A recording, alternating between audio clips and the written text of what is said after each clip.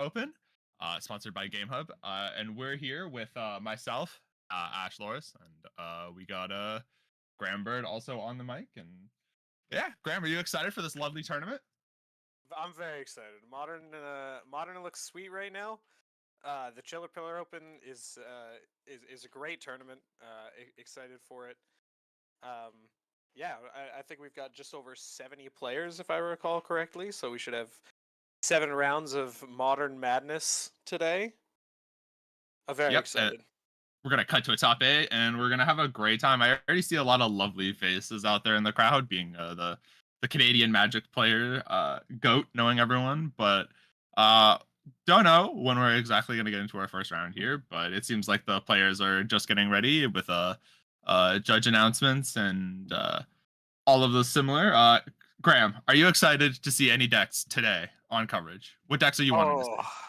honestly, I'm very excited to see how people pilot Belcher today. I want to see libraries flipped over. I want to see mountains in deck randomly. That's what I'm most excited for. How about you? Ooh, I also love some amount of live gambling. I'm excited to see any of the new Edge cards. Personally, I've been trying to get my hands on some Tezzerets, and it's been a little hard for Tron. I know there's also a bunch of other decks like Quantum Riddler is also making its way into the format. So I'm excited to see if anybody could actually get their hands on cards. Yeah, see a little bit of warping today. We'll see if we can warp anything today. That Quantum Riddler card seems pretty interesting. We love replacement effects here. Yeah, as a judge, you probably hate to see warping. Actually, don't Yeah, feel like you warping want to is give my anyone a favorite. little game loss. Am I right? A Oh, little bit of a cheeky one. we'll see. We'll see. Well, they might. They might. But They no, it's might. very exciting. Edge, I'm not sure exactly how much impact Edge is going to have on the modern format, but I think Quantum Riddler is definitely up there for impact. Yeah, there's also that new the warp guy that's is it that makes like an artifact whenever you cast one. I think it's like Pinnacle Emissary. I want to say. Yeah, I've seen Um, that used a little bit, and it seems interesting. Not sure if it's spicy or stock yet, but But we've seen it show up a little bit within top eights of challenges, but since there's a challenge every other day, it's a little hard to make concrete data and meta calls. You don't get to figure out what's just random noise. yeah, absolutely. Not really thinking about many other cards that are kind of like popping up in the format. Oh, I want to see someone neoform someone on stream. That's what I want. I I realize think that's that my would be goal. fantastic. I Yeah, want I to want to see see a some nourishing Galpa. shoals. I want to see some draw sevens off a Gristlebrand. Yeah. Well, is there anything else? I don't think there's any other decks that I kind of want to see. Feel like we'll probably end up seeing a lot of just like the stock goofy stuff of just being like your Demirs, your Titans, your Mhm. Boros energies, and I'm also ready for that day. But man, do I wish that some people bring some spice to this tournament. What do you think would be the most fun spicy brew to watch? Ooh, okay. I think that if there's anyone playing that one deck that is like mono black Eldrazi that plays like all of these mono black mid range cards and just splashes Urza Saga plus Kozilek's command just to absolutely get opponents with that removal spell. But outside of it, it's just playing like stock black interaction. It's like the Cabal Coffers of New Age modern.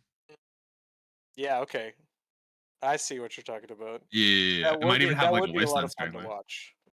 Yeah, yeah. What about you? You got any other ones you like? I'll tell you what. I would love if someone brought Lantern Control today. Dude, I actually thought about that. I was just looking at. I I think was it would just, be very interesting to commentate. yeah, I'd be like, well, we could have had a good draw if it wasn't milled. People crying. You know what deck's been making a small comeback? Tell me. Heliod combo. Oh, has it? We're casting some collected companies. It's made like the smallest of small comebacks. And it's just absolutely hilarious to me that we could be just going infinite with this thing that existed when I actually just like started Magic. Shout out Eggs the Soul Cauldron. That's really what makes decks really fun. Yeah, Agatha Soul Cauldron, a great magic card with no issues. It's fair and balanced for sure.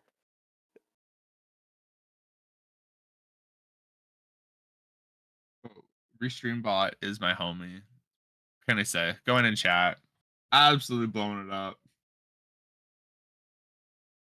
I think we're do you see the familiar faces of judges on stream? I do see a handful of familiar faces. Aaron McLean walking through. I like trying to pick out on people, but I'm really bad at people's names. I like trying to pick out on people, but Yeah, I'm really that's bad at people's totally names. I fair. like trying to pick out on people, but I'm Yeah, really bad that's at people's totally names. fair. I like trying to pick on. Not Eventually, I'll seeing be it. able to remember everyone. I don't think I've seen any other judges walk by, I but have. I mean, every once Samson's in a right while, there. see Samson walking by. Players just getting set.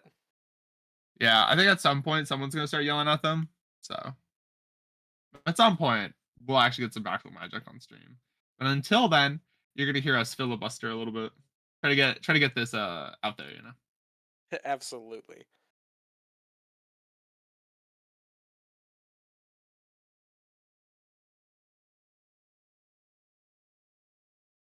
Sure.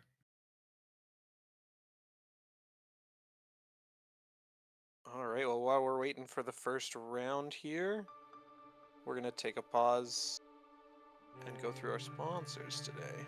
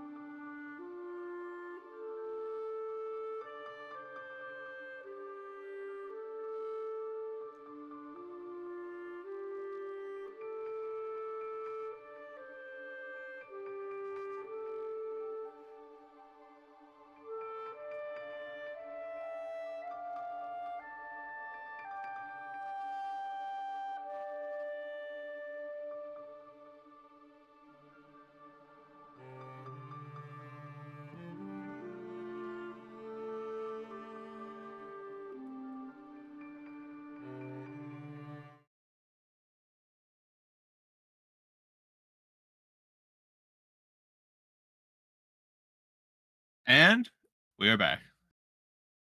Oh, oh, I thought I saw someone we knew. I thought I saw Nam, but I'm still trying to spot him out. Still I'm trying to find sure the a lot of players. the local BC grinders will be out to this event. Very true. Very true. I think. Oh, you always think you see it get called, and you see people walk around. Oh, I see Bosu. You see Bosu? I do see Bosu sitting down. Trying to figure out if there's any other players to watch. I see a lot of faces that I don't remember the names of. Yeah, I do recognize quite a few faces from assorted Vancouver. RPs around Canada. Yeah. Yeah. What else we got from modern? Was there any other fun strategies? Oh, we have. I feel like we're gonna. If I'm gonna have a hot take, I think Blink's taking this one down. I think You that's think my hot so? take. I think so. I feel like someone with Blink will just win it because that deck is for Luxax, and I am Yeah, one of them. the deck is very interesting. You have some experience with that, taking down I do. I a do. local face-to-face open. I do. It was very fun. It was very nerve wracking. I definitely played the deck for the first time that day, and it worked out. Um, it Sometimes you was got a just luck stack. yeah. I just like had solitudes when I needed solitudes. That's just what I would recommend with the deck.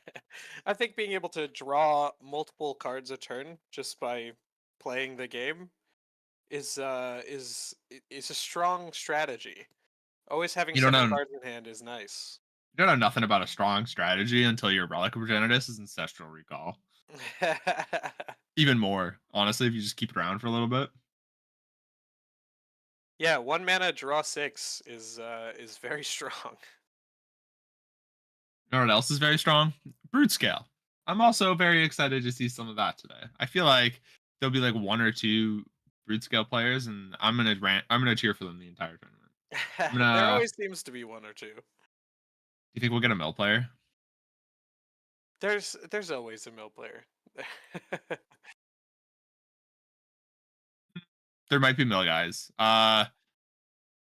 Wait, can they hear you? Oh, is round called? Round looks like it's been called. Looks like we've got some action players getting to their seats. This is always my favorite thing. I like seeing people bump into each other, or like when both players show up to the same side of the table, and for like there's match, and so you have to kind of alpha yourself to make it so the other person has to walk around. That awkward dance of, oh no, we went to the same side of the table, but the other side of the table is so far away. Oh, if you're like a middle seat, I'm like telling you, good luck, buddy. I'm running you down for this seat. It is on site, as the kids say. But yeah, as the players get seated here, the judge will get up, make some announcements, and will grab your first round here. I don't know if we exactly know any of the matchups yet or anything. So forgive us for not trying to, explore those options. And we're just kind of talking about the other matchups that could potentially be seen. Like speaking, okay. I feel like we have a Death Shadow player. Do we feel like that's still popular? I want to see Death Shadow with the Royal Scions again. That's what I want to see. Okay. So is there like an old folks home you would like intend on like trying to get me to pull you out of? That's Like, actually where I play all the time. Is at my local oh, old folks home.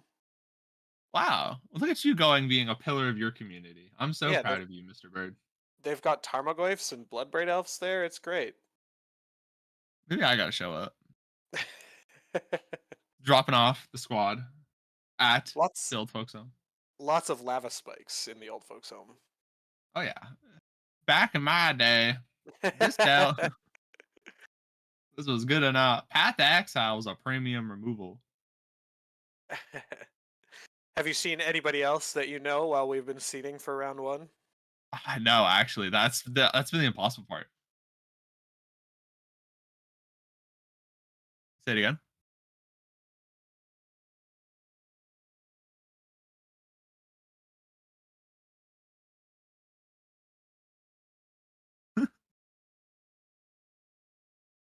Awesome. So as we're getting seated here, looks like our final player count is 102 players coming out for the ChillerPillar Open 2025, which means we have 7 rounds with a cut to a top 8. So lots of magic for everyone to enjoy today. Well, we're gonna see if we're gonna enjoy it. We don't exactly know our round one matchup. We could have Mill versus Mono White Control. Okay, like What do you mean? That's we're not your favorite match in Magic? that actually isn't my favorite match in Magic. My favorite is watching two Ponza players pass by like ships in the night. Stone Rain, your Utopia Sprawl land. Stone Rain, your Utopia Sprawl land. Ugh.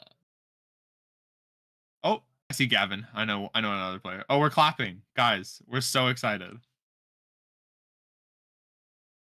I think this is them all clapping for the love of the sponsors of the event. Wow. Wow, very impressive.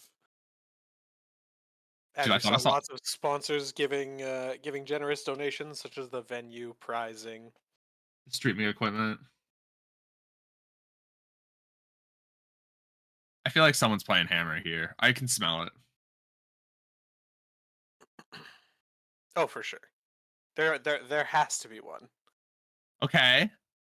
So we see one of the deck lists I think that are going to be. Yep, this is one of the deck lists going to be played. Well, the first person, we are playing blue white control. A very classic archetype. You know, you have your Kahiras, all of the fun planeswalkers that ever exist. Uh, we're doing Days Undoing things as well with Teferi and, or sorry, with Narset and uh, yeah, Days Undoing, and then a bunch of free cheap elementals. So this is a test of talents. Wait a second. Wait.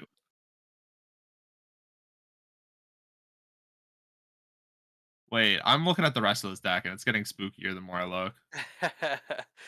We've got in this blue-white control list from Braden, we have the Narset Days Undoing, like Ash was touching on, and then we also have the lock of Gaia Reach Sanitarium and Narset Parter of Veils. Now, Graham, looking at this deck list, is there anything that you see that's a little interesting? Because if not, I'll say it. I think there's so much. Is it the 62 cards in the main deck? I was gonna say there is for sure 62 cards in the main, and there is a Celestial Yeah, Colonnade calling it. registered Yeah. in 2025. Well, it's alongside Hall of the Storm Giant, so I think it gets some amount of like a pass. But we will but this modern deck list is also playing one Rest in Peace in the main. For those dredge matchups that might need the extra little bit of help for. Never know when you need a rest in peace. It's also 2-2 in the narrative.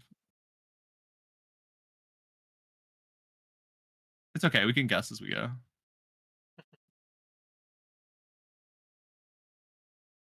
Okay. I didn't even know that. Look at me go. I sound weird, guys, because we're talking to the guy that's in our ear. And yeah,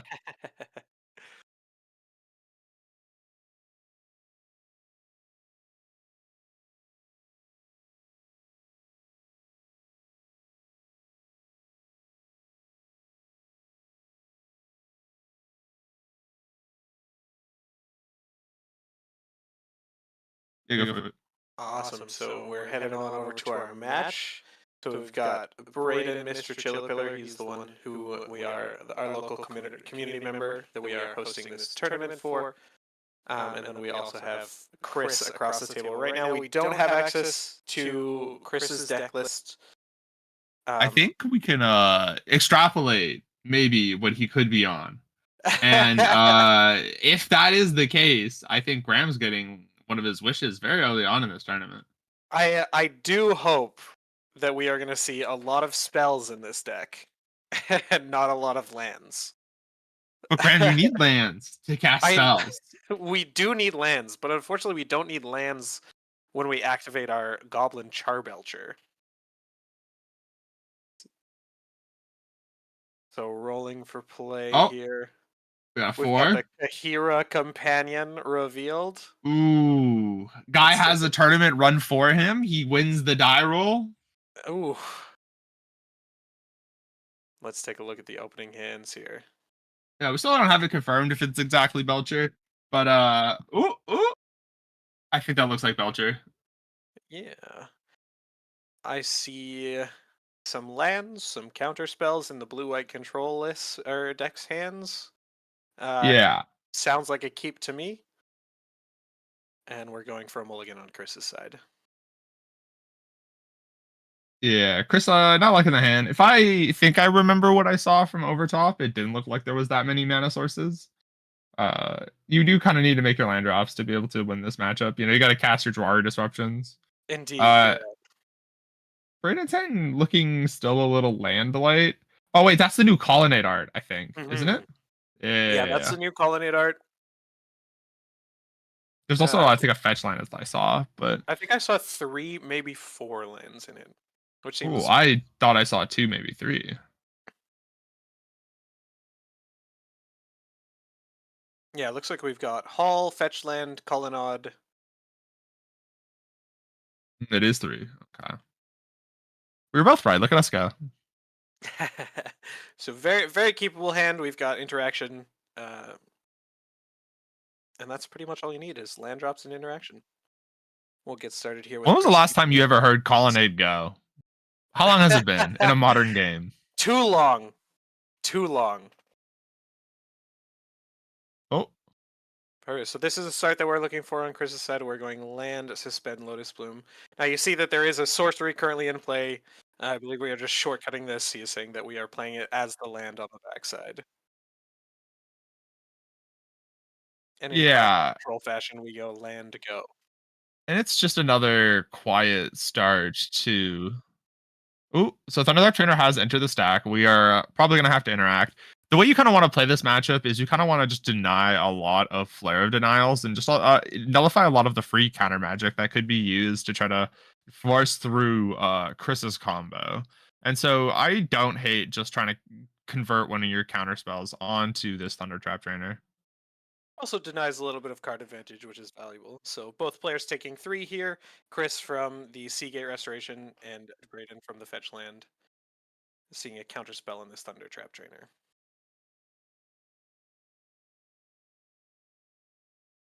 Ooh, we see a Dazen doing entering the hand. That card is what we call useless until the Narset actually enters. But the thing is like trying to set up the Narset lock in this matchup is always really difficult because your opponent again, Force Negation is just the card that you kind of nullify by trying to play on their turn. But sadly, it becomes active when you're trying to set up this sorcery speed combo. So it might be a lot harder in the early or sorry in the match one for Mr. Braden, but I think these next sideboarder games are really where he can shine the most. Absolutely, I completely agree. So when we go to Chris's 4th turn, he brings the Lotus Bloom off of suspend, plays a land, passes back, and we Okay. are End step casting the and Subtle Key. Disciple. Oh, this is one of the important cards that could have been really useful the turn before to nullify the suspend. Uh Again, it still falls into the same problem where your force negation just kind of eats you.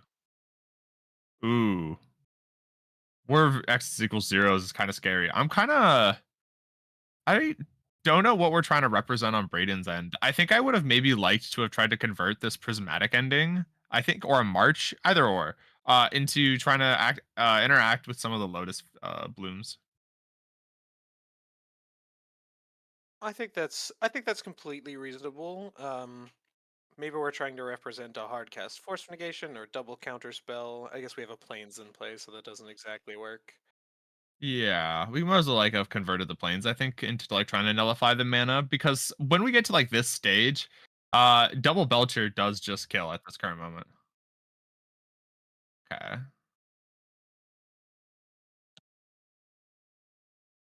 One hit, that's the option. There we are. I don't know if we actually see a Belcher in his hand. Maybe just trying to currently find it and spin his wheels. Yeah, it does seem that we are spinning a little bit. Oh, there is one in his hand. We figured it out. Perfect. So I mean, this Ash, is. can you run me through exactly how Charbelcher works? Oh, of course I can, Mr. Graham. Well, the way that Charbelcher works is it says you can reveal cards from the top of your library until you hit a non-land card. And if it's a mountain, yeah, sorry, it'll deal damage equal to the amount of cards you revealed. And if it's a mountain, it's doubled until you hit the land. But if you theoretically don't have to do anything, yeah, sorry, if you don't have anything lands to hit in your deck, you take the amount of damage equal to the amount of cards in your deck. Which in this case, I'm gonna go ahead and say is lethal. It is definitely more than 17 for sure. Yeah, so if this Goblin Shell Butcher does enter play and does resolve, it's going to be a lethal threat, and the game will be over. I don't, I So we don't do see think. a counterspell burned on the Charbelcher. However, Chris does have the Flare of Denial for the response to sacking the Philagi. And Yeah, and yeah, so that is game one going to Chris. And so Braden does get to see the deck because in order to kill, we do have to activate the Charbelcher targeting Braden, which would reveal the entire deck. And we're on to yeah, game and two. we kind of saw what I said was probably going to be the biggest issue for uh Braden and just kind of like extending the mana and extend letting the creatures come into play to allow a lot of these more free counter spells to try to really disrupt him. Mm. And well, it exactly happened. He got hella disrupted. It's actually funny because like he with the extra Lotus Bloom, he even could have like used the Sink into Stupors to return the counterspell back to hand because of the planes. So Mm. we had a bunch of different roads to victory there for Mr. Chris. So getting into these next games, though, a playset of Consigned to Memory is kind of just stock in any blue deck's sideboard. I mean, I think we see four on either side, Yeah. but So going through the it is sideboard, probably we go for do it. have those four consigned to memory, two celestial purges, one Grafdigger's Cage, one High Noon, one Rest in Peace, one Stony Silence, one Bays of the Bounding Spring, two Damping Sphere, one Ashiok Dreamrender, and a Kahira. Ash, what do you think's coming in this matchup? So I think it's the consigns, the stony. Those are for sure. I think Ashiok becomes more of a question, but I think it falls into the camp of this is another 3 mana spell that might, and I say might, interact with the opponent. It really just stops the War of Invention search, but that can kind of be important because the sideboard for the Goblin Childbretcher player, if he kind of thinks about Stony Silence, he can bring in a portable hole to try to interact. And if you can try to stop your opponent from interacting with your Stony Silence, that's probably the best way. Cards that I think that we're probably going to see cut from the control player is this Rest in Peace that's in the main deck. I guess if you're playing 62 cards, you have to throw in some easy cuts. Um, Hmm. we are probably going to also end up cutting some of the days on doing Narset package. The deck doesn't really draw cards. It does a lot of this. I'm going to look at the top certain amount of cards and then put one in hand. Versus so Narset doesn't really end up stopping that part of the deck. So I think Brain's just going to have to become the hard control deck in this matchup.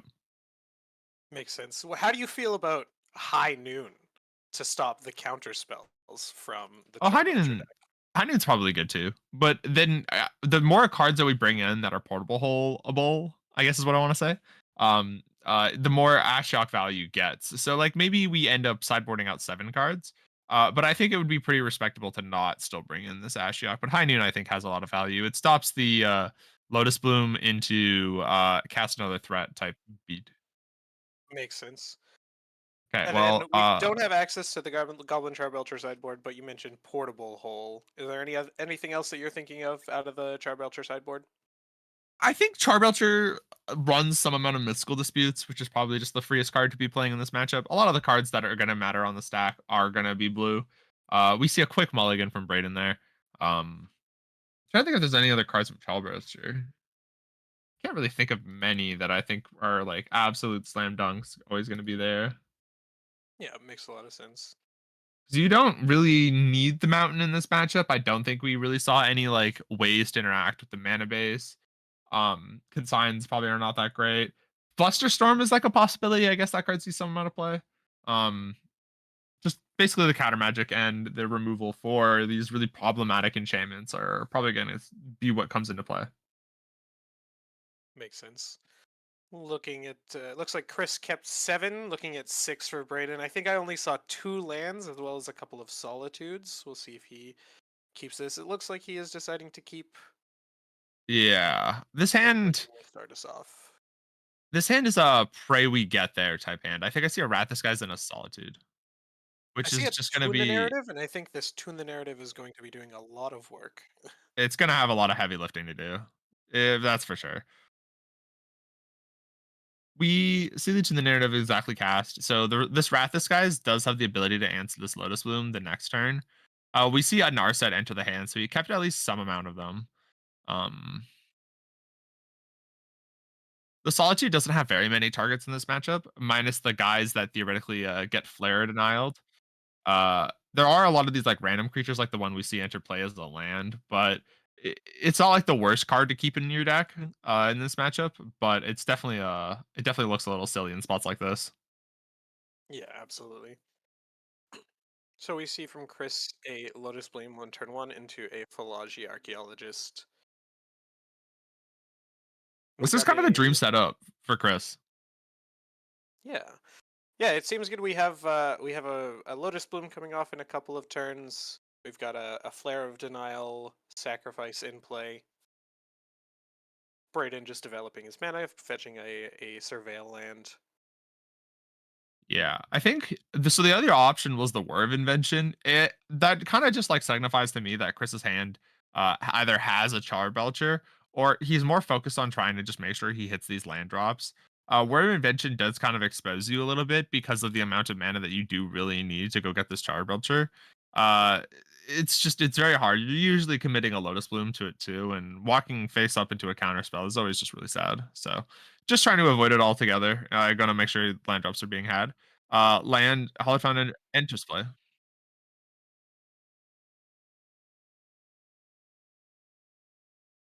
Players having some friendly conversation there. I personally think the O3 will get there. I don't know why we're talking so much on it. Like it won't do it. We see Cass Narset from Brayden. Nothing to follow up, no Days Undoing or Gaia Reach Sanitarium that I see, but we'll see what he hits off of the Narset. Force Looks like Negation's a we got. huge pickup here. Do we have a blue card? Nope. We don't have a blue card, but we see a counterspell as well as an option. And I think revealing the Force of Negation is pretty heads up because then Chris knows that he has it, but does not know that he has a blue card. Brayden does have 4 cards in hand, so the chance that he does have a blue card is quite high. Yeah, So we we could know force that he him to doesn't play have around it. it. Interesting. We choose the March, and the other 3 go into the bottom. I wonder the logic on picking the March here. I feel like we have Prismatic Ending and a lot of these other cards that do a similar job. Maybe it's to try to snipe this Lotus Bloom on upkeep because Prismatic Ending sadly does not do that. Trying to fight over the Lotus Bloom mana. That might be the heads up play with the land being picked. Yeah, I think that I think it makes a lot of sense to try and nab the Lotus Bloom when it comes off a suspend before he can before Chris is able to float the mana in order to cast anything.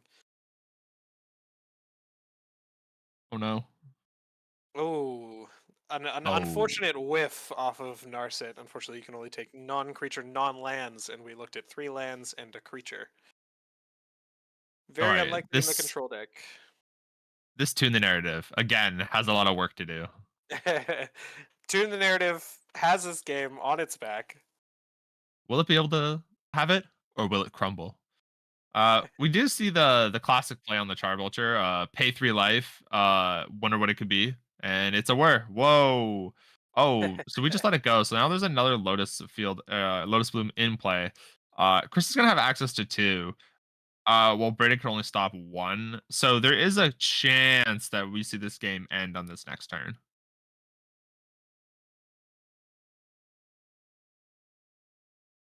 It looks like we're just doing this on end step, not letting him untap to be able to hard cast anything like a Force of Negation or a Flare of Denial. Yeah, now he has to expend the resource of like an additional card or this Flagi.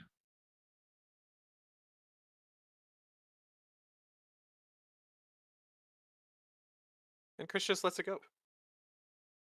Yeah, I think you still have the ability to. Oh, if he remembers, which he did, thank God. He does still have the ability to kill potentially. We have the information that it's 100% a heads up, or it's 100% a kill. Chris doesn't, but we. It's like a possibility. We'll see it if he goes for it. No, Looks so either like A, he tap doesn't have land it, and or path. B, he doesn't have the untapped land for it. Because technically, that's what was necessary for the kill. This A little hard to does see give over. Brayden a turn to see if he can find any interaction for a cast Charbelcher. Yeah, I We're gonna think get to look at a couple of extra cards with this Surveil land. I think it's quite amusing that we're gonna actually see quite a valuable rat disguise in this matchup. Being able to both get rid of the Flare of Denial helper plus the mana source, I don't, is actually kind of valuable.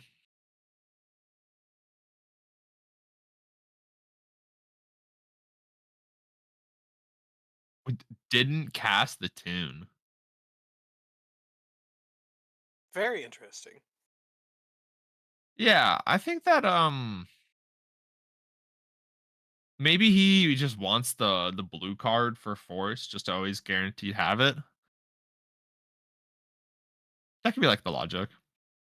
That makes a lot of sense. Because like we're very in on this Wrath disguise, I think, this next turn. At least potentially. Okay. I think Prismatic Ending also makes sense, just trying to attack the mana Yeah. of the Charbelcher deck. This means that he won't be able to cast cast a Charbelcher unless he has another whir or a counter spell. Saving saving disrupting shoal is going to X equals 1. Yeah, you're not gonna be able to spell snare that. That's tough.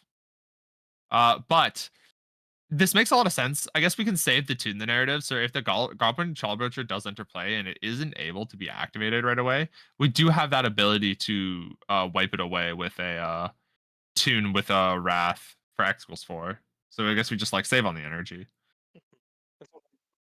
Yeah, Okay. this makes sense.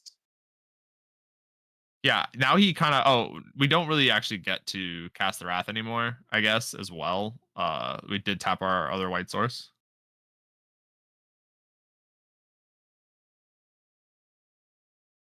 Yeah, unfortunately, going for the prismatic ending means that we cast the Wrath of the guys as the backup.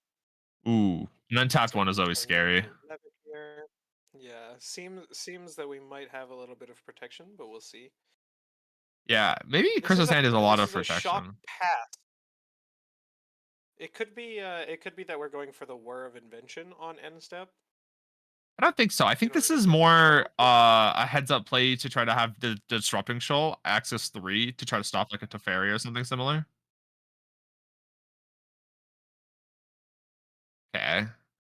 When you're announcing and casting this card, you have to declare how much energy you intend on paying into it in on cast. I don't believe so, but I think let you'll have to do me that on check just resolution. to be sure. I believe you choose how much energy you're paying on resolution. Yeah, it's like one of those like extinction event odd even type effects. Yeah, so you don't actually choose how much energy you pay until it resolves, because the spell means you Yeah. get X Yeah. energy and then you pay any amount. Oh, so there's a consign that entered hand as well. That makes this really awkward because like technically Brayden can just like he said 2, but he does have 4 energy. He could just say he's paying into this and get both of these. Yeah, this is it's very interesting. Um, We're gonna see how this plays out. w- so Brayden has said that he's paying two, but technically you don't choose until resolution, and so rather than floating the Lotus Petal mana and letting the Wrath of the Skies resolved, we have searched for a Charbelcher, and Brayden Let's still see. pays for two, sticks to his word. Yeah. Akila assume there's no mountain. No, not a trigger. Not consignable, sadly. Unfortunately, Consign is not able to counter the activation of Charbelcher, and that will be the match for Chris and for Charbelcher. Oh. We did So indeed flip over a library. this 5 mana, by the way, was theoretically gonna be spent on a waterlogged teaching, plus a hold up a mystical dispute. That was another option because we saw him immediately drop those 2 cards. That's so funny. Is fantastic. Yeah, and just as we suspected, we've got mystical disputes and fluster of storms that came in. Ooh. Yeah, I don't think we saw the high noon actually enter the side or enter the deck. Seems like it was just consigns and the Stony Silence. Makes a lot of Yeah. sense. Yeah. Iron Conquer, another card actually we didn't see. Listen to the opponent talk about.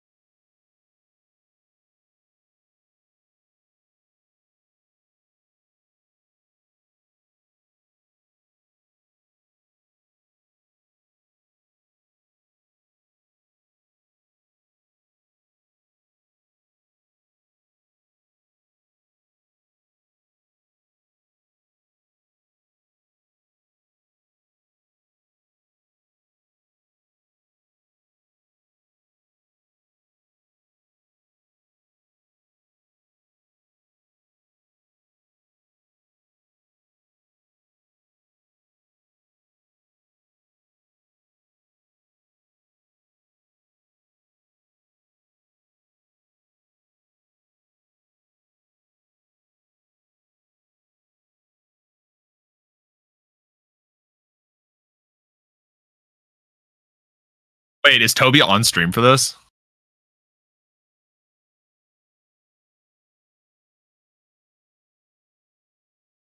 All right, guys, welcome back.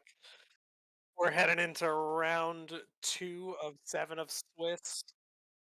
We've got our feature match setting up and ready for you. Just waiting on deck lists to discuss Yeah, just the figuring out matchup. things. Still waiting to catch over to the screen, but round one, quick, exciting magic over on turn. I think that was like a turn five, turn six kill. So Yeah, that sounds about right. hopefully we get more turns, more interaction spells. Uh oh. Oh, there's actually Toby on screen. We are actually getting Delver versus Taxes. So Taxes question mark. wait, is this a 1-0 match? Did Toby get to 1-0 in this tournament? Toby 1-0 on Delver is For those who aren't aware, the reason we're giving a little bit more flair towards Tobias is they're a judge. They're a high level judge. And if anyone knows anything about judges, they can't play magic. They can talk about it, they can understand it, they can't play it. And so uh seeing Toby here, very exciting. awesome. So we are into our round here. We've got Taxes question mark versus Delver. We're going to take a look at the hand. Toby, famous for miscuts and sun bleached. Looks like we've got Delver, Dreadhorde Arcanist, Spell Snare, and 4 lands against a I don't know Dauntless what's Shrine Thoughtseize start. a great combo with Dreadhorde Arcanist is the spell snare.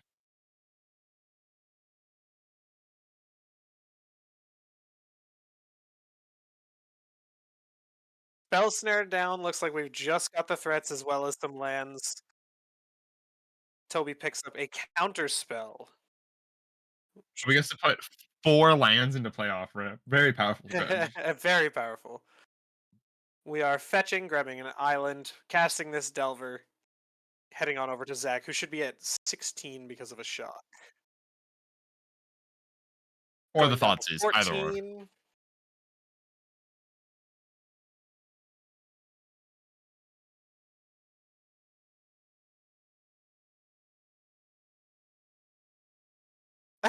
Just making Oh, sure are we we gonna? Zach Oh, just if we don't remembering knows know, the name of the card. dude, not knowing Dreadhorde Arcanist is so funny. Like that card uh, just fell out of favor like a year ago. That's so funny. so we got And a Toby, impended overlord. this matchup's gonna be hilarious because from what I'm understanding from this right now, Toby's playing a deck from tens of years ago, and sadly, we don't really. And so Toby's not going to be able to understand a lot of these newer cards, and this guy looks like he's playing relatively new modern. So it's a little bit difficult to try to make sure everybody's understanding everything. So it's so funny. So Toby's reading all the new next cards. round, we grabbed Ophelia. We got a reader. Oh, there's gonna be reading on both sides, and it's for very different reasons. Toby playing pretty quickly here, flipping over the Delver.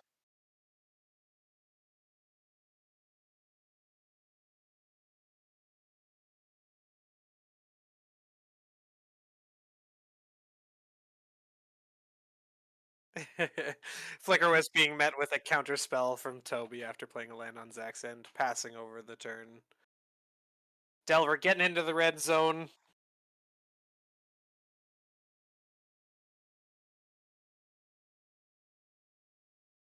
What are these other cards on the Delver? Can you recognize any of them? Uh, Dreadhorde Arcanist? No, on like around the what other cards it's supposed to be on the sheet of the Oh, Delver. no.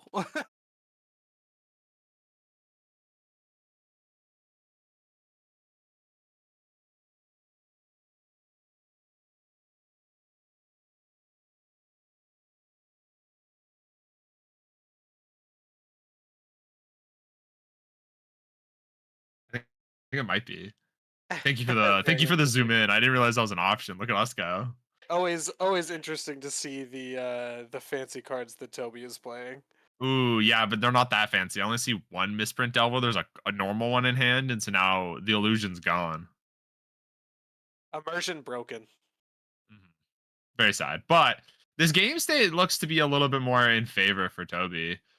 We are probably gonna see Ophelia flash in. Oh, there it is. We've got an ambush The broken. thing has flash. Oh my god. And I believe Zach should be at 8. I believe he took 3 from the Delver last turn.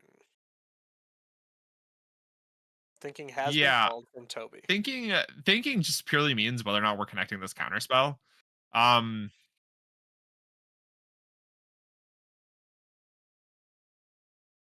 we read it, and my cards got a lot of text on them nowadays, so it's very difficult.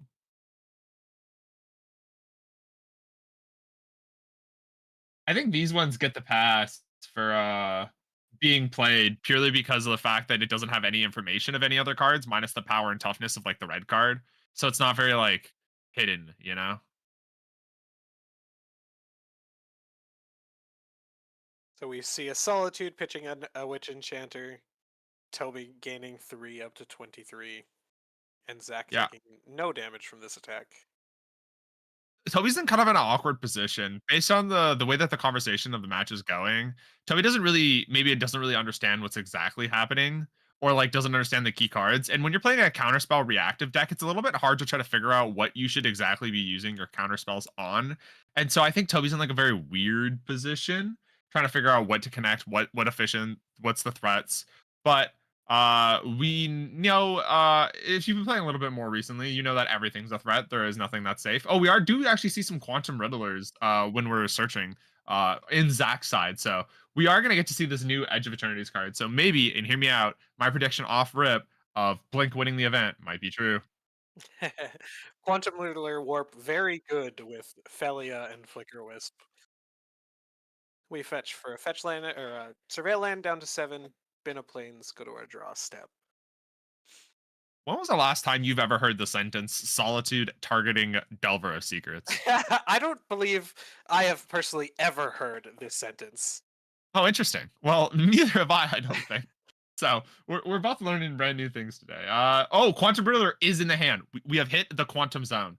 And so for those who aren't really aware of what's going to happen, so we're going to pay 2 mana to warp this creature into play. He's going to draw a card, and the other text on it is if you draw a card and you have one or less cards, you draw 2 instead. Actually, we only have 1 card in hand right now, so that's going to be 2 cards immediately drowning Toby in some amount of power. Oh, did Toby just say it resolves? Oh, I was gonna say we need to counterspell this card.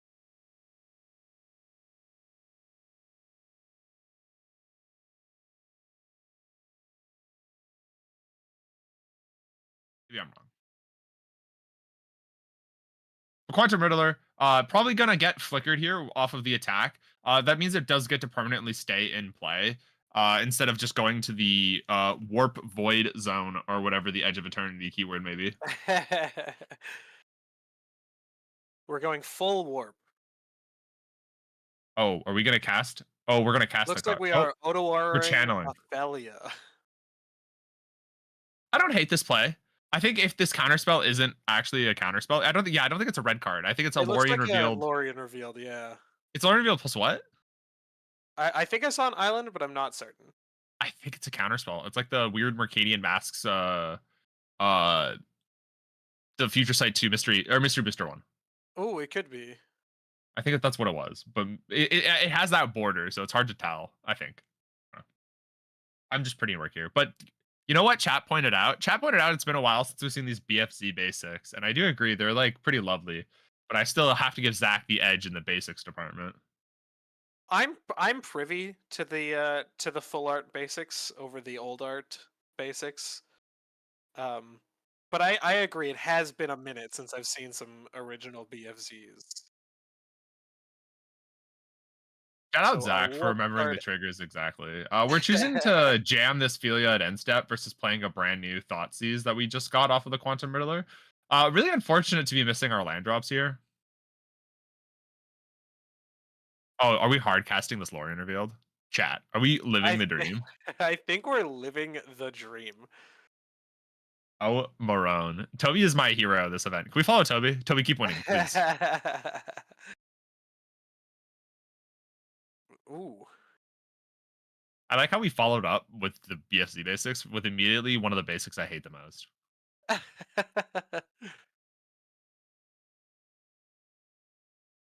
Is this one of the double features, or is this one of the It new is a ones? double. Sorry, it's not a. I think it's a double feature. It is.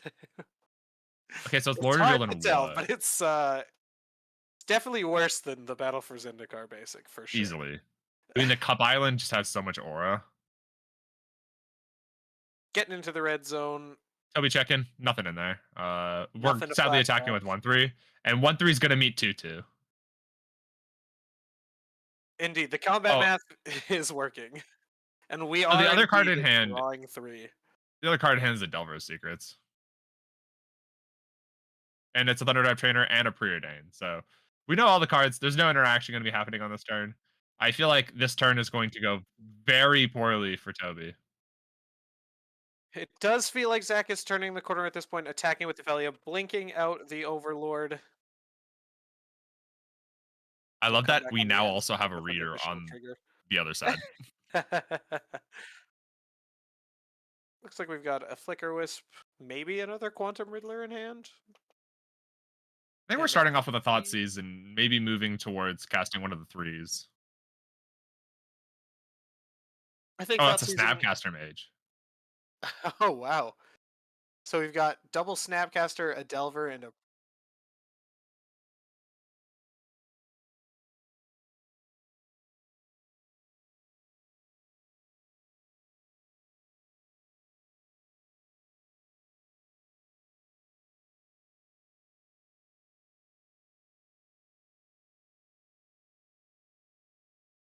I think that the Innistrad Snapcaster art is the worst art for Snapcaster Mage.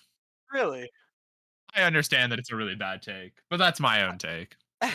What would you prefer over the original art? Uh, my personal favorite is the PT promo or Ooh.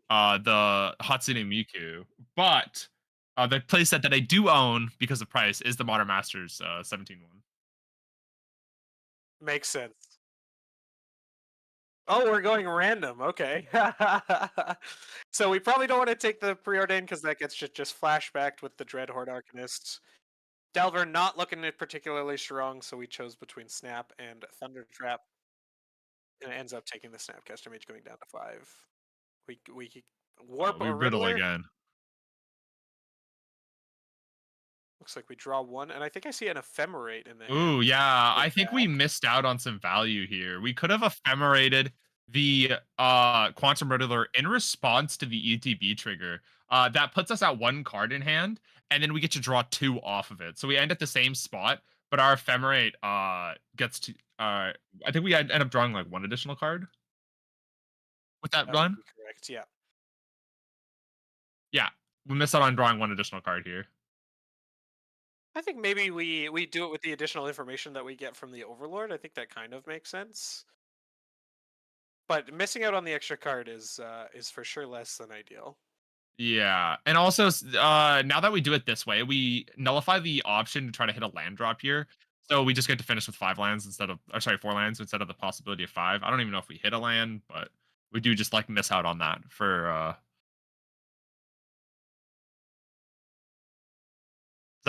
Is that a Thought Scour? I am not sure. I think that So was we a Thought preordain, Scour.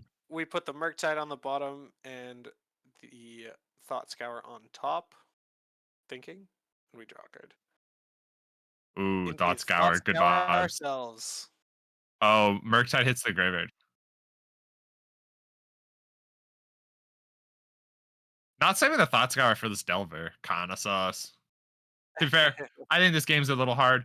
I feel like the blue red deck's not gonna have a very good time at dealing with this 5/5. So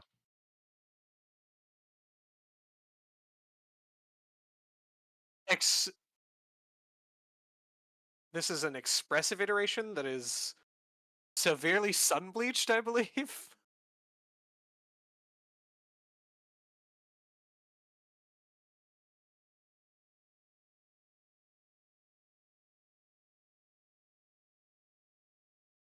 Always very interesting to see the cards that Toby is It playing, looks like especially that in game. one border from MH2. Yeah, actually, you're right. Yeah, like the little showcase border or whatever. The one that everybody seemed to hate. Yeah, the sketch border, I believe, is Yeah, what it's that's what it's called. called. Yeah. So we resolve the expressive. We put a Spire Bluff into exile, something into hand, and then something on the bottom. Played the And the Spire Bluff. something Spire Bluff, yeah, ended up in play. I think the hardest part about the Espressua's deck is remembering all the triggers and making sure things are in the right spot. Thus far, Zach's doing a pretty good job of that. So I think Zach's in a pretty good spot here with the active Overlord and the Riddler on board. yeah, the only the only card I think Toby here could like actually get to like maybe try to sneak this away. Oh, that's a Vapor Snake. Actually, I was gonna say it's probably on a Holy Heat, but Vapor Snake is a card I did not think about. That actually could try to get Toby back in this game. You Vapor Snake, yeah, you Vapor Snake the Overlord, Vapor Snake the Quantum Riddler, pray. Oh wait, Toby might be able to sneak this game out. This is getting kind of close. Zach also has a Solitude. He could have pitched to have stopped this Quantum Riddler being bounced, but now is now.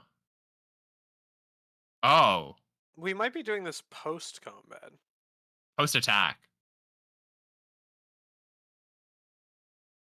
I think just a slight oversight from Zach here, letting Toby get the extra card. Ends up taking the one. 3 not so far from 2 in the Lightning Bolt deck. Adds a Marsh Flats to the hand. Finally hitting our 5th land drop.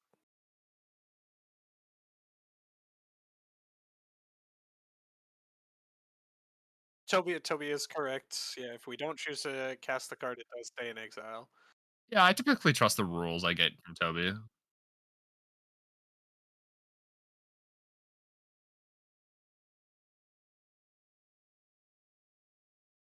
Toby just confirming life totals. It should be 15-2 here. Zach did end up taking one from the Dreadhorde Arcanist. I think we're going back to the Overlord game. Yeah, we I did could we just could cast the Overlord. We could cast the Riddler. Either one gets blinked by the Felia. Yeah, I think we're doing this first because this gets different cards versus trying to draw more. You get more of like a selection of what you're hitting versus a random card. So I think we're gonna see like this Overlord end up being the flicker target. Did we see all four Devils, by the way? I think we've officially seen all four of the Delvers from Toby. I I believe so, because we've got 2 in hand, right? Yeah, two in hand, and I think one's in the graveyard and the other one's in exile. Or no, it got bottomed, I think. Okay, let's check to see if we can see it. Maybe not actually.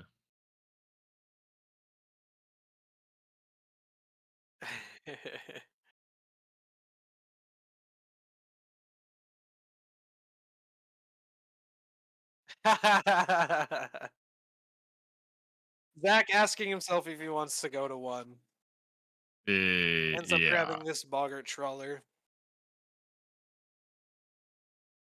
Down to 1 for Zach. Oh no. Holding on by a thread. Oh no. I think the worst part is Zach dealt the majority of the damage to himself. I think the Delver dealt 6, and the rest of us is going the distance.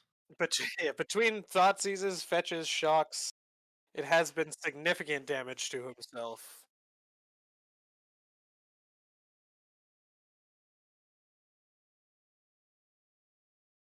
Ends up grabbing a swamp, casting the Boggart Trawler.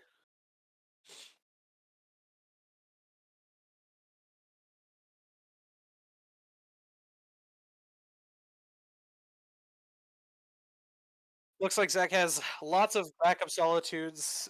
Toby adds a Vapor Snag to Wait, hand. that's lethal. Zach is at 1. Oh my god. Wait, Toby's winning. That's crazy. Are we slow rolling it? That's so funny. Well, Toby does know that Zack has a Solitude in hand. Zack can always Solitude his own creatures. Yeah, I guess, but I think with this Flame of an Orb being picked up, I do think it's still lethal now. We attempt to target the Emperor, or sorry, the Overlord, deal the 5 damage, draw 2, attempt to Vapor Snag this Bogart Trawler. Does not, or it does not. Sorry, it can get solituded. I guess maybe then it isn't lethal if the life gain ends up going off, which is like the saddest part. It's a very interesting spot for I Toby feel since like I he feel like wants there's to a go way where we for can it. snipe it. Oh, paper. Oh, there it is. See? Now we just paper Uh, snake it. GG. In response, we are solituding. Is there a second solitude? I believe we saw one added to the hand earlier, but I don't know that we have another I think it white got card. I think we used. have. Oh Yeah, no, we we do have have. another white card. We Okay, do so have it's not another white lethal. card and another solitude. We'll see if Toby goes for the Vapor Snag. I was thinking about it.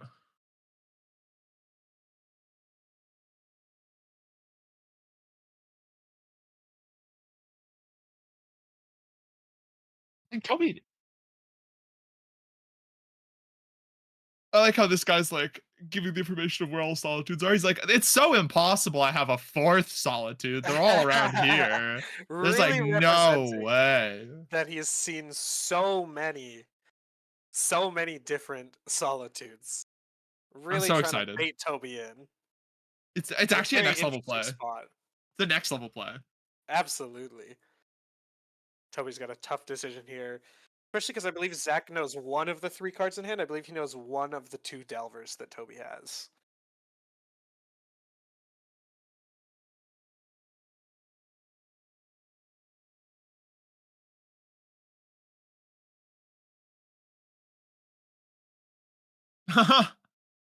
Toby asking if the Vapor Snag resolves, because then Zach would be very dead.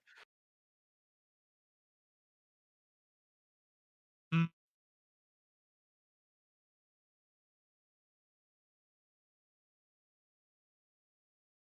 Yep.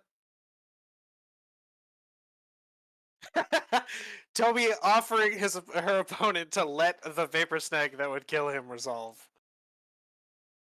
There's no way, right? He has to solitude. Like, there's no other Oh, option.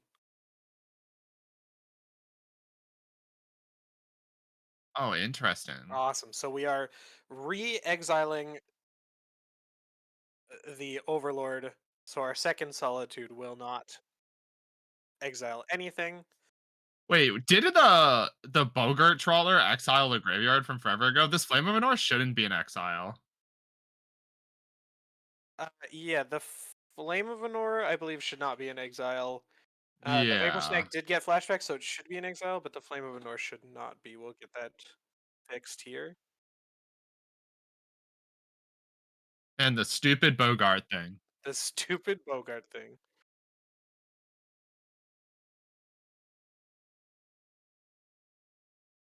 Is he at 3? Takes 1. I He believe he should gained be at he gained 5 4 to 6, took 1 down to to 5. 5, and then He went to should 4. I believe he should be at 4. This game site's getting a little messy. I don't know what's all there. I don't know how we can confirm and make sure things are right, but there we go. Okay, he is at 4. That is good to know.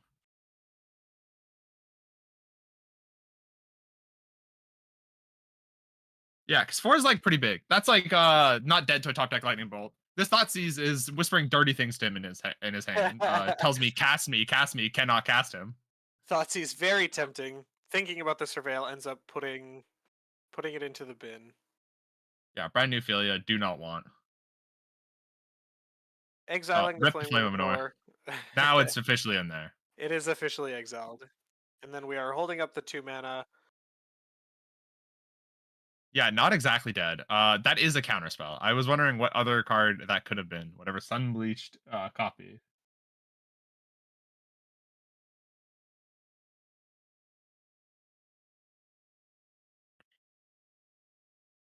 Casting the Philia before the Thunder Trap Trainer trigger resolves in order to see if we can get in underneath Wait, so he is totally at 3, by the way. He's 100% at 3. There was 2 Vapor Snags, 1 off the attack. Oh, Chatter from the is right. Dreadhorde Agnes. Yeah, Yeah, Chatter is right. We are dumb. I did forget that Dreadhorde Agnes has power and toughness. Yeah, I saw the card immediately go to the exile, and I forgot. So just thinking about this Felia.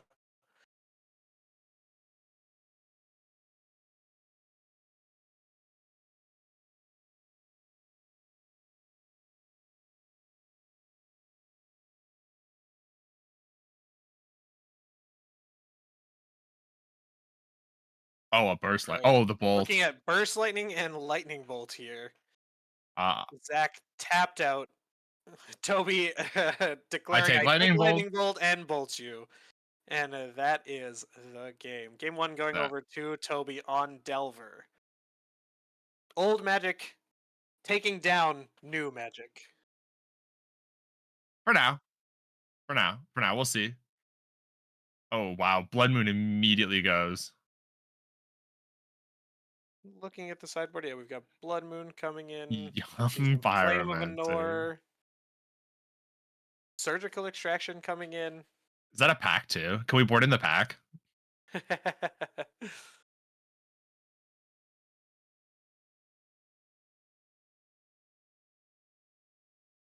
Yeah, Force Negation. Not a card I don't think has a whole lot of value in this matchup. Nothing you're so there are things you're trying to hit, but Ephemerate is an instant, can be cast elsewhere. Yeah, most of the spells that you need to worry about are going to be creatures that are cast for less than their printed mana cost. Oh, are we like picking favorites of Snapcaster Mage to board in the right ones? We have to. I mean, Toby went through her entire deck, saw just the 2 cards, and then is realizing, I have to be more picky.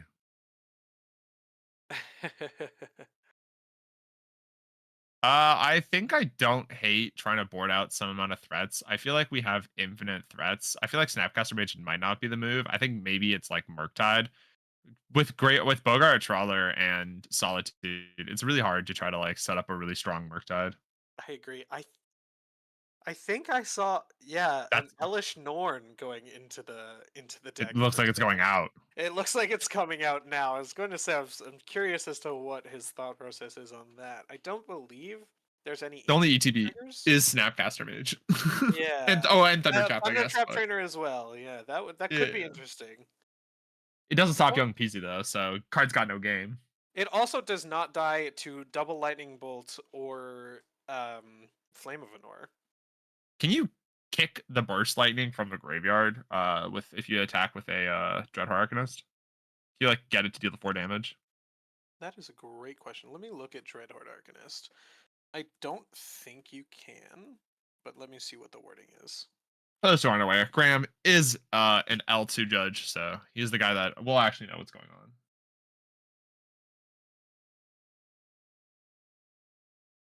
Wait, I just realized we have a skull and crossbones for when somebody dies. That's It, so funny. it is very interesting as the players shuffle up here, get into the mulligans.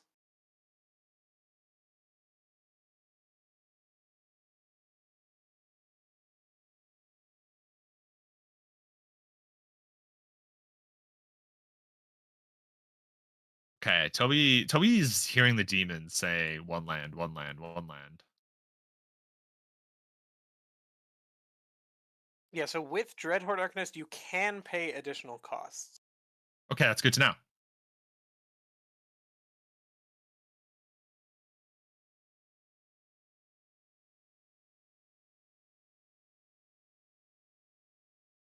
Fetch Shock Delver, confidently announced by Toby.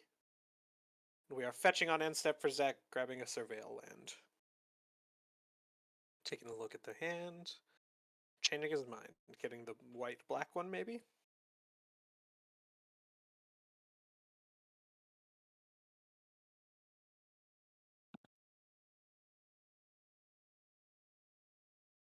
Getting the shadowy backstreet.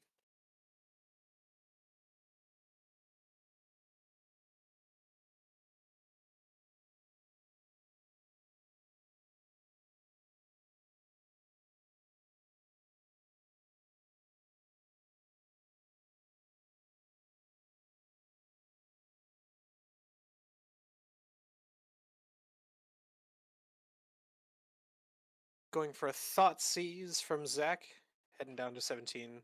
Looking at Toby puts the counter spells on the back line to try and protect them. Looking at two Vapor Snags, a Lightning Bolt, a Thought Scour, and two counter spells. Yo, the Viper Snags are from mismatching arts. I'm officially on Team Blink again. I I think that Toby intentionally has all different arts. We've got the masks, we've got the OG, It's not even Sun different Bleached. arts, bro. It's just different sets. It's just different bottom borders.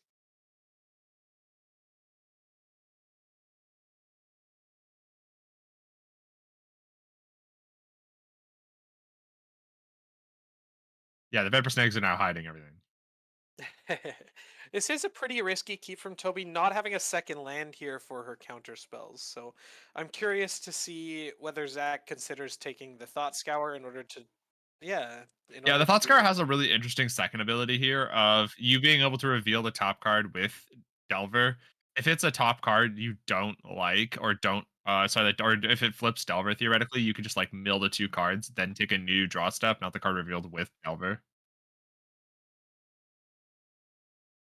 Okay, so Toby we gotta flip sees a Delver, but no Lightning land. Bolt. Gets into the red zone for 3. No thoughts. Just bolt. Missing the land drop. This looks to be a pretty aggressive game out of Toby with the double bolt. Going to be relying on the tempo of Vapor Snag and Delver in order to get through this game. Zach, again, doing a lot of damage to himself with a couple of fetch lands and a Thought Seize.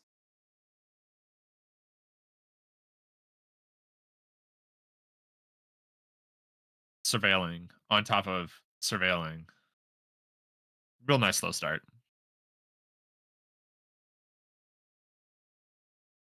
I mean, the thing is, we still know this is like super in Toby's favor. Like, it still could be. There's 6 burn in hand plus 2 vapor snags. Toby is in a pretty good spot to position aggressively. Looks like we kept the card on top off of the Surveil. We're shocking ourselves down to 11. What do we? What's our plan? I think it might be a quantum riddler plus ephemerate, but starting off with an emperor bones instead.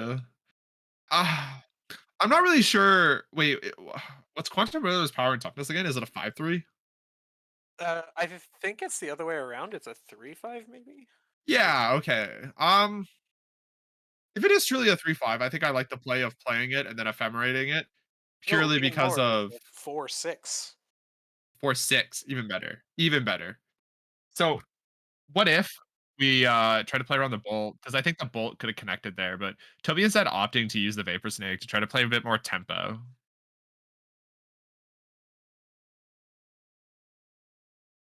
Also, we playing out the separate bones just feels kind of weird. Like have the ability to ephemerate to like slow down the tempo being created by the vapor snake, and at least if we're using the quantum riddler, we are attempting to like cycle a card. Hmm. Not sure I like this exact line. Going for a Overlord to see what we can grab. Ends up grabbing a Felia, milling a whole All of bunch the of land. lands, all of the lands that we necessarily wanted are now in the graveyard. That's so sad. And I believe Zach should be at 7 after the attack with the Delver and the Vapor Snag. And then we go to 4 off the bolt. Yeah, Right click attack all. I think Toby might have just picked it up. Zach thinking before combat. Oh, Toby that's does what it pick up the is. second land, so could counterspell this Solitude. Yeah, I think the counterspell is going to end up connecting here. Going to 1 with a Vapor Snag and a Bolt in hand is a very scary proposition for Zach. Goes to his draw step, picks up a Flicker Wisp. Looking hard to get out of here. Yeah, I think we're up a creek without a paddle, as the kids say. Looks like we're going for Flickering. The Overlord gets a Solitude. Yeah, we also have open information that there is a second counterspell, so we do kind of want to try to commit the Solitude now if we're going to try to Solitude our own Overlord, which I think should be the play. Yeah, especially because now that we're here, Toby can just go bolt upstairs, and then in And then response if to the yeah, solitude, vapor snag either of the creatures. So it looks like yeah, Toby should have this one locked up. yeah, should be locked up. Very. Oh, I see. We're just holding the bolt for funsies,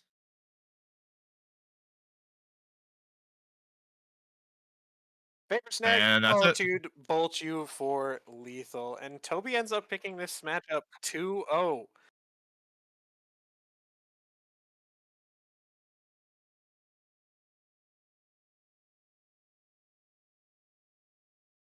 Players talking about milling all of the fatal pushes, unfortunately not having the right removal for the matchup.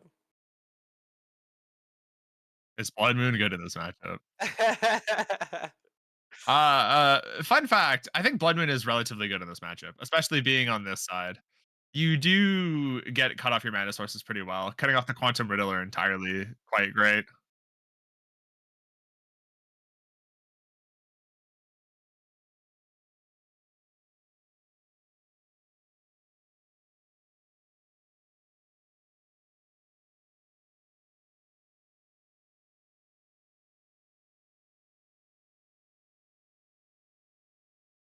No, it's okay, Toby. You did wonderful. Don't worry. Looking at what Zach brought in.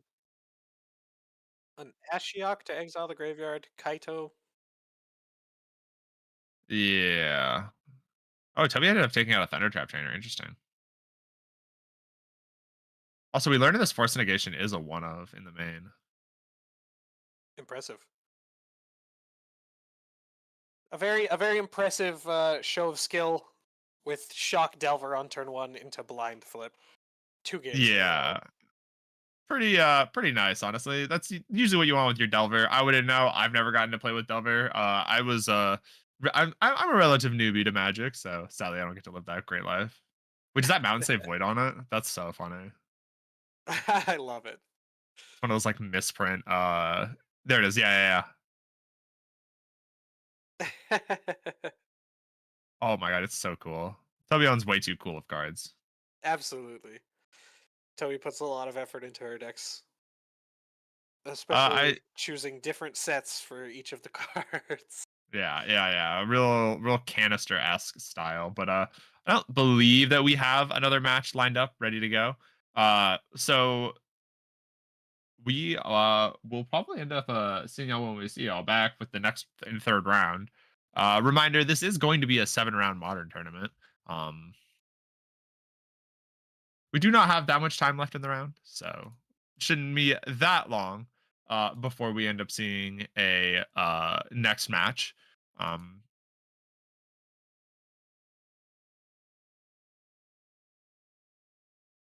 get back into casting some of the action when and we'll see y'all then. See y'all around three.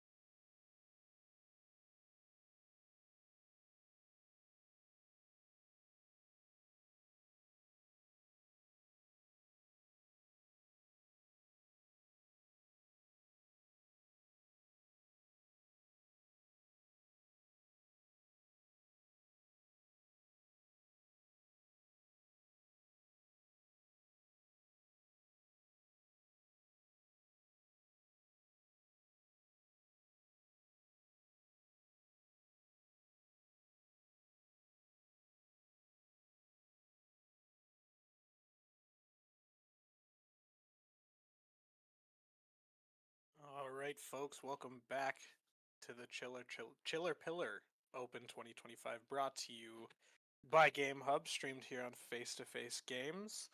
Looks like we've got some movement on our players. We're getting our feature match ready for y'all. I'm Heading so into our excited. round three. I'm also excited. I tell you what, of all the things on my Chiller Pillar bingo card, Is It Delver was not one of them. Yeah, it's like a tomorrow thing usually, but I guess it's a today thing too. Tomorrow's legacy for those who weren't aware, so that's why I was like, very interesting that we got that on that day. I was worried Oh, that I was going to see some dazes in Toby's deck list. Worried that she showed up to the wrong day. mistook it. But we also have Gavin sitting at the exact same seat as round one, so Gavin must be having a very middling day. True. I don't have a whole lot of information yet on the match yet, so we're just trying to, look around, see what we can see. Last round we had Delver, and not in the round before that we had Belcher. So, any other wishes for this round? I think I'm wanting to see some colorless cards. It's been a minute. See if we get there.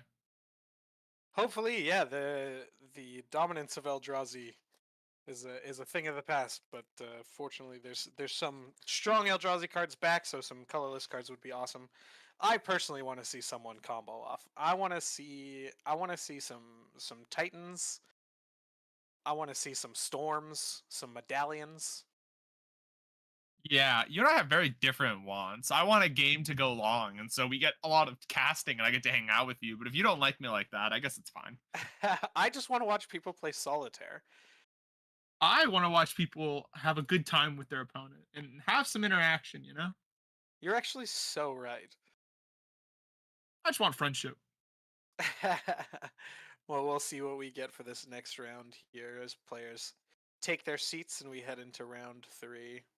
Yeah, probably just some judge information going on. We could see some people setting up mulligans, whatnot. Probably just getting the players all situated, ready for the camera. It is a very intimidating thing to sit in front of the camera. Looks like we've got lots of smiles around the room. Lots of players happy to be here playing Magic. I mean, what else would you want to be doing on a Sunday or Saturday? Do you want On to do anything other than play Magic? No, honestly, playing, casting, anything really. Judging? Judging, I could judge. Whoa, you're so fancy. God dang.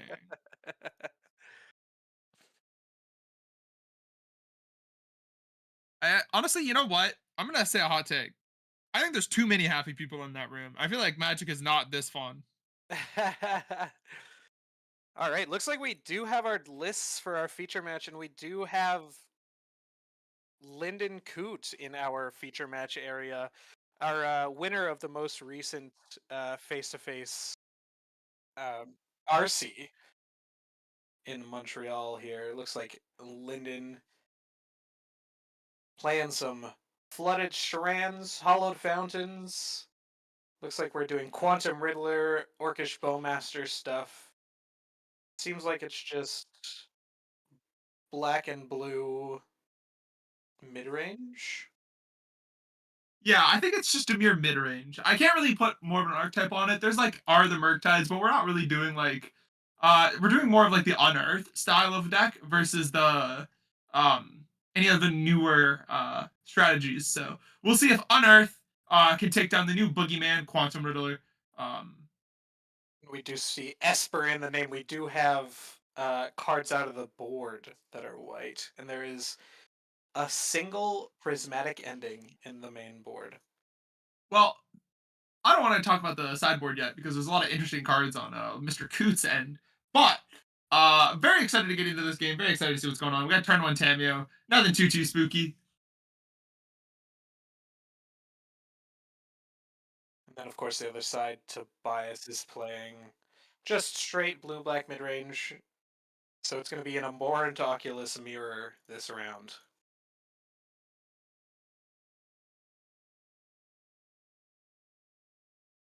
You're a silly guy. I don't even think there's any Oculuses in Lyndon's deck. You are correct. There aren't any Abhorrent Oculuses in Linden's. So it's Oh, a subtlety matchup. it's a blue. I'm trying to do my thing and stop you type matchup. So we'll see who actually gets stopped. It looks like Lyndon has something he wants to play. It's probably gonna be a Quantum Riddler if I take a stab at it.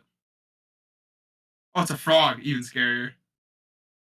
Kind of So that interesting that Tobias chose to not do the Dreams of Steel and Oil that we see in his hand. Instead, opts to try to do a consider or sorry, cast consider on end step. If he has a removal spell that I haven't seen, that makes a lot of sense. But not too sure. are we missing a land in hand from Tobias? Maybe. I think we might be. Oh, well, there's one Either in way, we hand, so pick the there's at least Perverted there. Catacomb for the draw step for turn. We're gonna consider first. Take a look. Bin's a land. Kind of interesting. I don't really know what Tobias is looking here for. Maybe it's the removal spell that we're talking about earlier. I do think his hand probably has a lot of cantrips. Look, based on the amount of blue cards. So we fetch Shock down to 14.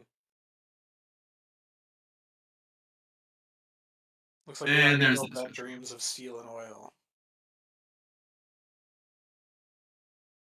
As the commentator that doesn't have an accurate card or hand nowhere, this is very nice. Okay. I don't Triple really Subtlety know. Cameo. I really don't know how poker works, but I feel like the full house is a pretty fun one to draw. What are you taking here, Ash? I think I would personally take the subtlety. That's the one touching the Tameo. That's I think what I would take. Specifically the one touching the Tameo. Yeah. Oh, he took the Tameo. So He does trying take to the be. redundant Tameo. I feel like it makes sense because like the best play, sorry, the play that's most likely for Linden here is we're gonna attack with this Psychic Frog, try to draw a card, try to flip this Tameo, try to start the pressure up.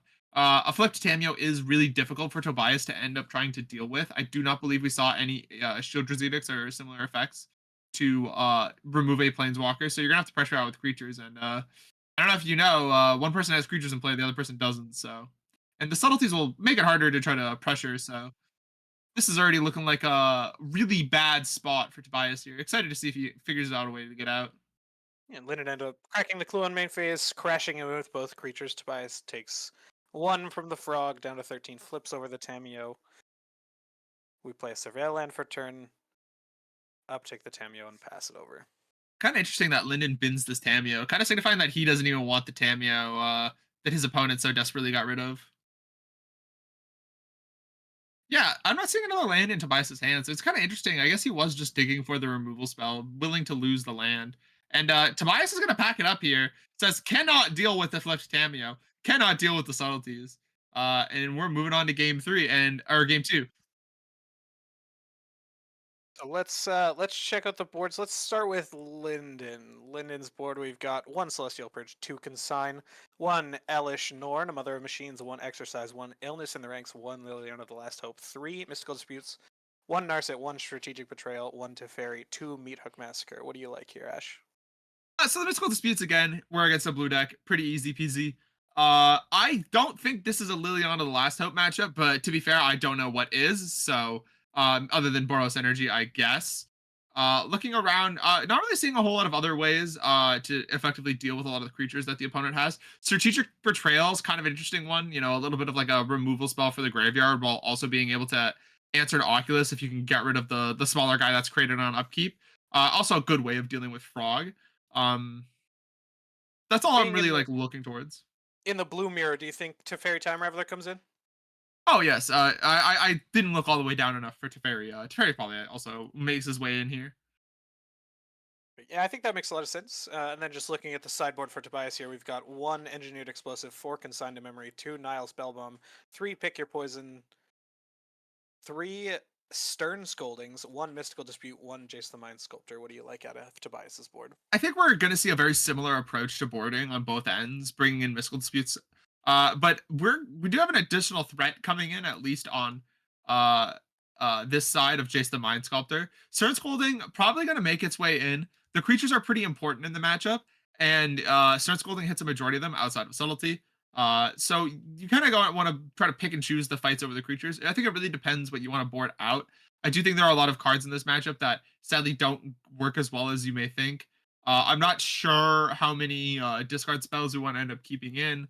I don't know if we're trying to like make it so that every single card is a good top deck, or if we're trying to make sure we force through interaction. I feel like Tobias has to be more controlling of Linden's threats due to the fact that Linden does have many more threats than the opponent.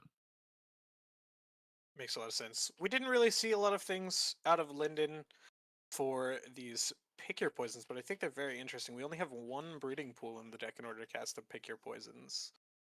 Not Yeah, I really think something that I think is coming in against Linden, but it's interesting to think about.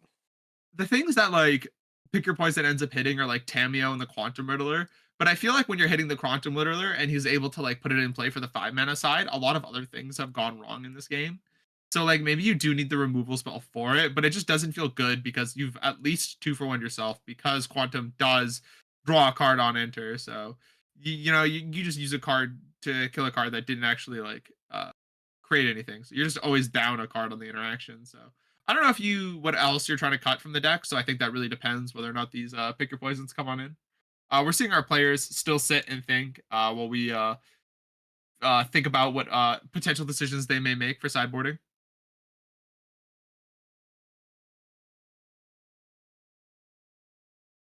Oh, I realized that we also have one white card in the main deck. There's one prismatic ending from Linden. Very, very interesting. Yeah, knowing Linden a bit better, I feel like what we decided to do was to roll some dice and play some fun of one ofs just to really like make sure that we get the content. Knowing because I've done a couple interviews with him and I talked to him a lot. It he really adores having these like one of cards that are it's super good in very niche scenarios that you can just kind of like board out for games 2 or 3 if they don't end up hitting them. So a lot more of these like one of silver bullets in the main is Linden's specialty. The Linden special indeed. Players counting up their sideboards, make sure they did it correctly. I think that's the hardest part, not accidentally cheating. It is quite difficult some days.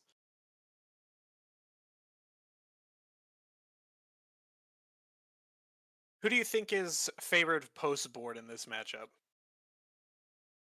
I still think it's Linden. I think Linden's threats are a little bit too hard for Tobias to try to mirror. Like, you don't even have a direct trade into the 5/5 into the 4/6 of Quantum Riddler versus the Abhorrent Oculus. So you kind of just lose a lot of value there. Linden's threats are early too. So that being Tameo, I think that's a big changer in this matchup because it's so hard to interact with. You need like a turn one Thoughtseize or an early removal spell, but then you also need to follow up with like the Psychic Frog, and it's really these early turns kind of really depend a lot for Tobias. Also, Kaido being a huge problem. Tamio into Kaido, I don't think Tobias has a way to come back from if he does not interact with that in a meaningful way. Hmm.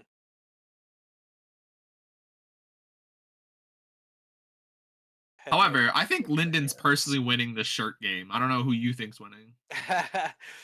Linden does have a very fun shirt. It's very, very, very colorful. Yeah, Linden, a very colorful person, as we can see by the sleeves too, choosing art sleeves. Tobias opting to take a mulligan. Linden, I believe, has chosen to keep.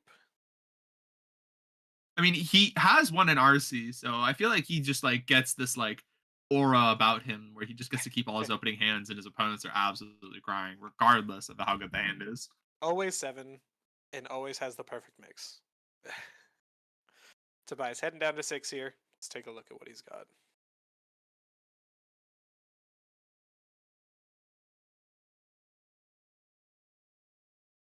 Looks like Tobias is happy with his hand. Pops card onto the bottom. And we'll get on our way. Scolding Tarn pass for Tobias. Linden answers with a fetch land himself. Cracks it right away. Heading So down to 15 for the Thoughtseize. we talked about how much of a priority Thoughtseize might be in this matchup. It's either both players having Thoughtseize and the Thoughtseize player has an advantage in the early game, but Thoughtseize is a card that really drops off in the late game. So the turn one Thoughtseize very powerful. Probably gonna end up take. I can't tell what this card is on the far left, but I do think Psychic Frog right now is the take, unless this card is magically something very powerful. Yeah, I see. Thought Scour, Psychic Frog. Ah, Oh, that's it's a Shoot the shoot? Sheriff. A Shoot removal the spell. Sheriff, Counterspell, Psychic Frog, Thought Scour, Scolding Tarn is the reveal. So it Or really depends on what the only rest to of be. Linden's hand looks like. If Linden has a removal spell, Frog is the take. Sorry, counterspell is the take. Linden doesn't have a removal spell, Frog is the take, because either way, if Linden has a threat, the counterspell or the shoot the sheriff will end up connecting onto it. I think the worst case scenario for Linden is taking the frog. Thought Scour mills over a threat and then gets an unearth. Uh, Taking the safest route, I think, taking the counterspell. Linden does look like he has a prismatic ending in hand, so gonna end up just trying to play this removal slow game versus trying to spam out his threats like last game. Passing back over, Tobias, Fetch, Shocking. Probably going to see this Thought Scour cast on end step. All right, how lucky are you feeling with the Thought Scour? I'm feeling Oculus Scalding Tarn. Okay, I was Ooh. very wrong. Hits the unearth. It's on the bad part of the draw. We see Thoughtseize enter the hand. Now we have perfect information about what both players' hands are going to end up looking like. Did Linden have their move spell? He had both. Oh, Marone. Linden reveals Flooded Strand, Preordain, Tamiyo, Field Researcher, Celestial Purge, Exercise, and Quantum Riddler. Interesting. We didn't really talk about Linden bringing in these like white removal spells that exist. I'm not too sure about them.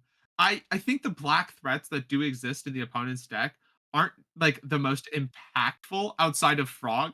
But again, we kind of really need the Frog in this hand to try to do a lot of work. So Celestial Purge still will be the take. Exercise, I can't think exactly what that's trying to hit. Um, I think it Maybe answers it's a Murktide. Murktide region quite cleanly. Yeah, I'm trying to think of anything else because it seems like a relatively the nicher removal spell to be bringing in. I think I like Purge more than Exercise, but Lyndon's much smarter than I am, so I trust his judgment skills. Tobias plays the Scalding Tarn, passes it back. Linden picks up a card for turn, plays a Flooded Strand. Lyndon kind of has two avenues here. He could try to set up a preordain, see if he sees something that he likes, or just jam this Quantum Riddler, try to just cycle it, get it out of your hand, get it into I forget what the zone is exactly called, but the warp zone is what I'll call it. Um, just trying to get cards out of his hand or get new cards into his hand. Yeah, I think it makes a lot of sense. Use your mana efficiently.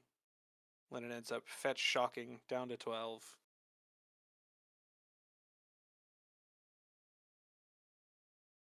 And he does end up going for the Preordain. Looks at Mystical Dispute and an unknown card.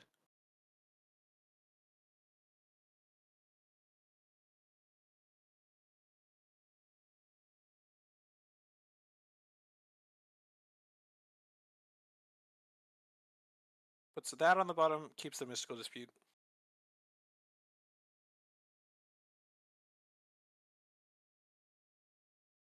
Pass back. Tobias fetches on instep, grabs a Surveil Land. Let's have a All little look. right, is it Time Walk? So for those who don't know, if you put the card in the graveyard, it's literally Time Walk. You just negated drawing such a bad card. Literally Time Walk. And it's even better if it's an Oculus. It's even better. I think we might be at the point where we can hard cast the Oculus too. Yeah, Oh, we we do totally are. see 7 cards in graveyard. Oh, he's thinking about it. It Picks might up actually top, be an Oculus. Oh, draws it's a it, counterspell. found a counterspell. Yeah, so now we have Shoot the Sheriff, Psychic Frog, counterspell. And we do see the frog eating the Mystical Dispute that Linden left on top. Linden Passes really it back playing over. to his outs here. I think the fact that we were able to find something to answer this frog, I think Linden is just much more ahead now until the next threat is deployed. Warping the Quantum Riddler, picking up a Verge, plays a Verge, casts a Tameo.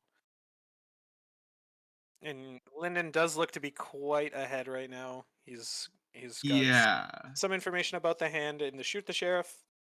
He's ahead on board, ahead Yeah, on cards in hand. this Temmio isn't long for this world. I think it's gonna be quickly shot. The counterspell isn't the information that's public. So uh, it's gonna be really interesting to see what threats end up going where. By finding a Surveil Land again. Is this one the Oculus? Chat.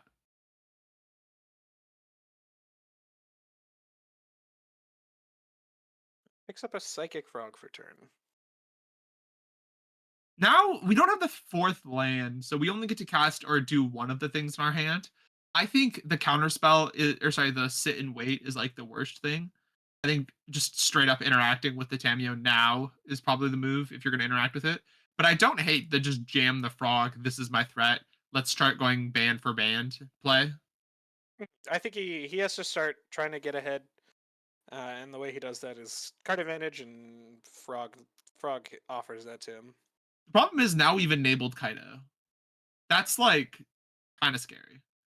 We're just So gonna we get do in see that he attack. does have the Kaito in hand. Yeah, we're gonna attack and stun.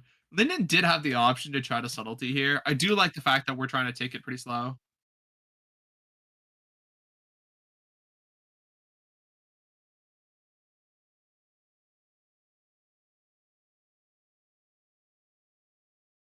So ninjutsu comes out. Tobias takes 3, goes down to 10. Yep, We're gonna and we're gonna see the stun the stun. frog.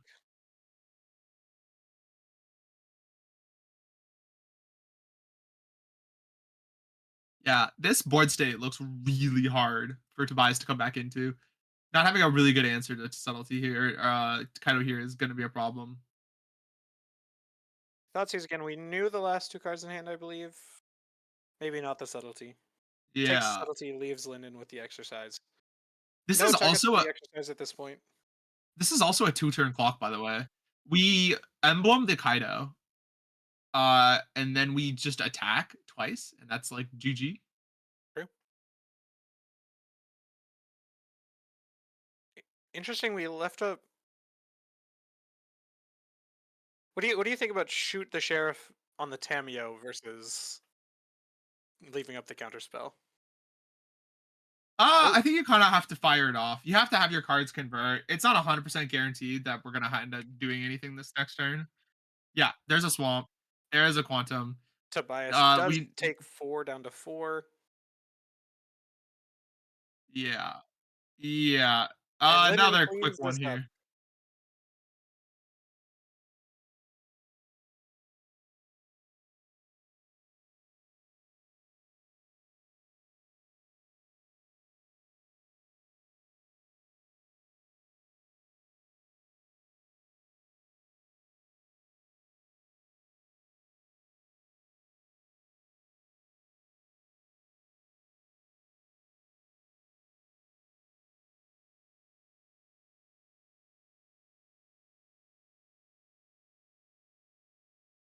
Linden in style, talking out his thought process with his opponent.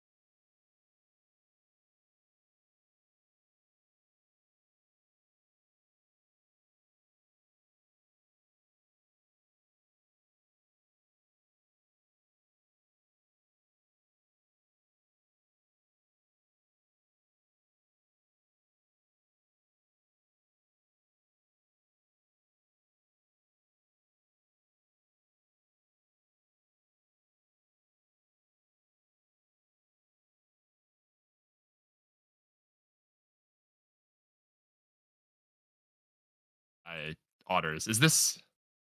Oh, this isn't. Is this? No, Jordan Reed. This kind of looked like a Liam Hogan special. Oh, we're live. Hello, welcome back to the ChillerPillar Open. We are starting our round four. We've got uh, Jordan Reed versus Brandon Drake. Brandon Drake on Domain Zoo.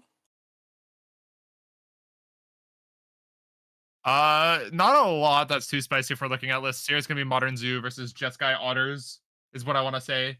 Like Jeskai Control also works.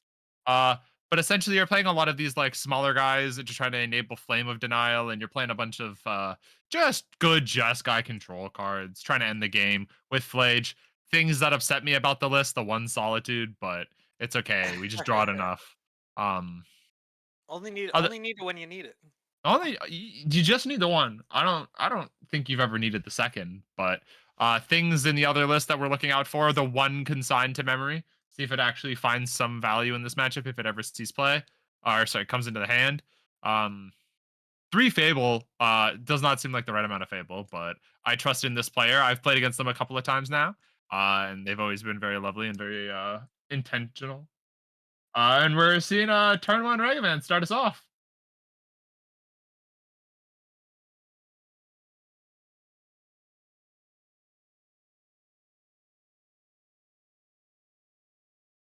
Ooh, the lightning bolt art though. I'm gonna have to give that a big old doom.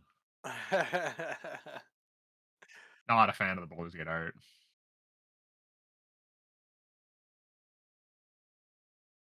It's for And then it's sure one of the lightning bolts of all time. there's just so many good bolt arts out there that it makes me sad that this one is exist. So Jordan goes with a surveil land, leaves it on tap, leaves it on top, passes it over. Ends up leaving a Alright. galvanic discharge on top Ooh. to get fetched from Yeah. the Ragavan.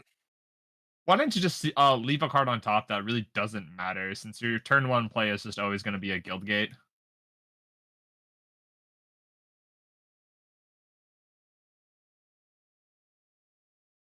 So Brandon makes a treasure. Thinking about what land he wants to play, ends up with the Arena of Glory. Cast a Fable. Well, apparently if you only put 3 in, I think we learned it from like Jund forever ago, but if your 3 ofs are there, they're actually 4 ofs and you draw them all the time. So Of course. course. I like that we also have treasure making tribal now. It's a lot for this Jessica control to try to like deal with. He just needs time. So like tune the narrative into Wrath guys does cleanly answer a lot of the board's problems. However, we just have to get there first, and that's the big scary thing. Cards like Stubborn Denial, very good in spots.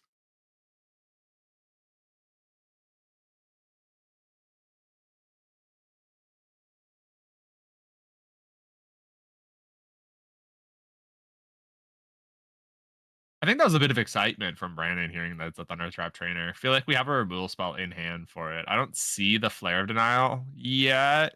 I don't think. So it's not like we have access to like a free counter spell here at all. Uh, Spell Snare, Lorien Revealed, Wrath Disguise, 3 cards. If we don't have Wrath Disguise already, we do desperately need one, so it's probably going to be the option, assuming we don't have one. The Spell Snare, you kind of miss a lot of the turns where Spell Snare was already going to be good. And the cards that you really want to hit are Territorial Kavu and Tribal Flames to some amount of extent. We're not at that point, but we'll see. Fable Trigger going onto the stack.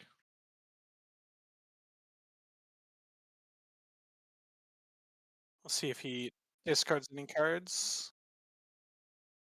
Probably not wanting to cast this ley line and getting rid of the extra land here. Picks up 2 more lands. 2 mountains to be exact. Well, technically one's an arena, but basically 2 mountains at this point. A little bit awkward with the basic land type count. Having a It. mountain island and a basic mountain.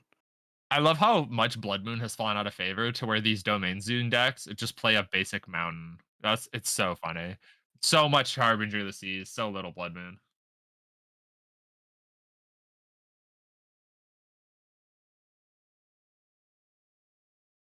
So we see a trade of the Thunder Trap and the Ragavan. We're playing a Lush Portico. Gives us an additional 2 land types. Cast a redundant Ragavan now that the other one is in the graveyard, and then passes it over.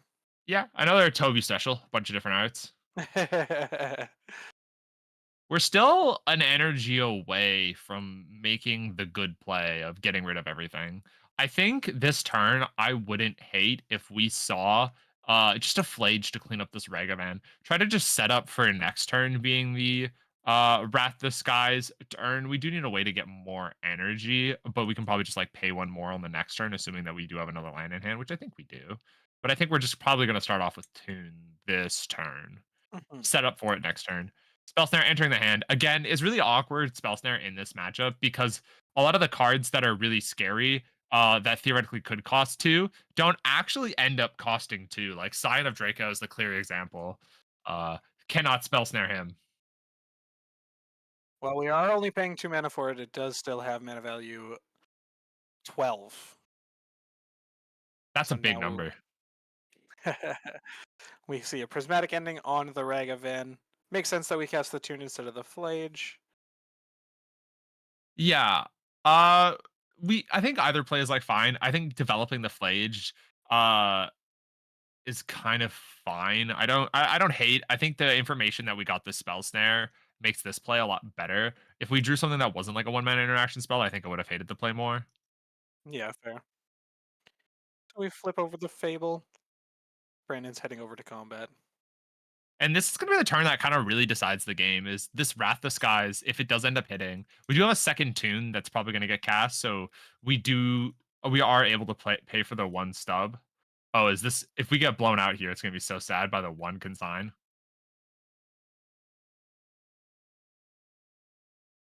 It's right to the graveyard. So now we have a problem. Flage is going to be hasted into play next turn. We don't have a great answer to it. We don't. Oh, we are very close to death. Actually, we may die if we just kind of let the board state happen. So we do really need to interact right now. Mm, This Flaminor isn't even good enough. I think our Jeskai, a control opponent, was just way too slow with how he was trying to interact with things. yeah, I agree. Oh, we're fetching on Brandon's end step, grabbing a Surveil Land. I don't know when Chip the block. prismatic ending exactly entered the hand, but maybe we should have like casted it sooner or tried to set up for this uh Rat Disguise sooner. But I don't know. It was a pretty aggressive start. Ragavan in a Fable is hard for a lot of decks to beat. Yeah. Getting that Fable through, or getting that Ragavan through on turn 1 to cast the turn 2 Fable was very important. It looks like we milled over a card and then added a Fable to the hand. We'll see what Jordan decides to play this turn. I think we only have one option here. I think you just have to sadly tune into Wrath Disguise, pay the 3, pray it works, but you just get interacted with a Stubborn Denial so easily. But I think we're at the point in the game where you just can't be picky about what you get to do. Because we're gonna see this hasted Flage. This fetch land's gonna enter the bin as the next card. And I really don't see a way for Jordan to get back into this game. Yeah, no counter spells or anything at this moment. The Wrath Disguise isn't even good enough now that I'm thinking about it. The hasted Flage is just 12 on its own. It's a hard situation for sure. The Elegant Borrower Yeah. also makes it awkward, and I believe we're missing a land drop right now. I think the only play that theoretically lets you live to the board state that's currently here is just casting the Flage and then killing the Fable. You're gonna end up being at 1, but 1 is not dead, famously. Looks like Jordan, yeah, does not have a land drop for this turn, so opts for a Thundertrap Trainer.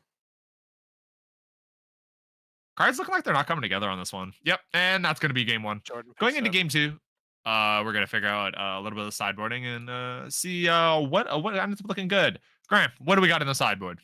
All right, so on Jordan's end from Jeskai Control, we have 3 Ragavan Nimble Pilferer, 1 Elish Norton Mother of Machines, 1 Solitude, 1 Ghost Vacuum, one Soul Guide Lantern, three Consigned Memory, one Wrath of the Skies, one Force of Negation, two Celestial Purge, and one High Noon. What are you thinking out of the board on this one?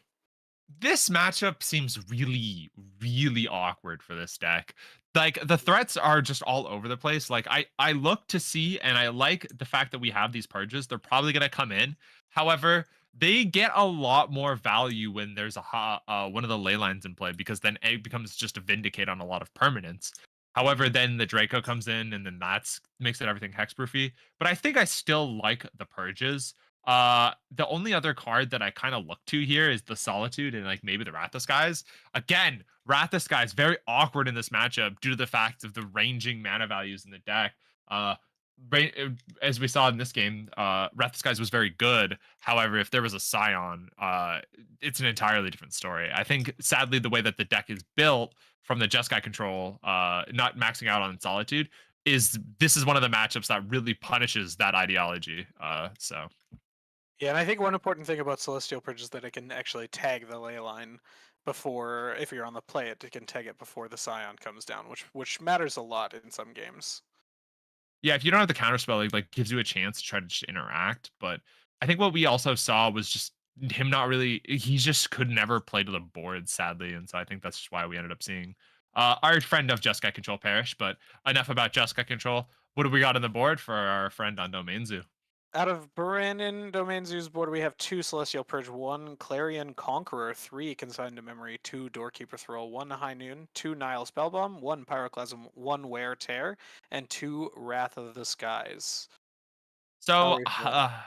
the board on him is gonna on the board will probably be like less touched on his side. I think the Nihil spell bombs are like the only card that kind of looks somewhat interesting. I guess Purge can deal with Flage, but you're the aggressor in this matchup. You're trying to kill your opponent. Your opponent is sadly I think there's just a lot of good cards in your main deck already that you don't need to like board out a lot of these other cards. You're probably just like cutting two Leyline Binding for two Purge and just calling it a day. You can't bring in these Doorkeeper Thralls. If your opponent plays a Flage into it, you lose on the spot.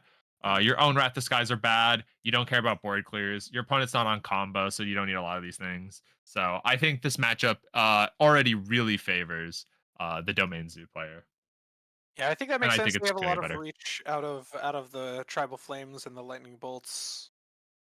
Um, yeah, I think they're pretty favored going into game two. And Jeskai Control doesn't have a lot coming out of the board. Um, so we'll see how game two goes. Taking Yeah, a look hoping at some games. for a more competitive. You know what's really funny? Do you see Hmm. what two cards this player Jordan Reed has in his hand? There are two copies of the same card. Uh, is it It's a Tune the Narrative, I Tune think. the Oh, those Narrative? are Yeah, yeah, flares. yeah, Oh, that's those are right. flares. Actually, those are flares. I'm wrong. I was gonna point out that he only has two Tune the Narratives, and he saw them both in game one. And now I think actually it might be still be Tune the Narrative. I think he might have both in his opening hand. It could be Flare of Denial though. I think I did see the outside of a Flare of Denial, but we'll have to see. Looks like we fetch Yeah, Shocked with a Hollowed Fountain, cast Tameo for the turn. Bolt the Bird Bolt makes sense. the Bird. Makes sense. Noting that the ley line of the Guild Pact does give all land types to the fetch line, so we don't have to actually crack that for our land. We can just tap it for red right away. So if you're wondering what the strategy is behind doing all this, at least with the fetch land and everything, you just get the ability to save your fetch land to turn into a surveil land for turns that you really aren't doing anything and don't need the mana. It also just allows you to go find a basic for Flood Moon or Harbinger plays. Uh, that's just the entire advantage behind it.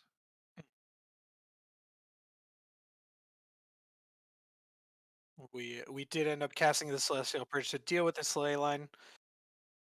We are cracking our wooded foothills to grab a steam vents, and then playing a temple garden. Yeah, Jordan Reed taking the line that you said of trying to just deny the opponent a Kavu. Sadly, I don't think I saw a Kavu in Brandon's hand, so it's just gonna sadly miss out a little bit on there. And we could have just like answered the Kavu if we like held it, but I think we just have better answers to these cards. So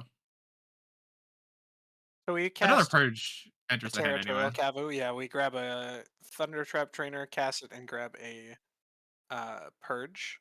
Ship the turn back. Okay, I think I can officially say that these are Flare Denials in hand. Flair and I looking pretty good with Thundertrap Trainer on board.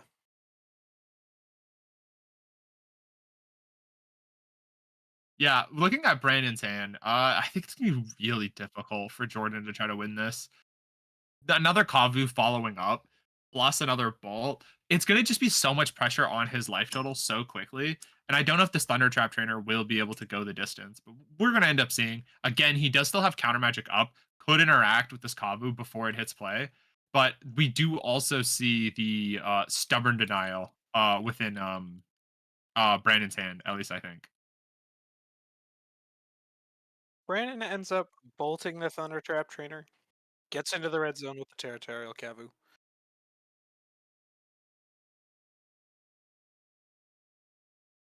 Brandon, being the absolute homie, making sure the deck's cut.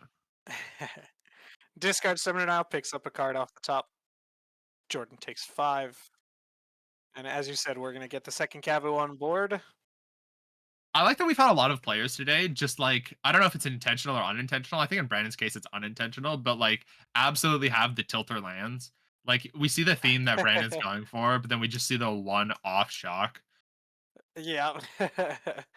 We also have 2 different wooded foothills in the graveyard. Two different Kavus in play. I think I remember talking to him. He was talking about how he wanted to eventually upgrade everything to full art, but I think we're still in the eventually part. Yeah. So Jordan on his end step fetches for a Meticulous Archive. Looking at the top card, seeing if we want it. Keeps on top. Draws it for turn. Looks like he picked up a Flame of Anor. Flame of a Normie Nor. Good to just cast it now, get rid of out of him. Chooses to kill the full art one. Hate crime down. Picking Absolutely got him. based off the extended art. We still have a Fable that's gonna enter play, and it's still gonna be really bad for the oh. Starting a Triumph. Trying to make sure that we always just keep up the pressure. I think that if Brandon just keeps up this pressure, I don't think there's anything that Jordan can do. Post main, we're casting a Fable. Make a token.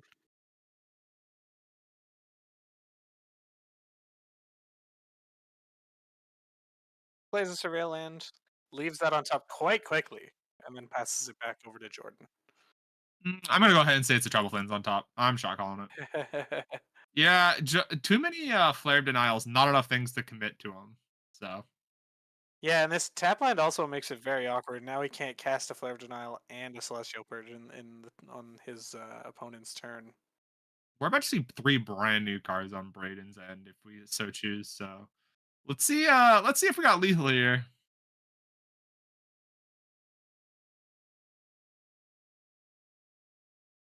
This might be another quick and done one, honestly.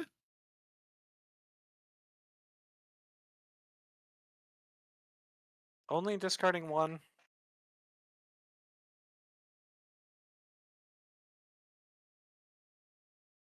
Do we Hits think he gets Jordan on there? the Is floor. it? Is it like Trouble Flames? Trouble Flames? We'll see. Call shot. I don't No, just a think I Flood see Strand. a red card here. Flooded Strand enters play. We I wonder pass what it back. card we capped. Brandon has many lands in play right now. Looks like we picked up a Galvanic Discharge for turn on Jordan's end. That's just kind of big because you get to answer the flipped Fable, which is like probably the scarier card. You need to go back to back here. I don't know. He might be priced into discharging the Goblin Shaman just to not go into bolt range. Maybe. Or Flage range. I think you might actually have to. But you do have this flare denial that you could actually like convert onto said card. But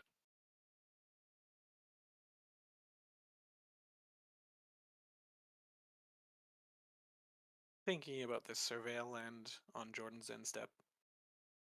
it's always the skill testing part.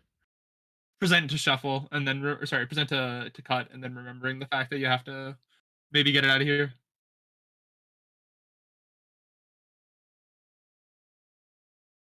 Brandon does not swiftly go through his turn. He's kerning the edge, and then he feels it, you know?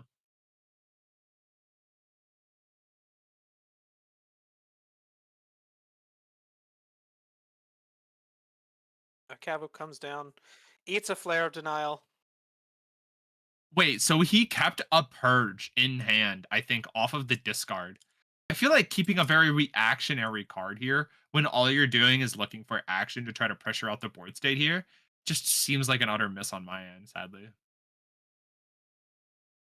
I think I think it's what we're kind of trying the to worst case scenario of when oh, Jordan finds a flage, but yeah, yeah, being reactionary when your opponent is at 3 is not exactly what Brandon wants to be doing. I think. no, I think I like what Jordan's doing here though. He's like trying to luck sack here, trying to flip a flage, see if he just like can win off the spot in his own brain win. But we do know that the purge will sadly stop this. We pray that he targets the uh Fable if he does end up hitting, but looks like not that lucky, not that guy. Ends up binning a land and passing the turn back with a flare of denial in hand. Gets in there for 2. Jordan clinging onto his last life. Jordan, it's your time. Will you make it, or will you fall? Flame of Anor means you live. I think passing's a little silly, but when you don't have this extra card in hand, it does feel a little awkward. But maybe it's fine.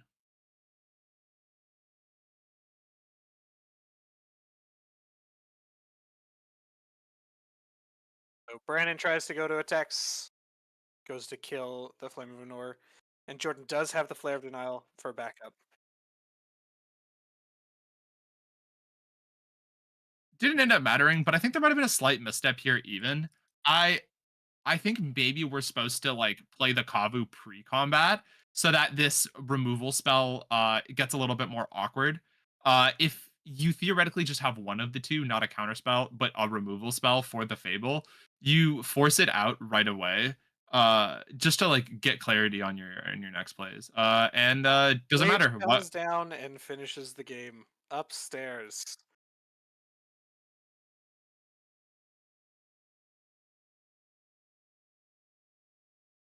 Yeah, and an Arid Mace in hand. I think just pretty. This is does not look like a good matchup at all for Jeskai Control. I think we kind of touched on that going into it.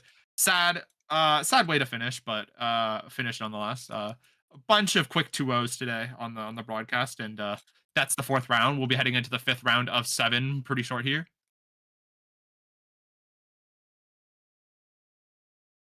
We're gonna take a look.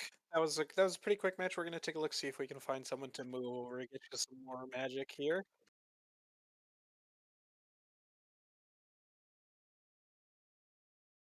There's the one Solitude in the sideboard that I mentioned. The Celestial Purges were actually brought in.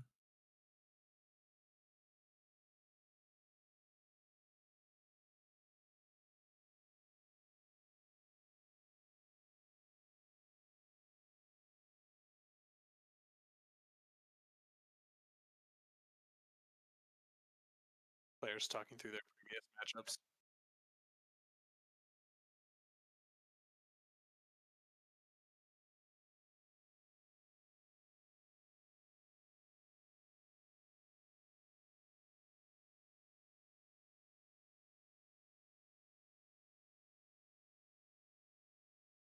I like that we have a first time chatter from the Timo Supremo trying to show Dylan. Trust me, we're trying to get all of our favorites on, but some of our favorites aren't winning as much as we want them to be.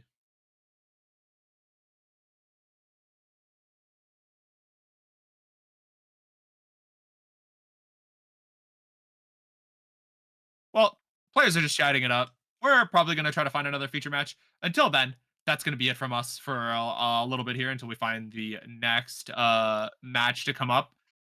We appreciate you guys tuning in. Uh, Absolutely thank you for watching and thank you for all the sponsors for this event. GG's. Good job towards Brandon for squeaking out the dub there. And yeah, we'll cut back to us whenever we find another match or something else happens. Nelson?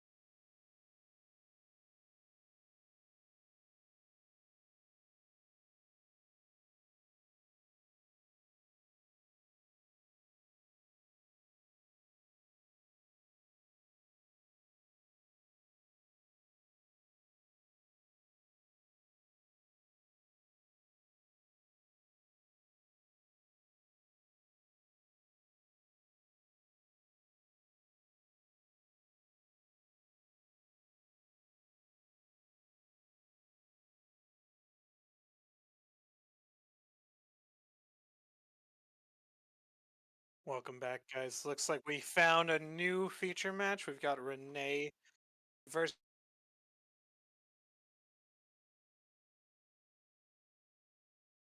Woo! New feature match. Let's go.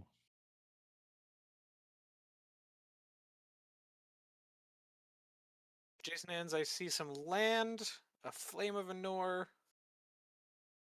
Can't quite tell what those red and white cards are. I can't really tell what even the decks are. We got a fancy blood crypt. On Renee's side, we've got some A Solitudes. faithless looting. Is A this Faithless Goryo's? Looting. It could be. I see a Hollowed Fountain, Solitude.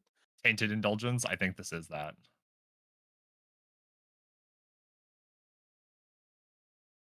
Well, that confirms our mysteries. That's Detraxis. So that's a Goryo's deck over there. And I think on the other side, I think we're just seeing another Jeskai control list. Could be Jeskai Wizards more specifically. Ren's Resolve. Okay, I don't know what's happening anymore. Don't talk to me. Ren's Resolves. It feels like it would be Storm. Oh, it is Especially Storm. maybe it's VV Storm with the blue, but uncertain. Maybe it's blue vibes. Who knows? Blue on vibes. Mhm. Well, there is at least a Flame of Anora, so maybe it's just for that. But who knows? Yeah. Okay. Okay. So we're just flexing this guy's wealth. Renee has really pretty cards, and I'm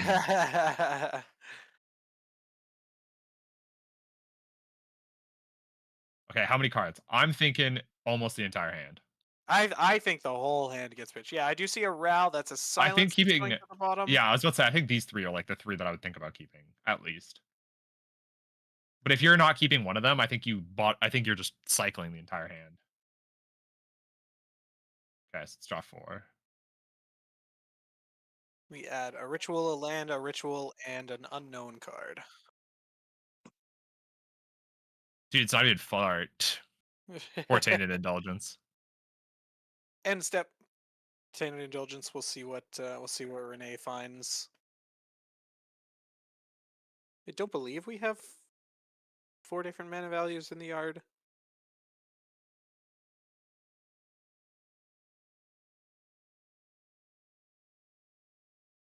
Pitches a Steam Vents, untaps, draws for his turn. Adds a Flooded Strand to the grip. Or sorry, Polluted Delta. Still want to figure out what's going on in the Storm deck. If I see a Gifts Ungiven, I think I might become happy again. We're gonna cast a Ral. Fortunately, Force of Negation does not hit creature cards. Ren's Resolve for 1. And we're gonna start rolling some dice.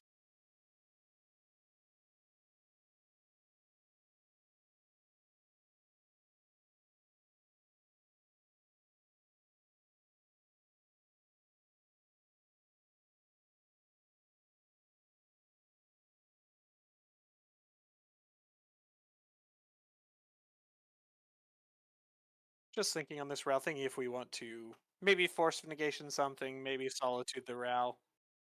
Yeah. I don't hate this. It just kind of stops any other further shenanigans. The only way we can respond is like a ritual shenanigans, but I think so we have two shots actually. There's two rituals. This might be get a little awkward.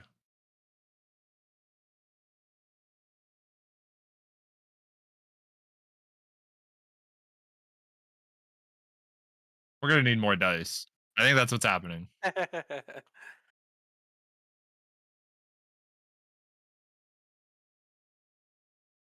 So when Ral flips, he gets an additional number of loyalty counters.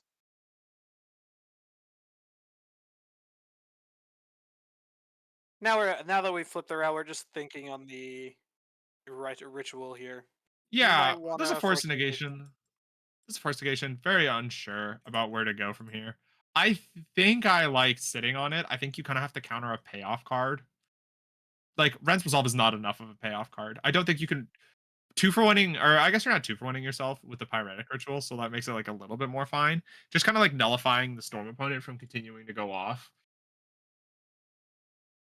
I think it's reasonable to counter the ritual. Yeah, it takes away his mana.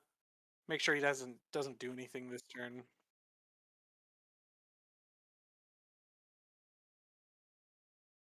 Remembers that he still has another Ral trigger. I feel like if I was a RAL player, I'd forget about this extra trigger all the time. See, 2 cards hit the exile zone. We've got a wish and a medallion. Uptick the Ral, ship it back. No more mana to do things with. We'll see what Renee Now, picks up. face up Ruby Medallion into a Wish is kind of scary. Without context of the opponent's hand, 5 cards is probably, you probably can assume 1 to 2 rituals exist in it. There's a very likely chance that we do see Jason try to go off this next turn. I don't think Renee's very set up to try to deal with it. So it's going to be really awkward. Let's see what these next couple turns will look like. There is a Goryo's in hand. Okay. So the Ral can be dealt with. Wait, Haha, what we're is that? playing Sin. Oh, This it's is the this one. one that you choose.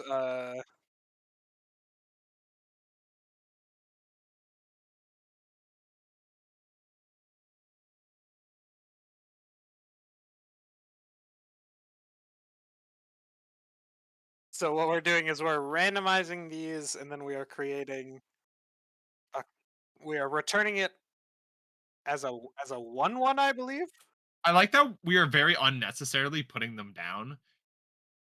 It's like you technically they're face up, but man, are we absolutely slow rolling this?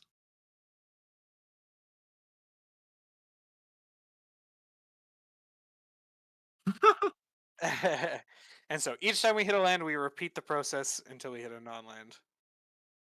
And we do end up hitting the Solitude. Yeah, so both we eventually the Atroxa and the Solitude will get hit because it is also an attack trigger if I remember correctly. So Correct. it's just a fun roundabout way to get this thing into play. Oh, I forgot it's a token it creates.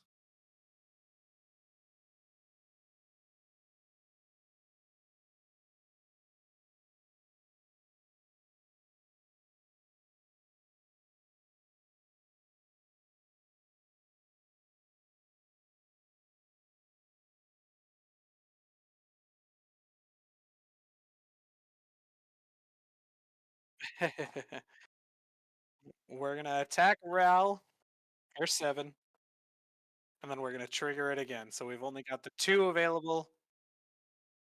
I love the face down. It makes this so much more fun. So if he hits the land, he gets an extra land. If he doesn't, he just gets an Atraxa. Perfect. So the land Just an stays on the Atraxa. bin. Now, is that a play or what does Spirit exactly say? It is create a tapped token that's a copy of that card. And so we're Oh, still going to I get the see. So all Atraxa of these are in trigger. play. I see. I Yep. see. I see. So we have 2 tapped deltas, we have a tapped Atraxa, and we have a tapped Solitude. Ooh. Let's see what Whoa. we get. We've got Force of Negations. I see a Thoughtseize here. Uh. Yeah, we're probably Solitude's the only creature that we can pick, so that's gonna. Or sorry, I guess there's a Psychic Frog. Mm, So we've got Thoughtseize, Godless Shrine. Oh, changing a mind. yeah, it's just a mind on the land. I don't. I think you have to pick this Godless Shrine because I think you're just fetching for it anyways. And so putting another fetch into play to try to thin out the deck, especially a Polluted Delta after you have 2 in play that are tapped, feels a little off. I think I would have picked the Marsh Flats just in case. I don't know what the mana base exactly looks like, but Mhm. we do need the Black Source to be able to Thoughtseize. So we got Force Negation, Solitude, Polluted Delta, Thoughtseize added to the hand for Renee off of the Atraxa. Some pretty good cards. I assume we're going to be seeing a Thoughtseize. Can't Thoughtseize the Wish though, so I don't know if we're going to be seeing something or the Ruby Medallion, which is the next scariest card in play, Mhm. or I guess existing on Jason's side. Yeah, I think Thoughtseizing here makes sense. Just kind of get as much information that you can for this Force of Negation. So we are going to end up casting Thoughtseize. Soul Guide Lantern, Flame of Anor, Ren's Resolve, and Desperate Ritual revealed. We'll see which one Renee picks. I feel like the What do you soul think? is very not likely. I think you're looking towards either the desperate ritual or it's kind of awkward because like Flame of Anor and Ren's Resolve both kind of do the same effect. I think you're more looking towards the Ren Resolve than the Flame. I think we're very far away from this wizard part of this card being very relevant. I think I don't hate taking the mana. I think sniping the mana is probably fine because I assume what we're going for next turn will be Ruby Medallion, play a Desperate Ritual, wish, try for something. I don't really know. I think we have like 3 mana available if it's an instant or sorcery, but we do have this force negation that we also have to play through. Unclear right now if we have a blue card in hand. I don't know if we took the Solitude or the Psychic Frog for that reason. So We did end up taking the Solitude. yeah, so we So don't have we're a blue card starting with the guaranteed. Ruby after Renee takes the Ren's Resolve with the Thoughtseize. We'll see if Force Negation enters the stack. It does. We end up pitching Tainted Indulgence, and that does exile Yeah. the Ruby So Medallion. with the information of an additional blue card, I think he makes the right play here. Uh Now we don't really get another chance to cast anything. We can't ritual out this Flame of Anor. I think what play we're likely going to end up seeing here is just casting this Soul Guide Lantern and seeing how it goes. Passive Flames is the card in hand that we did not have information about. This wish, sadly, is not long for this world. So I think the only play that we actually have is Soul Guard Lantern. Hmm. And it's going to hit a land, maybe. Or a actually, it's probably going to hit the Faithless Looting. Yeah, I think Soul Guide Lantern makes a lot of sense here. We don't have enough mana to cast a Flame of Anor or anything. Yeah, so we are going to exile the Faithless Looting. And I was wrong. Sin does not make them 1/1s. They are just token copies fully. Yeah, I didn't really realize you specified the 1/1 part because I think I knew that's the only part I knew about it. Is it just makes a token or sorry, it makes a permanent from the graveyard because I played a little bit of the Vintage Cube with it in it, and that card is Busto. So Card is very strong. Yeah, I believe I was thinking of Ghost Vacuum when I specified 1/1s. mm. Get in the red zone for 10. Jason Well, we goes only to got one 5. more turn for Mr. Renee goes Jason to to try to 21. one more turn for Jason to try to come back.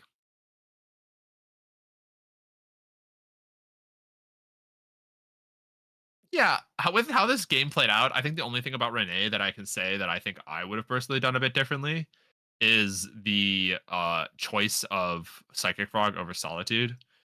We're gonna see if it's very relevant here because the route did get top decked, but Yeah, Jason does pick up a Ral, cast it for turn.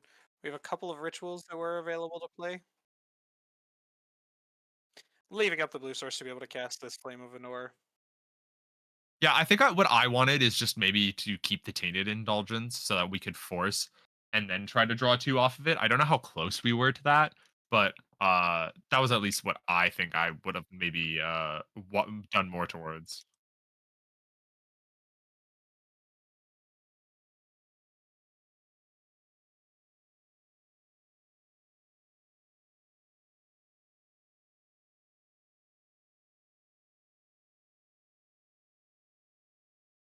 So same as the first turn, we win the flip on the second spell, flip it over with 2 counters. The awkward part is now that we don't have blue mana to be able to cast this Flame of Anor.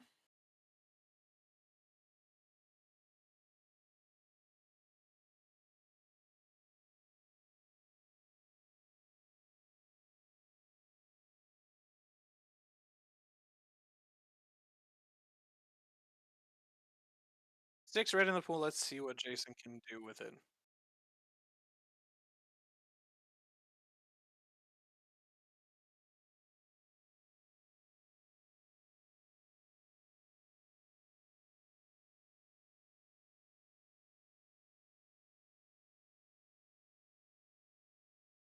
We do have a pass in flame, so we have lots of Fuel.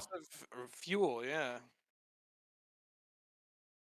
Jason very luckily always winning the Ralph flips when it matters.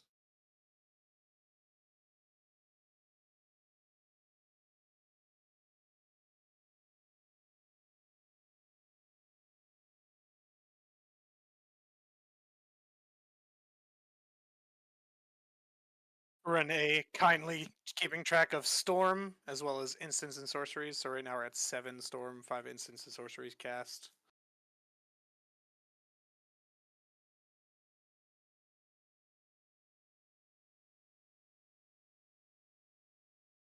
Take some away because Jason's taking over here.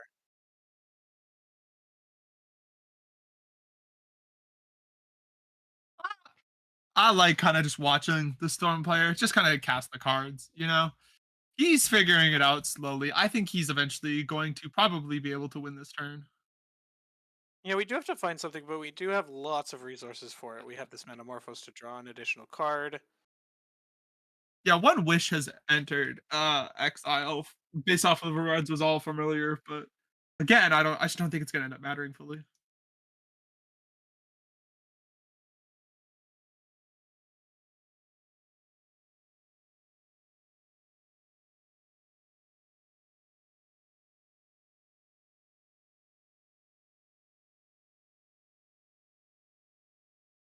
Does end up making a blue off of the Metamorphose to be able to Yeah, cast the Flame of Anor.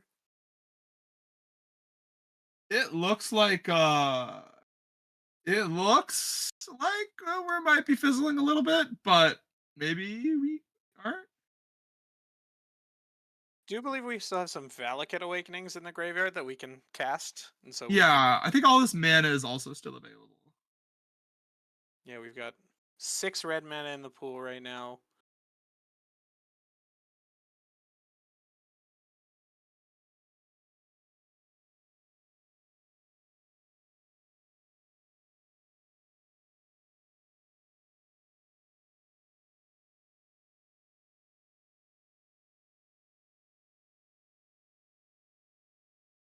We- 17 Storm at this point. We've got everything has flashback again.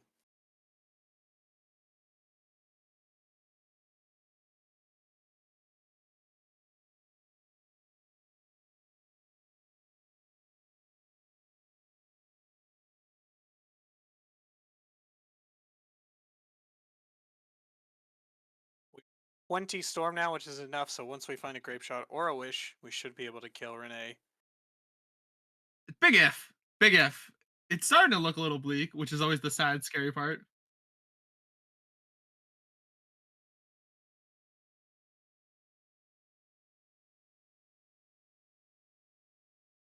Makes the blue again off of the Metamorphose to be able to cast this flashback to Flame of Anor. Flame of Anor draws 2.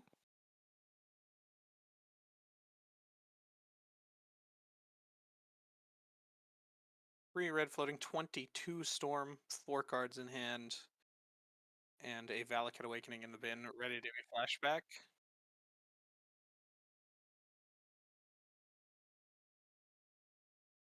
Yep, none of them relevant. Don't win the game All 4 exactly. go down. Draw 5 come 5, in. and we found a wish. We did it. Woo! Should be very dead. I wonder if we have any for fun copies of this grape shot going at the solitude or something of sorts.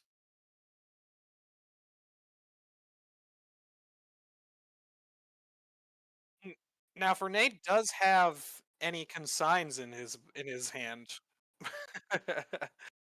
Yeah, technically we're not done here, but we could just like flash back and then go for it again. perfect. We've But we've got it. we've eventually And entered a concession zone. Jason ends up taking it down with a massive grape shot for 26, 27, I believe. Some massive, but Enough. as you can see, 3 minutes on the clock. We're gonna be back in the action again shortly. Do appreciate the players and congrats on Jason. Thank you to the sponsors for making sure this event runs so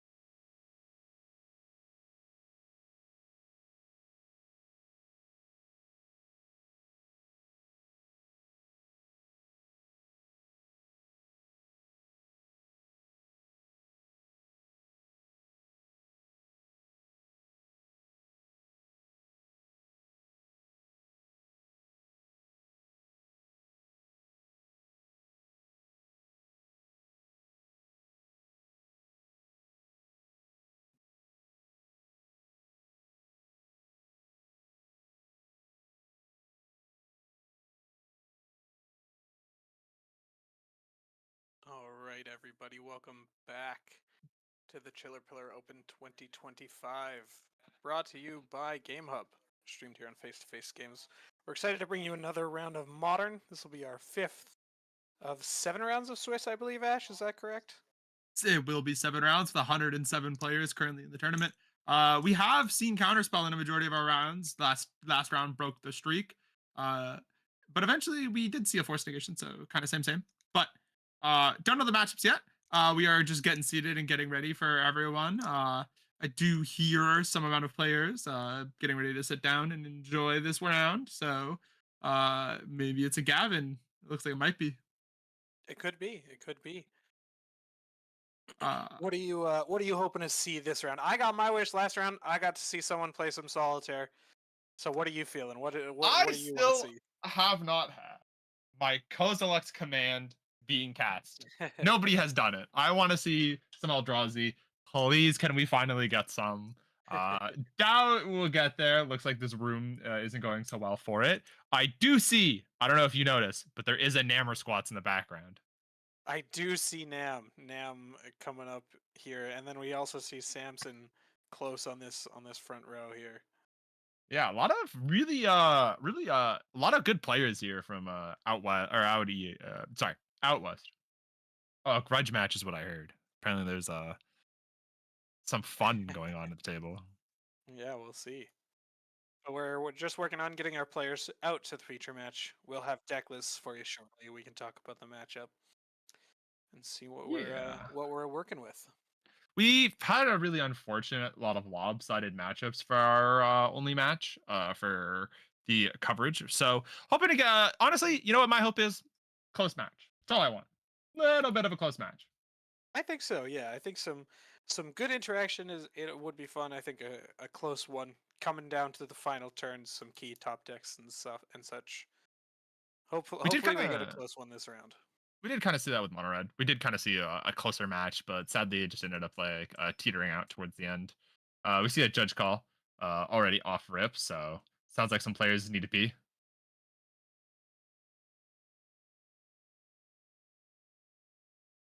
Oh,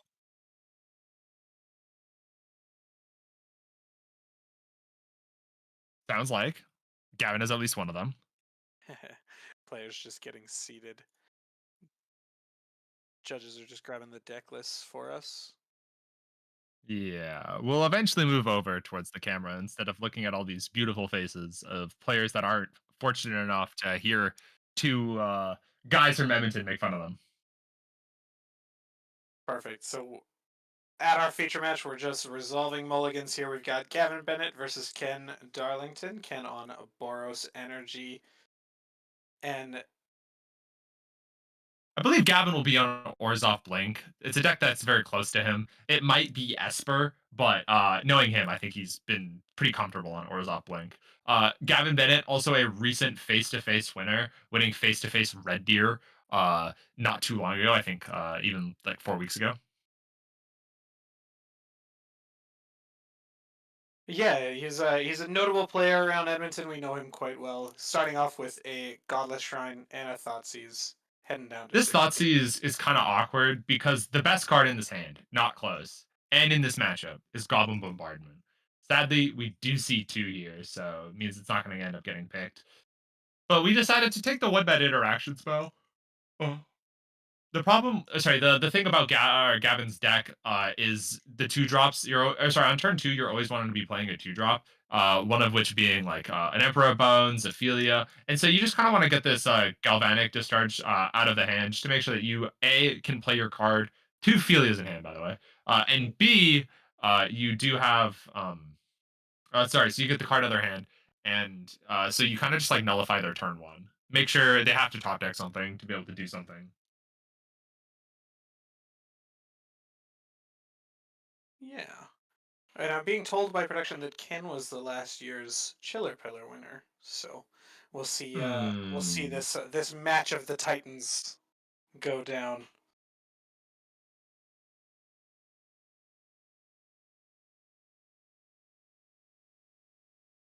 Looks like we ended up casting a voice of victory on Ken's side, and on his end step, Gavin flashed out Ophelia. Yeah. Gavin, very smart player, knows Castophilia before the voice hits play.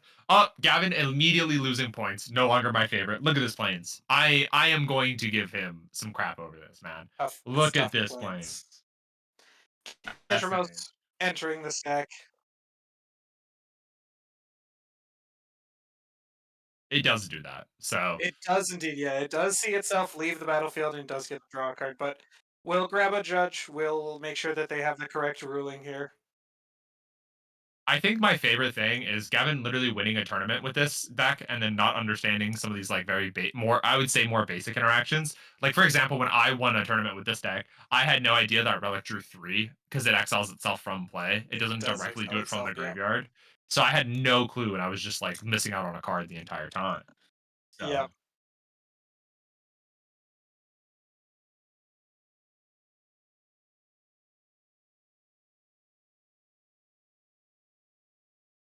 The way that I learned this was the hard way. I was playing Domain Zoo against this deck when it first came out, and I decided to Leyline Binding a Ketchermouse on their turn, and yeah. they drew a card.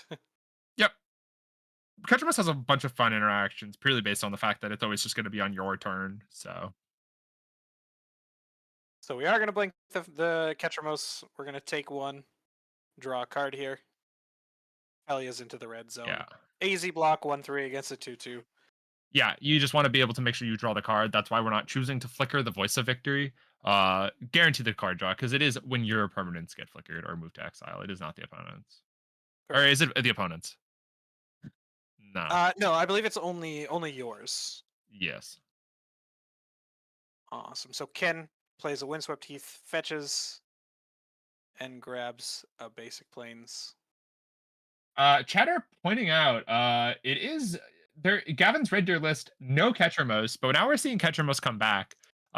Gavin, changing up the deck list at least. I think we could probably see some like more sudden changes because I don't think there's any way that he doesn't play this planes, specifically for the art, unless he last second needed it from the bulk bin. Ken does end up casting a Flage to clean up the 3/3 Felia. Gets into the red zone for 3, and then passes back over to Gavin. Yeah. Ken also winning the basics debate. Even if both planes were matching on Gavin's end. Odyssey Lightning planes, foil. Can you go wrong? I am a fan of the foil Odyssey. Yeah. Look at that Yeah. beautiful land. Look how beautiful. Is it foreign too? No, it's not. I don't It's believe so so, no. beautiful. It is But very Relic nice. Relic of Progenitus is one of the more stronger cards with Ketchermos. I think Gavin may have just wanted to go to more of an exiling graveyard type beat due to the fact of just the prevalence of the graveyard in current modern. Relic of Progenitus, when you do activate the ability to exile all graveyards, you do end up drawing very many cards, 3 total to be exact. One for the graveyards leaving, one for Relic leaving from play, and one more from Relic just itself drawing a card. Yeah, and that doesn't even require you. The second ability doesn't require you to tap the relic, so you could even tap it before you activate it in order to draw an additional 4 cards. I don't know how close we are to being able to turn on Ketchermos, but I feels not that close. Or sorry, not that far off. I think if we can attack with Ketchermos this turn, we should. I 4 think we're lifelink is big. relatively close. Yeah, so we are ending up exiling the relic. Gavin only does end drew up only one card drawing off of that. Yeah, he only drew 1 card when he should have drawn a total of 3. 1 for exiling the relic, 1 off of the relic's ability, and then 1 off of exiling the graveyards. Yeah, so that's 2 triggers missed, but they are like somewhat beneficial. So I don't know. They I are just tricked you. absolutely allowed to be missed for sure. One was the minimum we could have drawn, but I don't know if he lost a life for it exactly. So gonna have to wait until players confirm life totals to see what exactly Gavin missed. But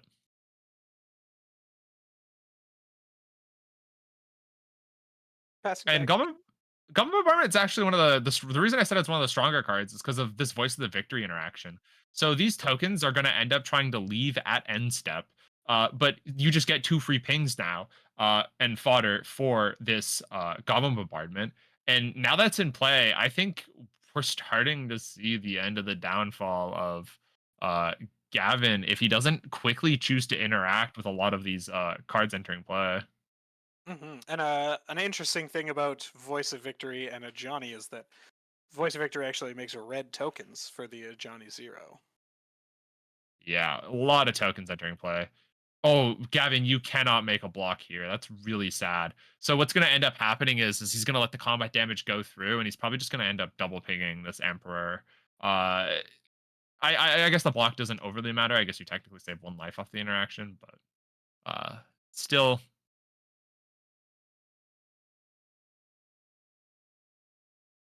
Oh, I see. So he just like shortcuts a ping. Sure. Yep. No solitude on Gavin's end to be able to interrupt this.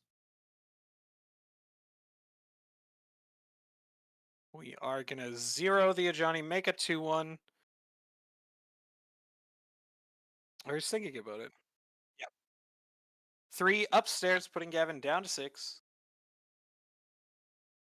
And then pops him for another one It down to is 5. very close to killing him, but it is not dead. So Gavin does have the chance to be able to gain 4 life again. And Ketchermos is able to attack this turn, so because Ketchermos has Menace, he will be able to take down this Ajani. Yeah, so But I don't know how much I like the flip.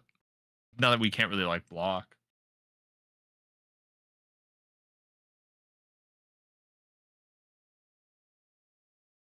I think there's also an Inquisition in Gavin's hand. 2 cards on Ken's side, one of which being the Goblin Bombardment we already know. So that card is probably not the most useful, but probably good to just get it out of the way anyways. If that extra card is good, uh, it's an additional Johnny. Okay, yeah, massive. No, massive, massive for Gavin here because yeah, that very that very good pickup. that kills him quick. I think that actually just kills him if you didn't take that card. So, but there actually the big pickup is the Solitude in hand. I think that changes a lot. There's also Yeah, an I Even agree. Interrupter. Oh, I think Gavin might have this game locked up. Actually, the Even Interrupter doesn't do a whole lot with this Voice of Victory currently, but it looks like we're going to be cycling Ophelia to be able to pitch the Solitude, draw a card off of the Catcher Mouse. Mm, I yeah, think looks like we missed Gavin that one as should be. Oh, he missed that one too. it is only exile from graveyards or battlefield.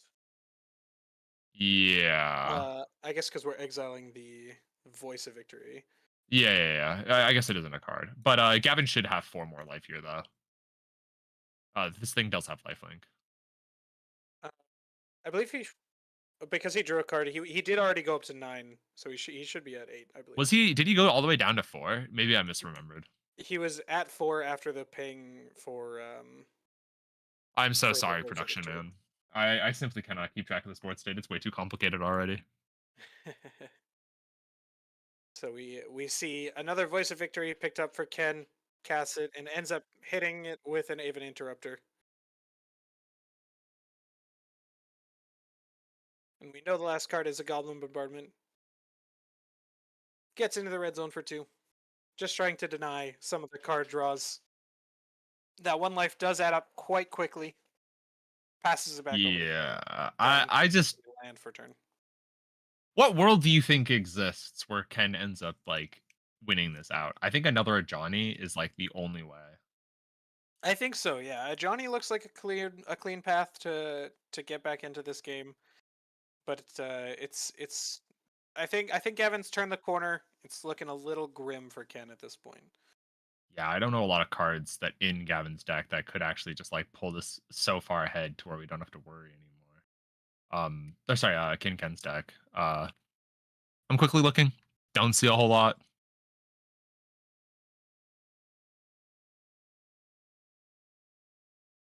Gavin does end up getting into the red zone for 6. No blocks declared. No I blocks available. think now looking at his deck list, it somehow has to start with a Seasoned Pyromancer.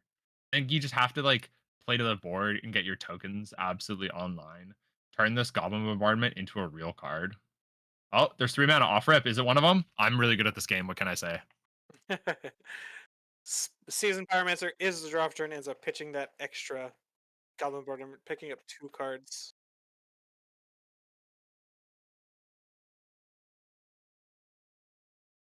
We see a Static Prison, and I didn't catch the other one.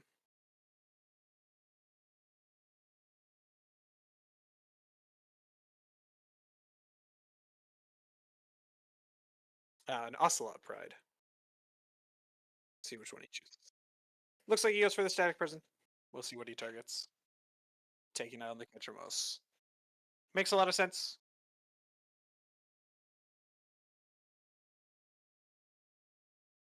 We do still have the Voice of Victory plotted. Yeah, but the problem is we can't cast it due to the even static ability. There is a technical other card that exists. Uh, ooh, wait, this Philia. This Philia makes things a little interesting, actually. You have the ability to. Oh, never mind. Oh, Witch Enchanter.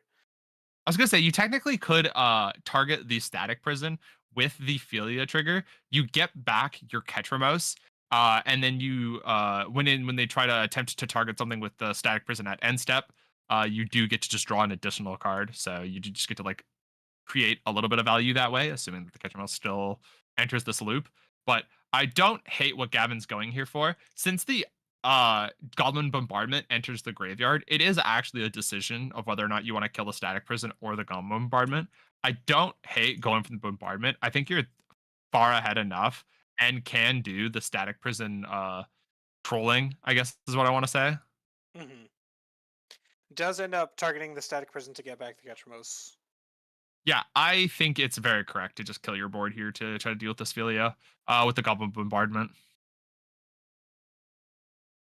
We're currently needing a big prayer from Mr. Ken here. Ken picks up a Plains.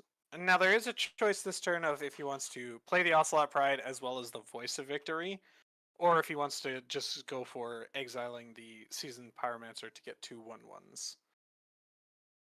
I think it's Does Season Pyromancer from the graveyard on the opponent's turn give Ketchermus a trigger? I think it does. it would, yeah. Yeah, Whatever. so good. Make sure we have to do that on our turn. Absolutely, yeah. Ships the turn back after playing the Voice and the Ocelot Pride.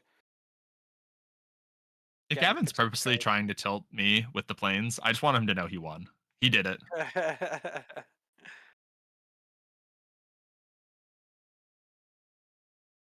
card. Yeah. Oh, caster, Yeah, look at bro. that. No, Beautiful. no, please. Beautiful. The Let's see what technology Gavin has come comes back to hurt me. up. We Oh, are well, impending a Overlord. there's nothing like tank, tank, tank, tank, tank. Go find probably the best possible, honestly, at this rate. Getting back a Flicker Wisp. Flicker Wisp, gonna target the Overlord. Also drawing a card off Catcher Mouse. Also gonna get another card off of the Overlord. So, yeah, really difficult spot for Ken to try to fight his way back into. But if anyone can do it, it's the person that won last year.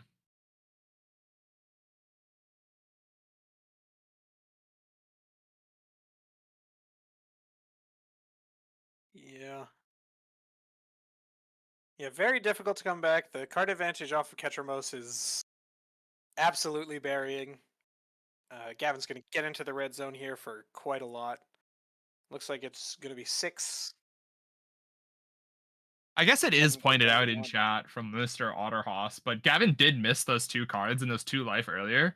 And then he doesn't die to the Emperor anymore. So the fact that he missed these beneficial triggers actually ended up saving his life. So very interesting. Yeah, Ketchermos is something that we would deem as generally beneficial in the judge world. It's kind of like Bob. It's beneficial until it isn't. In the spot that we missed the Yeah, triggers, he for sure they were definitely beneficial. beneficial. Because at the time you don't really know how life totals are gonna go and how low people are gonna get. So it makes a lot of sense. It's just I don't know, kind of sad, you know, Yeah, absolutely. because you want to see So the game play out how the game should have. I agree. Ken picking up a card, hoping for Then a miracle. hoping that yeah, Terminus I guess is the miracle. Terminus would be pretty sweet here. Don't think we're sadly gonna get there. I think it's sadly over. Yep, Awesome. Ken and we're backed heading off up. into game. We're heading into game two. Let's take a look at the lists. So for Gavin, sideboards, we've got 1 Celestial Purge, 2 High Noon, 3 White Orchid Phantom, 3 Wrath of the Skies, 2 Clarion Conquerors, 2 Ashiok Dream Render, 1 Vindicate, 1 Elishnorn Mother of Machines. Ash, what are you thinking? Mm, it's kind of hard. You kind of want to board in these Rathus guys because the smaller creatures on the opponent's end, you kind of can like outscale with your bigger guys. So I think we're gonna end up seeing those cards. Elish Norn does stop a lot of the ETBs that could exist, and it's really difficult for the opponent to try to remove. It takes a lot of energy plus a Galvanic Discharge to try to get out of here. Shuts off a majority of the cards in the deck. So I think we're gonna at least see 4 cards enter. Cards that are like sorry, and probably Celestial Purge will probably enter. Cards that are like maybes, I think is this Vindicate. Uh, Gavin's deck does have a really hard time at dealing with Torpor Orb, which is a card that might exist on the other side. Um, unsure, but it just depends if there's a permanent on the other side that Gavin can think about that he really wants to get out of here. Awesome. And then on the other end, I think I agree with all of those things. Those are the standouts for sure. And then on Ken's side, we have 2 Clarion Conqueror, 2 Showdown of the Skalds, 2 Orm's Chant, 2 Wear Tear, 2 High Noon, 2 Blood Moon, 1 Wrath of the Skies, 1 Graven Charm, and 1 Celestial Purge. Yeah, I think we're gonna see because like the Boros Energy deck does kind of need to be the aggressor here in this matchup. The blank deck can just go over top very easily, as we saw in the game previously. You just have to kind of extend the game out. You have to survive this really scary early game. And so the cards that kind of like help that out are Blood Moon. We do see a lot of basics from Gavin, and he was pretty heads up about putting them into play. Maybe he got a little lucky, who really knows? So could be pretty relevant. I think the card that we will for sure be seeing is good on those cards. It's your Ketramos in this deck. It's your way back in. Um, it just really depends what the Boros Energy player thinks. If this game's gonna go longer, Blood Moon I like. If he doesn't, this game's gonna go as long. I don't hate the Orim's chance entering the hand. Also the Celestial Purge I think is like pretty obvious to enter. Black Permanence, big scary, Ketramos, good answer. Yeah, I think Celestial Purge pretty cleanly answers Ketramos, which I think is a key card. It's hard to remove, um, and so just getting an additional removal spell for the Ketramos is very important on this one. We see both players shuffling up. We see a keep on Ken's side taking the play. Gavin on the draw, taking a mulligan. We'll see what he finds for his 6. For a second, I thought a Deep Cavern Bat entered Gavin's hand, but I think it's just a different black card. It's like an Emperor Bones. That would be very interesting for sure. For sure, for sure. Looks like he's pretty happy with it. Pop 1 onto the bottom. Still thinking about it. Start us off. Ken goes with the Fetch Shock Ragavan down to 17. Also, picks Battle of the up Shirts, Ken big winning. Gavin's is quite plain. I'm a big fan of Ken's. Ken's is Yeah, very Gavin impressive. Gavin known not fun shirt wearer, but Ken's got some a banger shirt going on. Oh wow. Wow. Ooh, taps Ooh. off this Solitude to get rid of this Ragavan. On a mulligan to 6, we're just pitching a card off rip to try to deal with this Ragavan. Understands the true potential of an unanswered Ragavan. Ken's hand also does double Goblin Bombardment 2 games in a row. Chooses to develop the Ajani first instead of trying to protect it with the Goblin Bombardment. And this is a play that really tells to me that he understands that he needs to try to pressure out the opponent. Um, Goblin Bombardment is a pretty good way of doing that, but the additional 3 damage that you potentially miss out on could be important. And I think that's what Ken is noticing or Agreed. making an ode to. So Ken gains 2 up to 19 off that Solitude. Gavin down to 19 with the Fetch Land. Surveils. And then casts a Overlord of the Baelmerk. Solitude already available to grab. We'll see what else he hits off the mill here.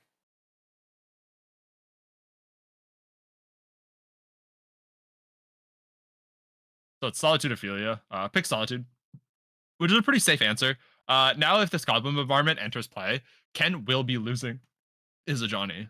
Uh, what Gavin has to think about here is whether or not he thinks it's worth it to try to pitch this Solitude now to get rid of this Ajani. With the cards in his hand, I do not think he has the ability to do it. You go down to either just a Ketchamos or Ophelia. I didn't even think we were pitching this Philia. That's so shocking to me because the Philia with plus the Overlord is at least something to fall back on for some sort of like play against if Ken has some sort of removal spell here or some sort of interaction. But no, we just have a Ketramos in hand. We just kind of have to pray we find other cards to help value out. I don't like this approach. I think it's very risky from Gavin's end here. We'll see if it pays off though. Agreed. It looks like Ken picked up a land and just got in for 2, played a Goblin Bombardment, shipped the turn back, and as we thought, Gavin just going land, Ketramos, leaving him with 1 leftover card. I believe it was a Wrath of the Skies, if I saw correctly. Yeah, I did also see a Wrath of Skies, and I think this board state really shows the potential and the power of Wrath of Skies. This Overlord being 5 mana and this Ketramos being 5 mana means that with a land drawn next turn, we do have the ability to Plague Win the opponent's permanents, which pretty good. Uh, Yeah, I agree. Ketramos is very far away from being turned on too, so this Ajani with this Goblin Bombardment kind of messed up. I do love that we've seen the exact same draw from Ken twice now, but one draw where it was successful with double Bombardment, double Ajani. So gets in for 2, plays the second Ajani, sacks the tapped cat, deals 1, flips over Ajani's zeros, and deals an additional 2 to Gavin. Ships the turnover. Gavin does pick up a Windswept Heath. So there is the land in order to Wrath of the Skies for 2. Yep. Exactly the Doesn't play I make it said for was 2. going to end up cleaning up. Doesn't hit the Planeswalker since it flipped. However, we did end up losing our red permanent. So uh, time ticking down. The appending eventually going to come off suspend and going to be a really scary threat. So Ken has like a couple more turns before he has to worry about like the board state killing him. Seasoned Pyromancer in hand that we know about is going to be really good here. It's going to create an additional 1/1 and the red permanent to be able to deal a lot of damage. I think the scariest thing that can happen right now for Gavin is a Seasoned Pyromancer into an additional Ajani because that's going to create 2 more bodies and oh, Marone, is it going to be a bunch of damage going upstairs at Gavin's face? Looks like we're going for the Goblin Bombardment first, so we're not going to make a 1/1 off the Pyro, but we are going to draw 2 cards. I don't mind this either. I think the average card in the deck is probably worse than a Goblin Bombardment that already just got wiped. I like that we now have value for the other one. Oh my lord, there is a Showdown the Scalds in hand. And Gavin realizing cannot really come back from this. Sadly, the Ajani is too good. I do think that Gavin probably should have went for a different line here. I think the Philia probably would have worked out a little bit better, even with the information that we did have the Wrath of Skies off the top. Uh, yeah, so interesting decisions. I think I would have personally made a different one, but nonetheless, we get to go to game 3 here. We get a more competitive matchup.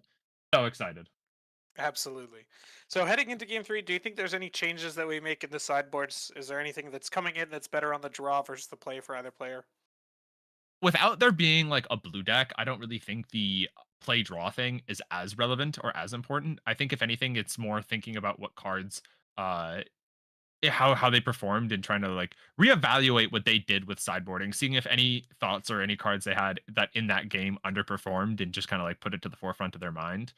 We could say that Gavin actually never brought in this Elish, or I think it's the Elish Norway in the back. Yeah. And the Vindicate, he never just brought in. He cut a couple Thought Seizes for Ephemerates. I think personally in this matchup, I really liked the Thought Seizes. Being able to make sure we can get rid of these problematic aggro cards for the price of 2 life ends up just being worth it. Yeah, I agree. I think being able to deal with you mentioned in game 1 that a very important card is the Goblin Bombardment in this matchup, and so I think being able to deal with that on the play with a Thoughtseize before it comes down makes life a little bit easier. Maybe he's thinking that it's easier for him to deal with that he has Wrath of the Skies in the deck, um, but I think a Thoughtseize to take a Goblin Bombardment is very important, or even There's a also Vindicate. like Witch Enchanter and like you do Flicker Wisp things with that. But like turning your land drop on 3 into a tutu to be able to answer the goblin bombardment just doesn't work out enough of the time. So I'm leaning towards the fact that it's just not worth it. But really slow start from Gavin. Both players keeping 7. Regavan versus the fatal push. Answer right away. We don't have to pitch 2 cards. But I think last game was kind of decided by this mulligan, low key. I feel like cards were just so important on Gavin's end, and Yeah. he chose to set up a resource generator. But or sorry, he had a resource generating hand, but he needed to use all of his payoffs or things that would theoretically draw him the cards early on. That being both of the solitudes. So Mhm. unfortunate mulligan having to pitch solitudes. Very sad. Couldn't come back into the game. But Picks up a Godless Shrine for turn. I believe I see Double Witch Enchanter Felia in his hand right now. no, this could be anything. Okay, Flicker there's Wisp. 2 untapped mana. Oh no, it's Ophelia. Ken plays a fetch land and an Ocelot Pride. I think we're Fetches. about to say goodbye to Ophelia. I think Felia is about to eat a discharge. Yeah. Yeah, cat versus dog. Apparently, cat's on top.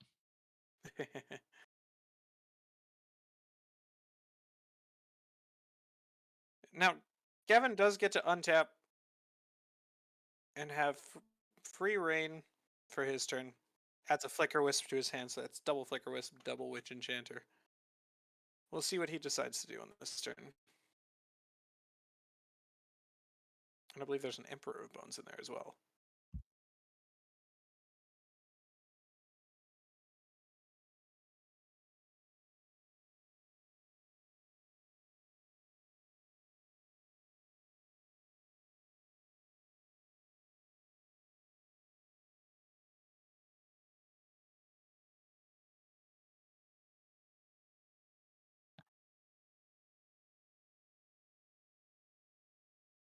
Gavin thinking about what to do here. We see a witch enchanter. I'm trying to think of the other cards so I can try to speculate on what he's thinking about. I think he's trying to figure out what threat to deploy. Looks like there's an Emperor Bones, a Flicker Wisp, another Witch Enchanter, and I think you have to play this Witch Enchanter out as a land. Yeah, I agree. I think Okay, good. He had 2. yeah, So I think it's little bit more obvious that you have to do this. I agree, yeah. And it also sets you up for a good Flicker Wisp target in the future. Yeah, So we so you shoot at back least have again. some amount of value because, like, we don't have this surveil land that usually is in play because we fetch them out pretty aggressively. So looks like this Ocelot Pride is going to connect, and we're gonna start the fun train of ascending. So we end up dealing with the Emperor Bones with a Raven Charm, attacking for 1, and then making a cat at the end step. We did surveil this turn and left it on top, and we shipped it back over to Gavin.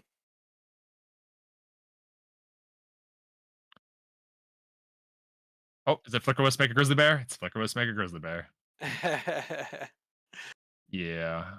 Unfortunate play, but still good enough, honestly. You're playing against the 1/1 onslaught. And I think what's sad here is this Threadbane Charm is going to clean up this Witch Enchanter, and another Ocelot Pride will enter play. Ocelot Pride, very good into this X1 blocker. Gavin doesn't know the world of pain he's about to be in, at least. Oh. Oh, someone want to judge.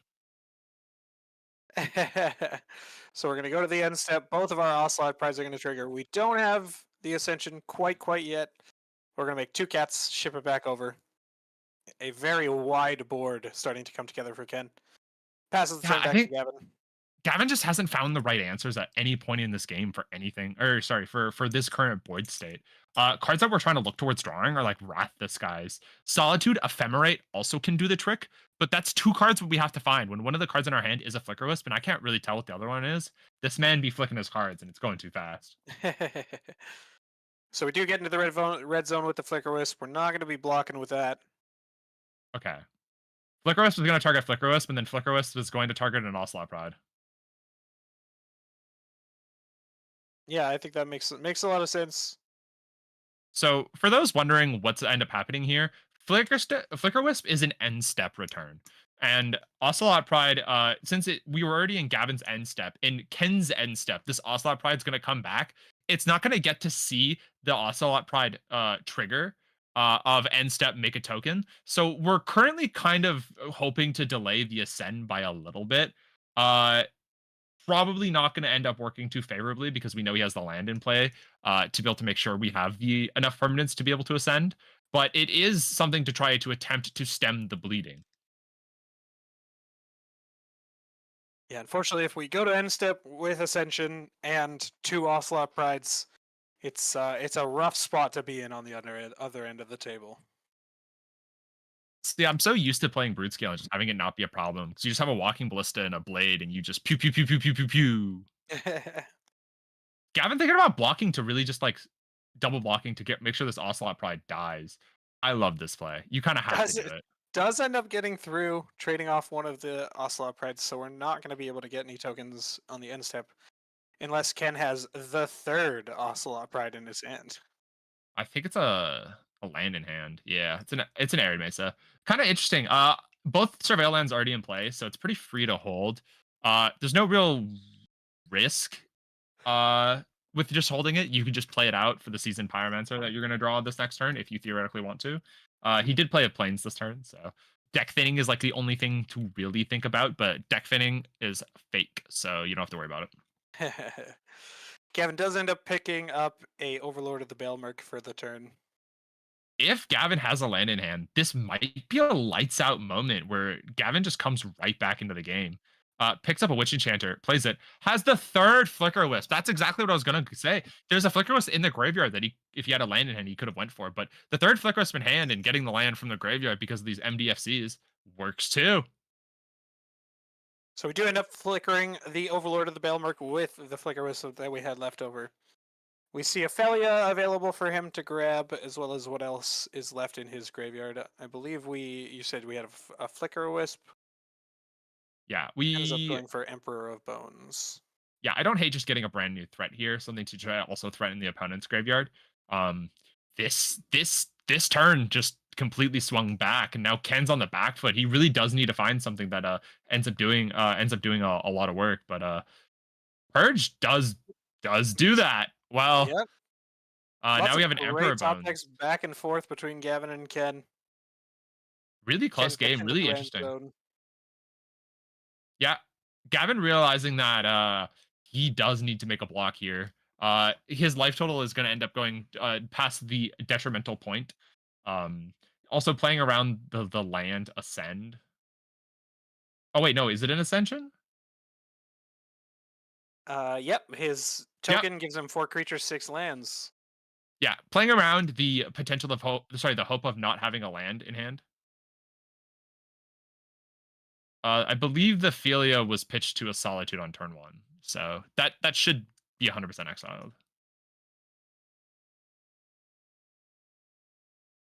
Everyone's doesn't have a lot of very good targets. Or was this the game that there was a turn 1 Solitude on a Ragavan? No, the Ragavan's in the No, graveyard. It was a Fatal Push this turn, it was a so Fatal Push, yeah. yeah, that was game 2. Just confirming life totals 14-5 is accurate. Thinking about our beginning of combat decisions, what we want to exile with Emperor Bones. Didn't this Overlord get purged, or is this a different Overlord? Oh no, this is the one that There got was a milled over. different It got Overlord, milled. yeah. It got milled. Yeah, there's another one that got milled. It's just so close to the top of the graveyard that my P brain thought as much. Okay, Gavin there's does a end up just Solitude. putting this into play right away. Grabs a Solitude off the first trigger, attacks, gets a second trigger. And this is a lot of card advantage being accrued from Gavin. Gonna be really hard for Ken to try to beat here. I don't know what top deck he needs, but it probably starts off with Seasoned Pyromancer. I think Seasoned Pyromancer looks really, really good here. If it's like Seasoned Pyromancer into dude, he can't even go Seasoned Pyromancer land or Gumbo Bombardment at Johnny, which is like the best thing he could do to try to kill him. I guess if there's not an additional creature in play, I think Gavin might be thinking about trying to Solitude his own Overlord just to try to get out of this like burn range that we're talking that might exist from like a couple draws from Ken. I guess Showdown of the Scalds is also a really good draw here. There's like Ken just needs like a Hail Mary of cards. That's essentially what it's just coming down to. If he can find it, great. This game's a little bit more competitive. But as of right now, Gavin's so far ahead. Gavin does end up grabbing a Ketramos off the second trigger. and then Overlord of the Bale Market hits the Exile Zone. Untap for Ken. We'll see if he can find something to get him back into this game. And Before it's believer too of late. deck thinning goes for it right away.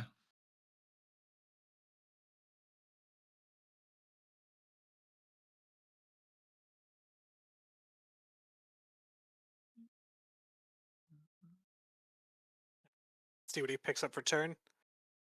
Big draw step here. I didn't catch what that was. I don't think anyone did. I think it's very secretive. Only Ken knows. Like if it was a Shadow of the Scalds, we just slam it. So it's another Ocelot One Ride. mana. What's a Guide of Souls?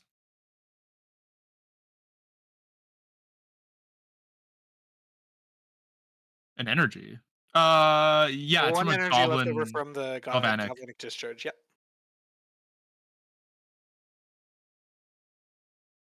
Passes it back over to Gavin. End step Mm, pushes the Guide of Souls. yeah, that play is not the most back-breaking, but it's definitely like pretty good for him. I don't think Gavin gets to do this catcher most draw cards thing just yet. I think he's a little bit away from that. Don't want to put yourself too close to dead for an Ajani draw, a Goblin Bombardment draw. Yeah, Goblin Bombardment right now is the killer. Uh, but technically the Solitude lets him live. So you just really don't want to take this trigger off of the Emperor Bones. Okay, we're just taking a trigger, looking for something random.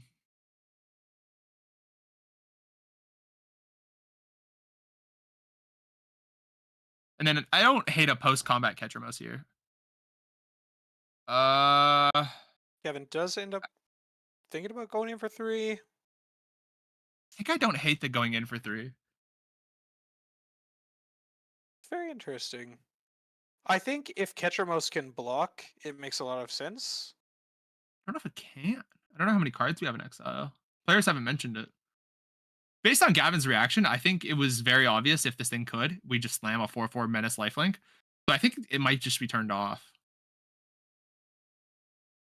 Does end up casting the Ketramos, passing it back. I don't think Ken likes his draw based off what he's doing here. But to be fair, he still rolled the last one too.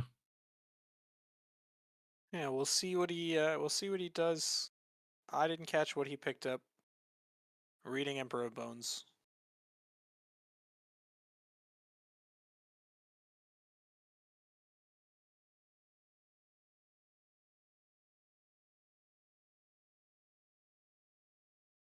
And having a good long think. I mean, you got 12 minutes. You might as well use your clock. It is a land. Absolutely. Looks like a marsh flats, yeah. So Yeah. thinking about combat. Unfortunately, Ken drawing just a couple too many lands this game. Yeah. Two more exactly than Gavin. But oh, interesting. Does end up getting into the red zone. This does make me think that Ketramos is not able to block. Um I don't really understand this attack. Isn't he just like always dead on the crackback now? Maybe we're at 6 cards and he was just always dead. No, he wasn't even dead with 6 cards. I don't really know what this attack is. Maybe he's trying to represent something. Aren't we just dead? No, we had like a chance to live last turn, and now is now. This Wrath of Sky is probably what ended the game anyway. But Yeah, Gavin does uh, pick up the wrath of this guy's. I'm personally a bit confused by the attack, but just had to say Emperor Bones, no trigger.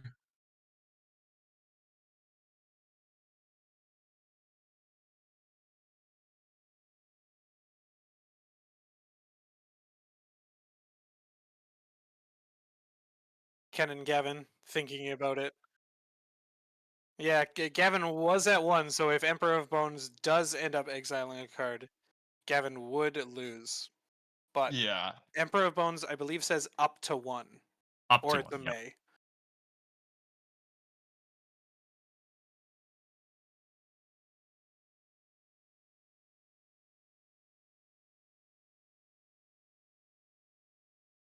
Yeah.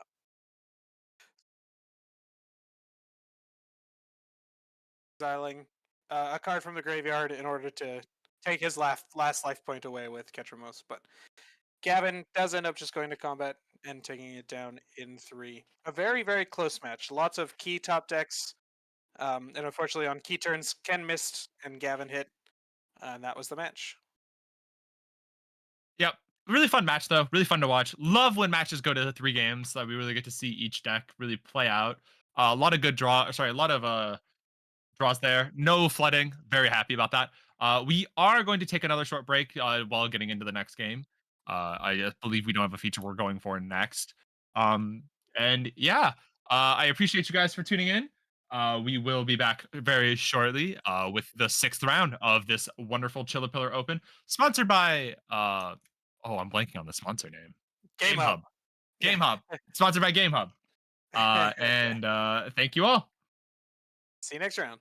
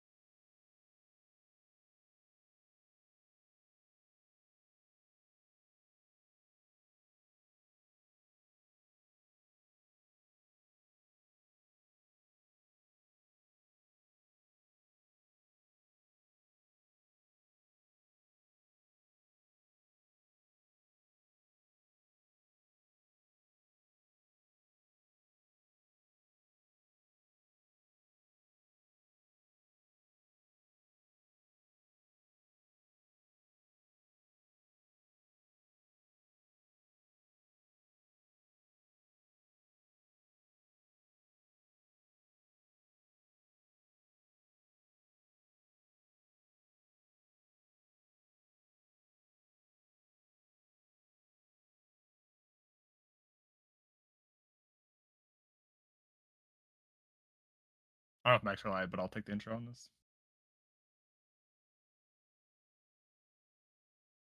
They are. So I guess this is the intro. That's so funny. Guys, what's up? What's up, lovely people? Hope all of you guys are having as wonderful a day as I am getting to cast this wonderful tournament. We're heading into round 6.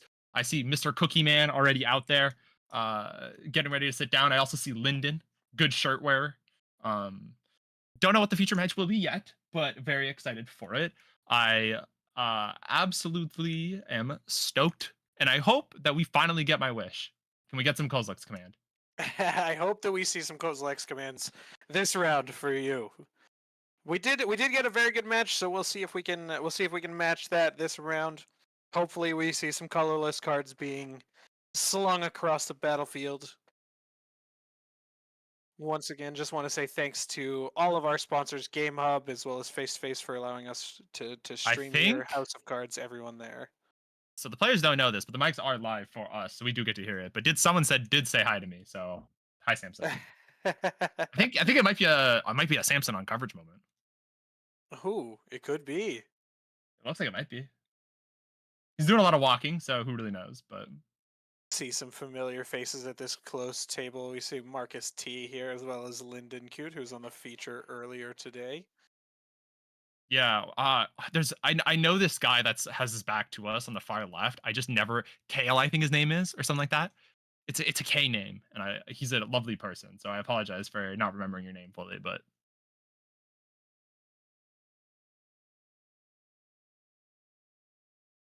Yeah, judges are just grabbing deck lists for us up here on the broadcast.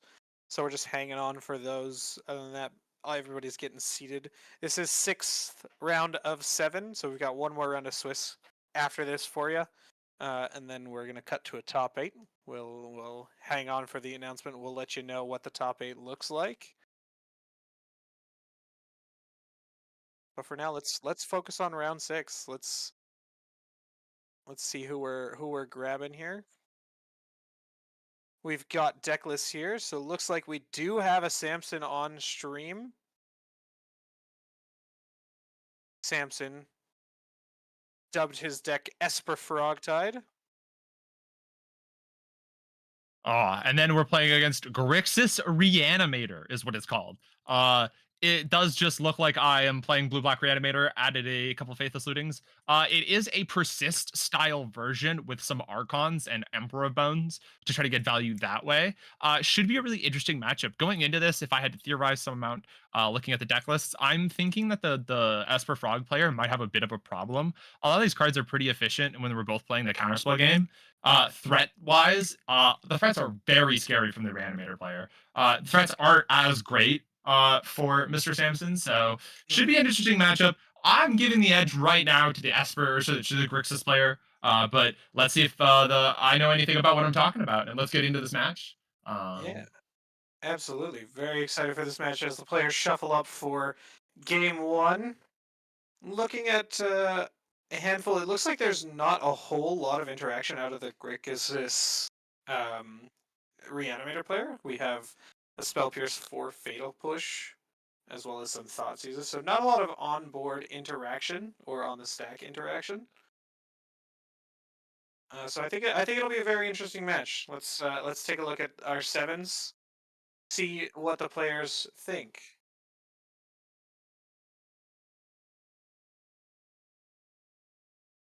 Guys, I don't know if you guys can hear, but probably not. But Samson is absolutely shattering me.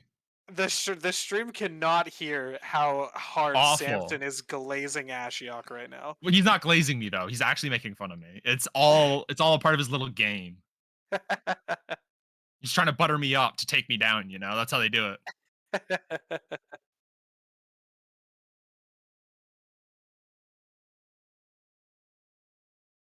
These Both two are players- talking currently about how rich they are and how much they have full arts. they are comparing their rich decks and their full art hands and such. Honestly, can we just say most full art win? Ooh, looks like Samson's going down to 5. Jonathan happy with his 7, so he's going to hang on to that.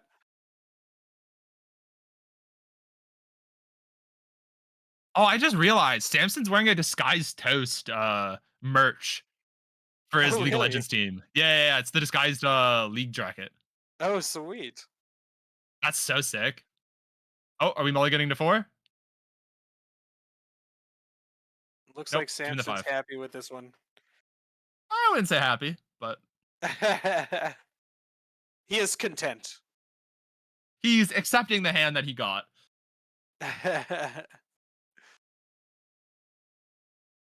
Looks like Oh, Samson it's a starting off with the strong. fetch land, passing it over Oh, to Jonathan. Jonathan leading on a watery grave, shocking himself down to 18. Samson cracks, goes gets the surveil land. Probably one of the most popular plays in Modern since Murders at Karlov Manor came out. yeah. I think we're gonna see a consider maybe here from Mr. Jonathan, but we'll see. Okay, if you put these 3 uh duels in front of me, oh, that's a fatal push. If you put these 3 duels in front of me and told me all of them were watery grave, I think I'd believe it, or like whatever they may be. Oh, it's a really Oh, cool fatal push too. beautiful fatal push. I love that fatal Eh, push. It's the secret layer one. It's like the one that also just like nukes all of the color out of it. It's very fancy. Looks like we got a Thoughtseize coming down. We look at Murktide, Force of Negation, and Spell Snare. Jonathan going down to 16 here off of this Thoughtseize. I don't believe I saw a land in Jonathan's hand. Maybe I'm mistaken. I am I think mistaken. you are mistaken. It's one of maybe watery graves. Looks like it was Blue Delta. We're cracking. Still could be a watery grave. Okay, Considering what is this in play? I don't even know what this one is. Is that an island? this is one of the new Edge of Eternity islands. These dang kids and they new basics. Ends up going with a Steam Vents instead. Gonna shock himself and then Thought Scour himself. Powerful play. Hopefully he doesn't let one of the more powerful cards in his deck, so Samson actually gets to play a little bit more Magic.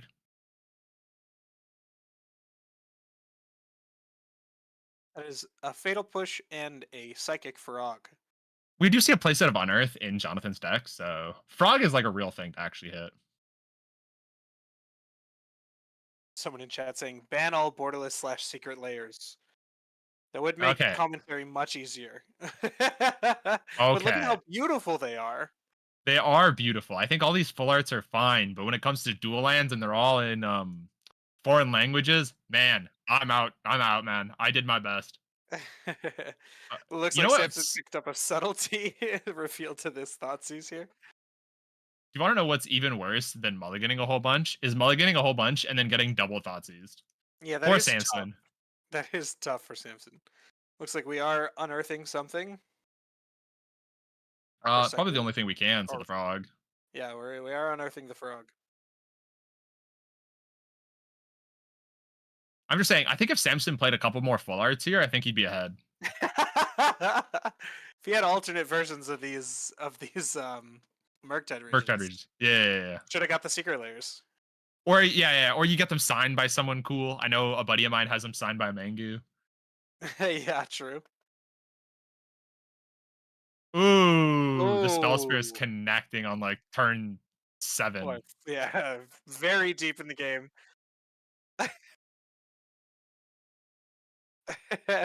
Samson declaring, "Draw your card, make me sad." Samson, please, you have something. Samson. Wait, no, isn't that a spell snare in your hand? Yeah, Oh, he thank does. God. He does know about it. Don't worry, the opponent remembers that he has a snare. Jonathan saying, "You do have a spell snare." Oh, Samson Okay. also with the Toby special with mismatching Force of Negations. Bro, if this Marshots was full art, he'd be winning. I'm just gonna keep saying this for Samson. This is the reason you mulligan to 5. If you watch this back, just know that I'm rooting for your downfall. I know your game. Passing it over to Jonathan. Jonathan gets in the red zone with the frog. Slowly burying Samson in card advantage. Pitching no cards to turn up the clock, just wants to draw cards. Finds another frog for a turn. And passes the turn back. Yeah, you know what? 3 frogs, 2 Thoughtseizes, 2 fatal push. Yeah, you know what? GG Samson, go next. Like, you did your best, man. Grabs a Meticulous Archive. Another Do you, want, surveil on Samson's end. do you want to know what I want to say? I did notice that this meticulous archive is not full art. Poor Samson. Poor Samson. Really setting himself up for failure. Ends up binning an island, draws for turn. Oh, dueling frogs. Oh, third push. We have another push. And I do believe, yeah, the last card in hand for Samson is a subtlety that Jonathan does know about. So pretty free to crash in with these frogs. Faithful Ooh, Splitting faithful entering the Splitting. stack. Archon Emperor of Bones in the yard. Unearth Emperor, get back Archon, adapt the GG go Emperor, next. kill ya.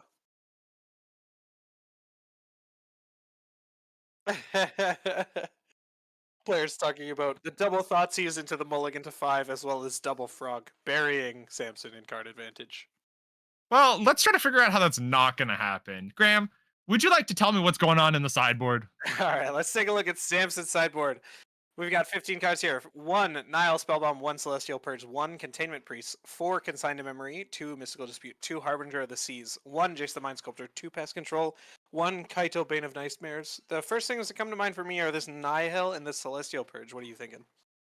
Yeah, so I think these cards are probably pretty good answers for a lot of what's going on the other side. I think these are the two matchups that Samson actually has a better shot in due to these sideboard harbingers. If we kind of notice what was happening on the other side, it was a lot of these like off-color duels. Mainly, he's mainly blue based, but he has a lot of these like black cards he's also trying to play. Very greedy in the mana symbols, so I wouldn't hate bringing in these harbingers just to try to help fight against that. Maybe try to scam out a game like that. Mystical disputes always are going to be very nice. Trying to be able to interact with a lot of the interaction on the other side. In case you cannot deal with it while it's in play, you can deal with it while it's on the stack. Mm-hmm. Only cards that I'm really looking towards are those. I don't really think this Kaido has a lot of value. Planeswalkers kind of suck against Archon of Cruelty, so. Yeah, and I think Containment Priest is also very reasonable. Like, stopping that on Earth is quite nice. It doesn't... I don't believe it stops... What does Containment Priest read? Is it specifically from the graveyard? It's just if it wasn't cast, is what it says. So it does stop any of the unearth effects or persist effects, but it also stops like if you flicker something. Yeah, also Emperor of Bones turns that off. Yep. Yep. So Alright, the and then containment priest on will the also come in. Yeah, that makes a lot of sense. And then on the other end for Jonathan, we have 4 Consigned to Memory, 1 Fire Magic, 1 Flusterstorm, 2 Harbinger of the Seas, 1 Harvester of Misery, 2 Mystical Disputes, 1 Engineered Explosives, 1 Into the Floodmaw, and 2 Stern Scoldings. Interesting that that Jonathan also has Harbinger of the Seas in his sideboard. Yeah, yeah. Now looking at his list, we can see that there's 2 swamps to be able to play this this harbinger. I think with the information of how game 1 went, I still think that the plan will be the same for Mr. Samson. However, it looks a lot worse when you see the 2 swamps that weren't really available in game 1. We kind of just saw the one, which is pretty normal, pretty suspect. But I think the cards that we're gonna see from the Grixis Reanimator player are the Mystical Disputes again because it is a counterspell based deck. You want to be able to defend your own cards. The end of the Floodmaw is probably going to come in because there is problematic permanence, and being able to just reset them is probably good. Stern Scolding, I'm not too sure about. I think the answer is probably no. Same with the Flusterstorm.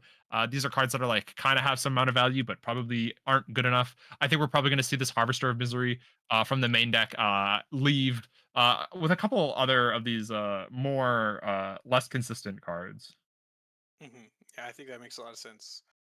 So players just finishing shuffling up here, gonna take a look at their opening 7, wishing each other good luck. Let's see what we're working with.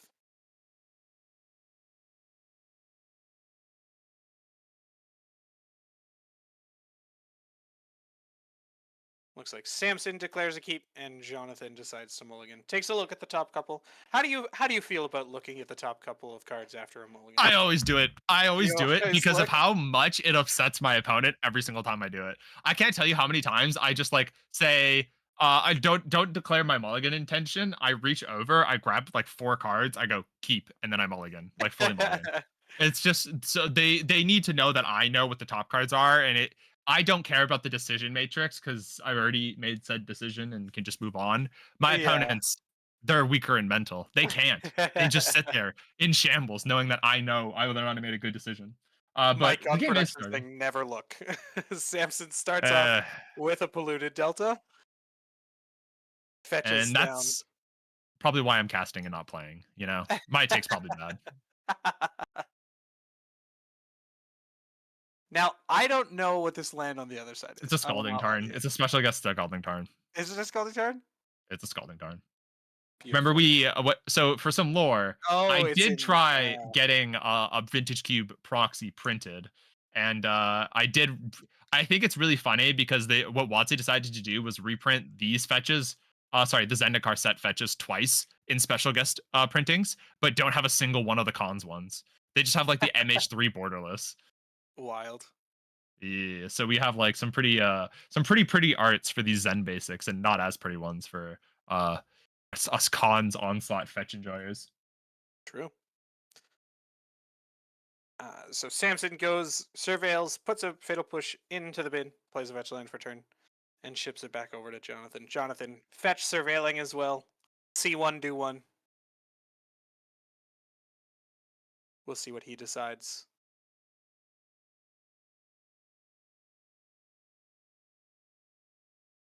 Bins a fatal push himself and Hmm. draws for turn. I think there's something fishy going on here. Oh, he didn't announce Thoughtseize the target. enters the stack. He did not announce a target. I'm These are some rookie mistakes happening from these players. Samson responds to the Thoughtseize with a fetch shock and a bowmaster.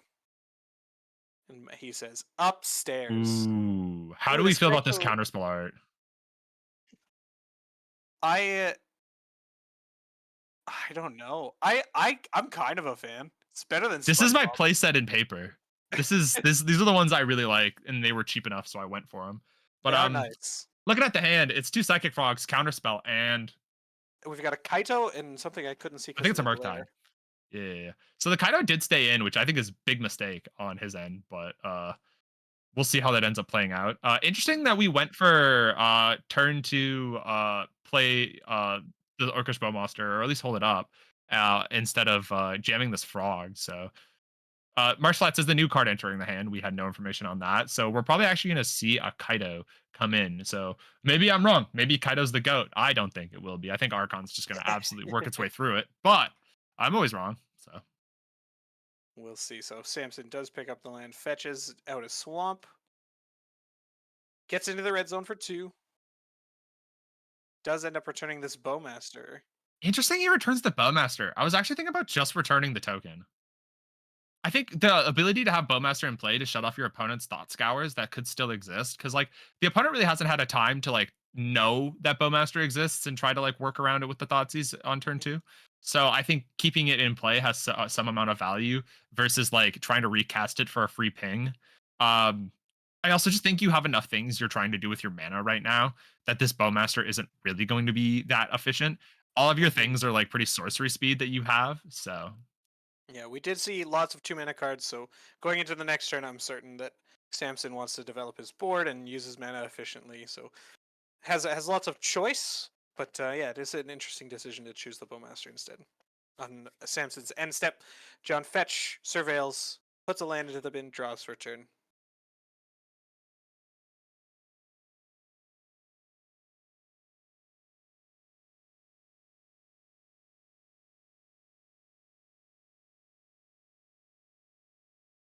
Having a good think on what's happening, taking a look at his options. We got a reader has been declared. I love having a reader. Fetches down to 10 and hard casts an Abhorrent Oculus by exiling all 6 cards in his yard. Grabs a swamp. Swamp.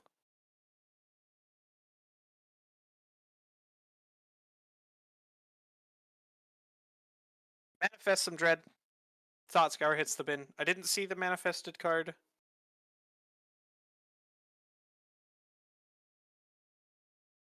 Samson's turn. Lots of options here for Samson. We have a Kaito online.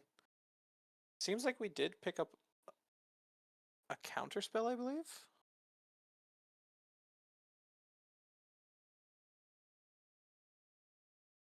Not too sure. Oh, it's our bow friend. He's back.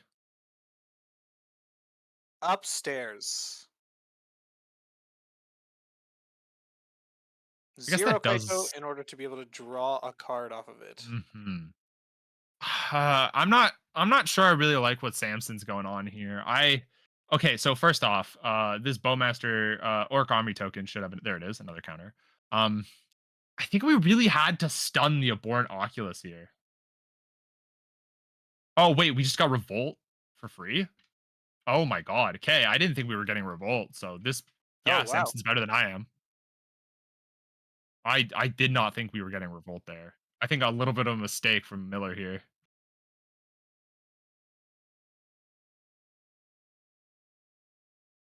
Oh, there's an Archon. We got the persist to follow up. No. Oof. Zolta Stars is a really interesting choice for this. It kind of gets around Bowmaster, kind of sick. Perfect. So we look at the two Psychic Frogs and the Murktide Regent we knew about and consult the star charts. Yeah, takes the spell that refills the hand. Realizes he has to work through all of these creatures anyhow. Consult the star Yeah. charts. A new card from Edge of Eternities. 2-mana instant. Yeah. Look at the top X cards, where X is the number of lands you control. Put one into your hand. If it was kicked, which is one in a blue, put two of those cards into your hand instead. Hmm. So Thinking about anticipate, but better. Think about the play from before. Sorry. Think about the play from before. I really start to hate the fact that of how Samson ordered things. I think what we had to do was to play the Bowmaster first, go to combat, then try to see if we get this revolt because he was given a god gift by the block. If this thing wasn't there, sorry, if the Abhorrent Oculus was still there, I don't know the other card in his hand. Or sorry, we know the cards in hand, so this Kaido dies, and I think Samson is just losing this game like very hard now. Mm. But now we're in this board state. It ended up working out quite well. Looks like Jonathan gained 3 off of the Archon, took 5 down to 1, I believe. Yeah, we can't draw any more cards. Can't really do a whole lot else. I think sadly this is gonna wrap. Sorry, fortunately this is gonna wrap it up. So we get to go to game 3, and maybe somebody doesn't mulligan a whole bunch. That would be the dream if we just see a game of both sevens.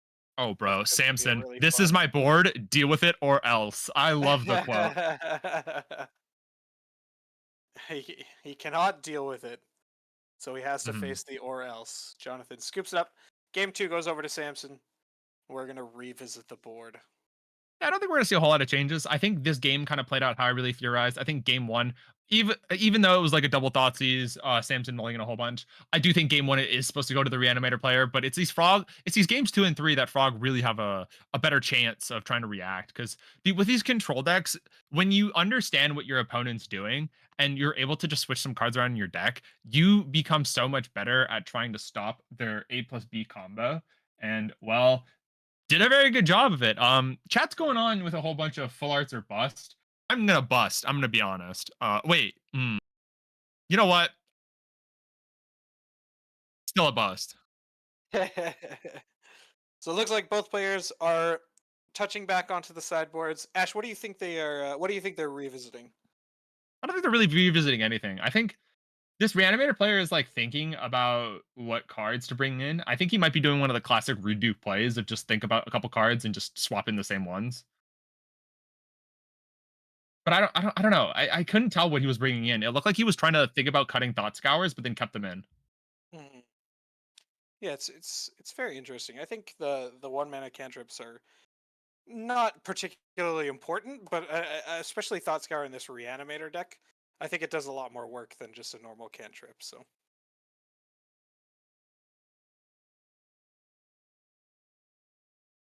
Ooh, players suggesting they go to game 4 and drawing so they don't have to mulligan both to say.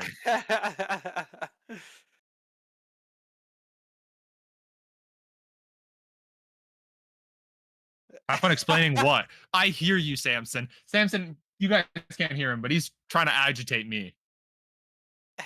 Uh oh. It would be very interesting to see on the broadcast mulliganing to 6 and then both of them agreeing to go to game 4.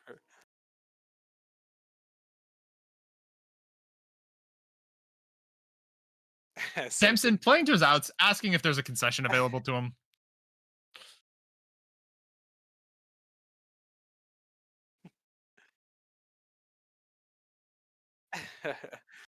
Samson John just shuffling up, getting ready for their game 3.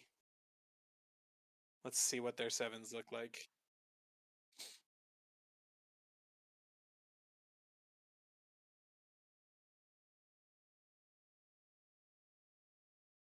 Looks like Jonathan's going down to 6. Samson's thinking. Looks like Samson has decided to keep. Gives a thumbs up.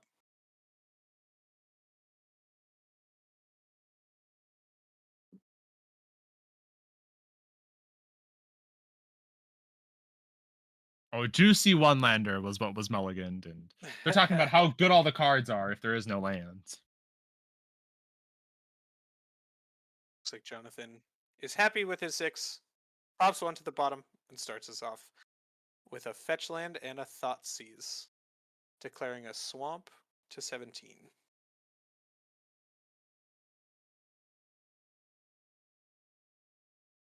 Samson reveals a hand of triple fetch land, counterspell, push, sink into stupor. Oh, frog that doesn't exist. So, kind of awkward on Samson's end. If there really isn't a threat, he's not doing a whole lot. But if there is a threat, he's able to answer them. But the threat has to be exactly Archon to not be able to answer efficiently. Very The sync does reactive technically does, hand. but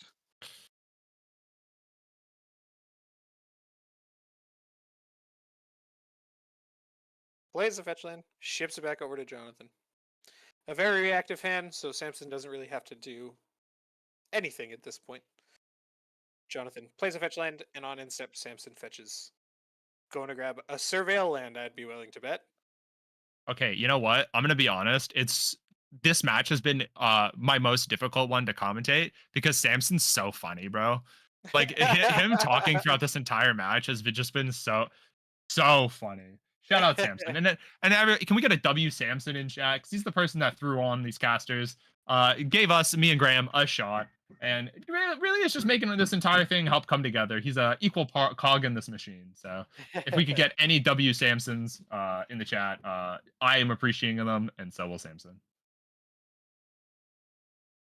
So Samson does end up surveilling, keeps it on top, plays another fetch land, passes it back over to John. John, on ansep, fetches, grabs a Raucous Theater, doing a little bit of surveilling.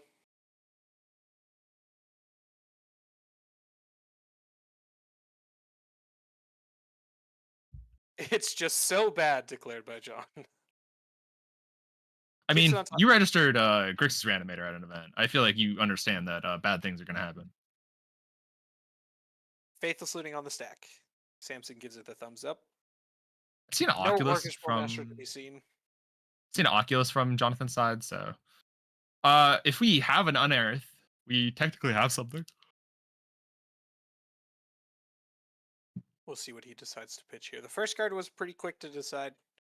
Second card, not so quick.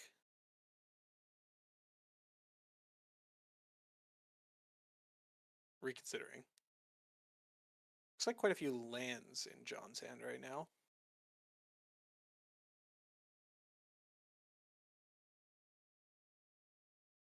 Ends up discarding Fatal Push and a Surveil land. Oh, I thought it was a second Faithless Looting. I was about to say, my man be drawing them back to back. Faithless Looting is a really awkward card in this matchup because of the prevalence of Bowmaster, but thankfully it doesn't exist right now, so can pretty freely throw them away. Throw them. Samson Endstep fetches.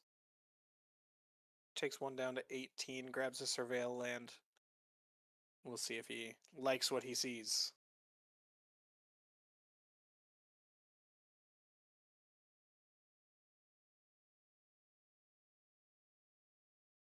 Gets rid of the island. Picks up the hand. Draws for turn. Looks like we did pick up a psychic frog. Oh my god, chat. Finally, a threat has hit the table. Plays the frog.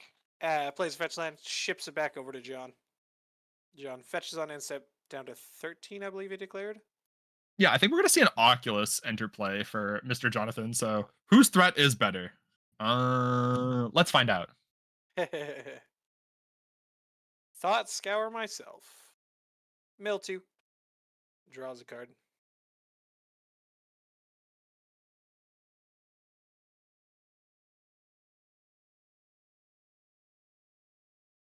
Jonathan just checking how many cards Samson has in hand. Samson says 5 for the frog.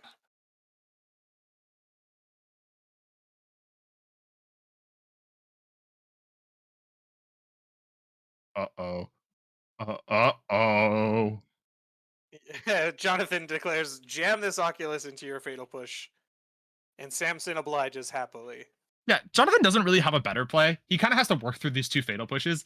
It's like it's like when you know you have a test tomorrow and you're just gonna absolutely punt it anyways, but then you gotta realize the fact that your mom's gonna see the report card, and it just becomes a messy scenario. You're just waiting for the absolute punishment that you know that's ahead. I'm Jonathan just saying though. starting to fall a Oh, little bit behind.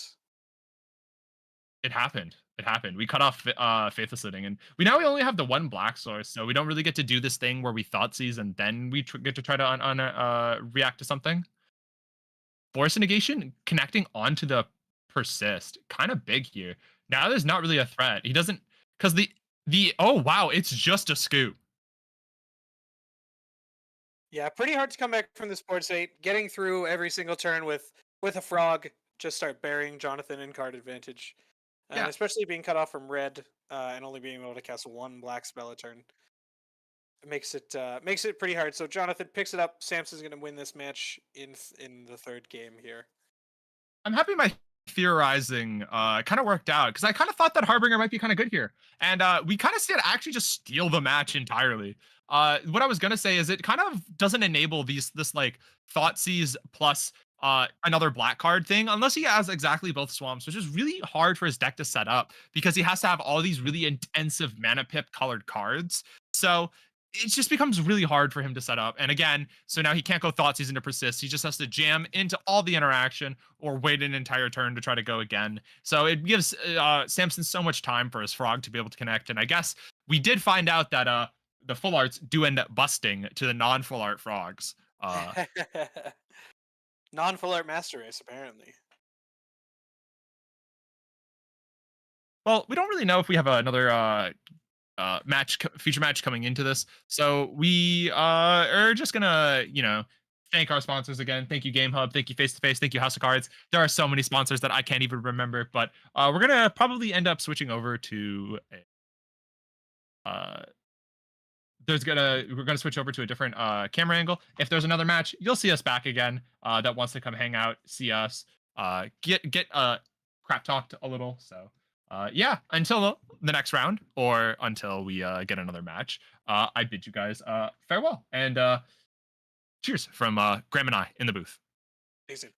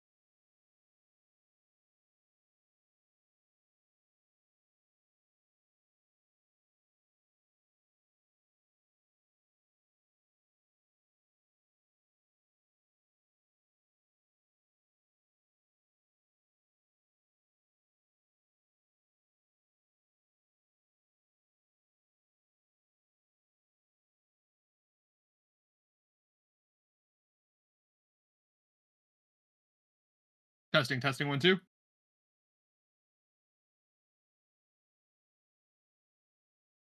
All right, I'm actually live. Chat, we're back for round 7. We're starting to get seated down.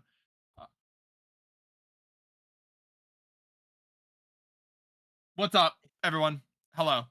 We are here for the ChillerPillar Open, round 7. I think. Yeah, Absolutely, yeah. This is our it's been last a round long of day. Swiss. Um, looks like we have a couple of locks, Yeah, and a couple of players playing. We got lots of X1s playing to get into that top 8 slot. So we'll see how this round goes. We're just grabbing your feature match right now, as well as deck lists. Mm. Gavin Bennett Um, is the only person that you guys have known from coverage that is currently locked for top 8. So we're gonna at least see a copy of Blink in top 8. So I guess I might be the smartest person ever.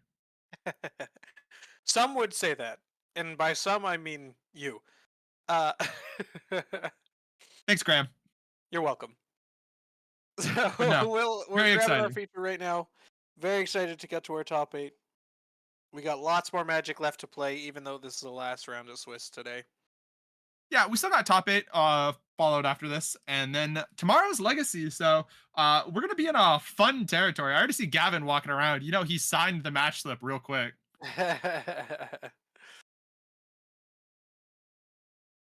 Yeah, the I way thought this the guy's shirt that says Team Realm said Team really quick, and I thought that was so funny. His team name is just Team. team. That's my kind of team. I Awesome. don't So think it you've looks ever like been on a team. you're. I mean, you're right. Looks like we do have deck lists for our feature match. So we've got Marcus T versus Chris H. Marcus looks like he's on pretty stock Goryo's Vengeance. Yeah, it's like relatively stock, so you're gonna see a lot of the same cards like Atroxa, Psychic Frog. But this one's playing a little bit more of like a Gristlebrand style, and really just trying to focus on reanimating these legendary cards. When you see a two-piece Priest of the Fellright as well, alongside your known playset, they're also trying to do the Solitude Ephemerate thing. So a little bit more classic from one of the decks that we saw earlier. And Graham, what's our second deck that we see today? We got Chris H, and he is on Boros Energy. Pretty standard stuff on this one as well. We've got some Voice of Victories, 4 Guide of Souls, 4 Ocelot Pride, 4 a Johnny, just the classic setup for energy. 4 Yeah, Flage, the most important card. if you really think about it, it looks pretty similar to the list that we saw earlier. So if you've been sticking around with us all day, you'll know what's happening. This matchup, to give a little bit of insight, I think this is Goryo's matchup. Uh, Game one, they do the busted thing of trying to absolutely reanimate a big fatty and have you not be able to deal with it. So Boros's job in this matchup, game one, is to try to fight through and pressure as quickly as possible. So we need these really aggressive starts that Regavan does enable. The mana created from Regavan will just absolutely trounce. Get some of Johnny's in there and enough of these MH3 cards that eventually Chris will create a critical mass.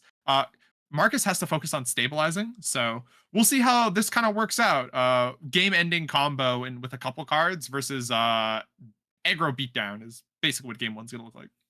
Hmm. Turn 1's pretty standard. Fetch land into shock with a Regavan on Boros Energy side, and just a tap land for Marcus. And we Yeah, the see the turn one Regavan getting through, exiling a polluted Delta, grabbing a treasure.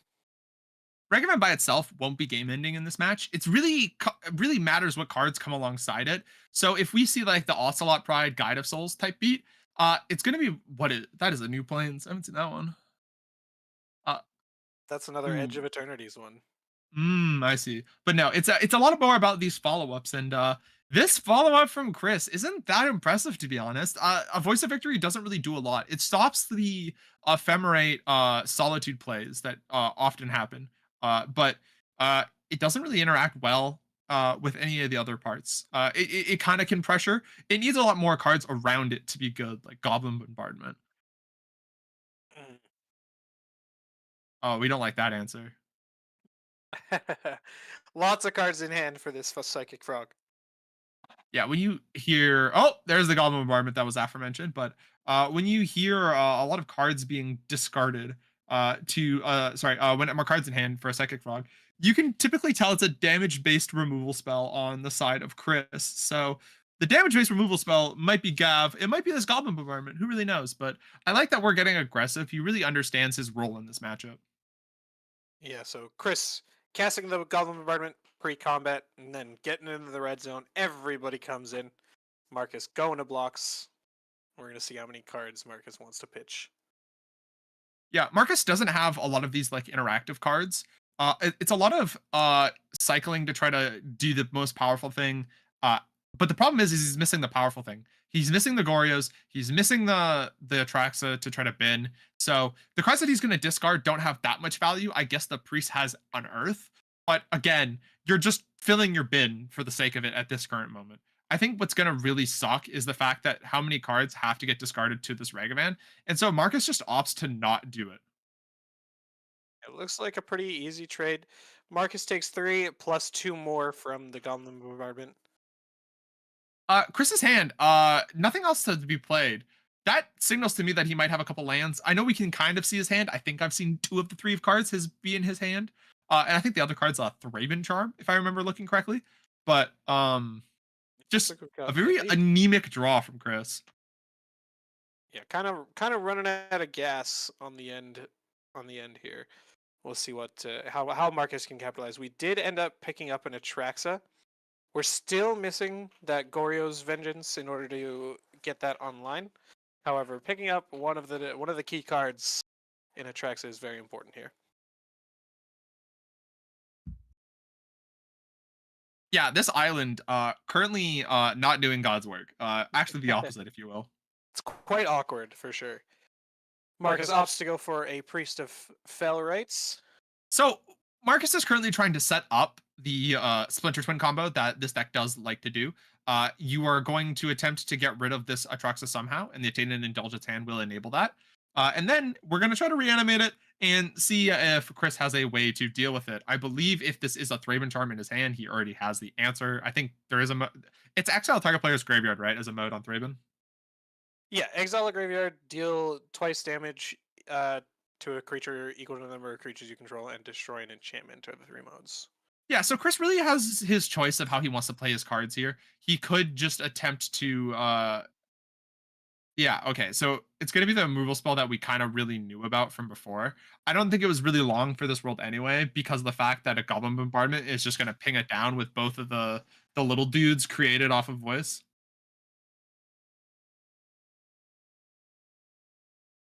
Getting into the red zone, 10 through combat, 8 from Goblin Bombardment.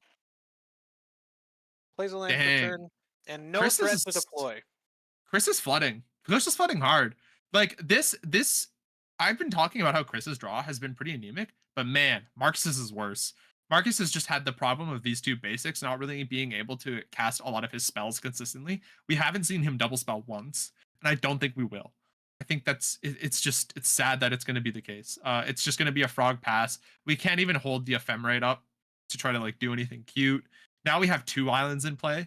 Yeah, the problem starting to see the problems of Goryo's, where it just has these like really color specific draws and 3 basic lands, because I'm counting that single super as a basic. Not gonna cut it here.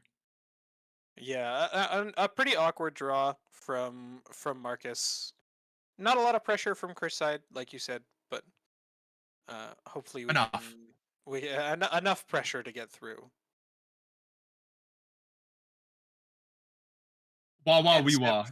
fetch for Chris, grabs the surveil land. You so real for that, Cole. Wah wah wee wah. That's like an old meme, bro. That's like an old meme from the Magic days. If somebody was complaining, you just hit them with a wah wah wee wah. Does end up keeping it on top, so it must be a threat.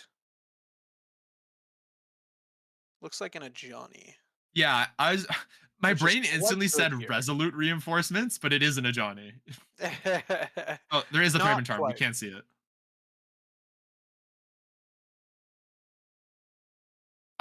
I love you.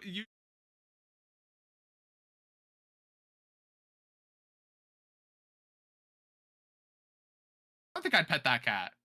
Uh but we missed a fun interaction here by the players, and it makes me giggle. But uh Marcus had his opponent sit there and wait for a second after combat, and Desut was like, "Hey, so what's going on? Like, are we doing anything? Are you responding to me casting the Sajani?" And then Marcus points at the voice of victory, and then the game proceeds Mhm. on.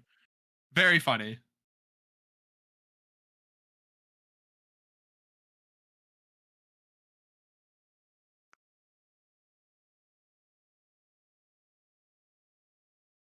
And that's the game.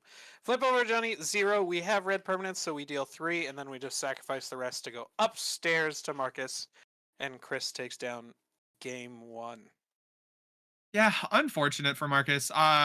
For those players who aren't, or sorry, for those watching who aren't aware, this is win in territory, so you guarantee your top 8. If not, it comes down to breakers. There will be a couple of people sneaking in, if I remember correctly, and my math is right. There might be like one or two trying to fight in. Don't know who it may be based on breakers, but we'll see. We'll see. Right now, we're going to sideboarding, and Graham, what do we see in the sideboard? Let's take a look here. For Marcus on Goryo's side, we have 1 Celestial Purge, 4 Consigned to Memory, 1 Ketchermos the New Dawn, 2 Mystical Dispute, 2 Orm's Chant, 1 Teferi Time Reveler, 1 Thoughtseize, 3 Wrath of the Skies. The Wrath of the Skies definitely jump out to me first. Yeah, that's your way of catching up. We saw earlier the matchup versus Boros Energy where Wrath the Skies really got its value. And it's kind of the same thing here. A lot of your smaller permanents you don't really care about. I think Frog is the kind of the difference here is like you always want to be doing it for 1 with this deck versus 2, like you could with Blink. But looking at other cards here, I'm seeing the Celestial Purge is probably coming in. You know, you have problematic red permanents that you don't always have the best answers in with the colors that you are. So being able to answer a Goblin Bombardment or a Blood Moon, very slay. Um, what else would there be? I think that's really it for this. The Kedros I don't think is exactly for this matchup. I think it's for more grindier ones. I wouldn't be surprised if he brought it in because maybe he just feels like he's that much under a favorite and he needs the card draw. But yeah, I don't think this Thoughtseize is also gonna see the daylight. Yeah, I agree with that. And then over on the other side for Chris on Boros Energy, we have 2 Blood Moon, 2 Celestial Purge, 2 Clarion Conqueror, 2 Ghost Vacuum, 2 High Noon, 1 Showdown of the Skulls, 2 Wear Tear, 2 Wrath of the Skies. Yeah, so Chris has a little bit more of an easy time because he has to try to stop an unfair strategy from doing their thing. So the way that he's gonna probably end up trying to solve it is these ghost vacuums, these celestial purges, and these high noons. High noon stops the ability of Goryo's into puke my hand into play. So you can't even ephemerate the Atraxa. You can't do a whole lot of extra stuff, which really just sticks it to the Boros energy player. Um, you kind of just have to stop them in that kind of sense. But we'll see how it ends up playing out here. I don't think we're going to see the showdown of the scales or more value come in. You do have to be the aggressor and have clean removal spells with purge. So players are shuffling up, figuring out what they like. Looks like Marcus has already taken a mulligan here. Didn't like his 7. Tossing it back to 6. Chris does announce a keep for 7.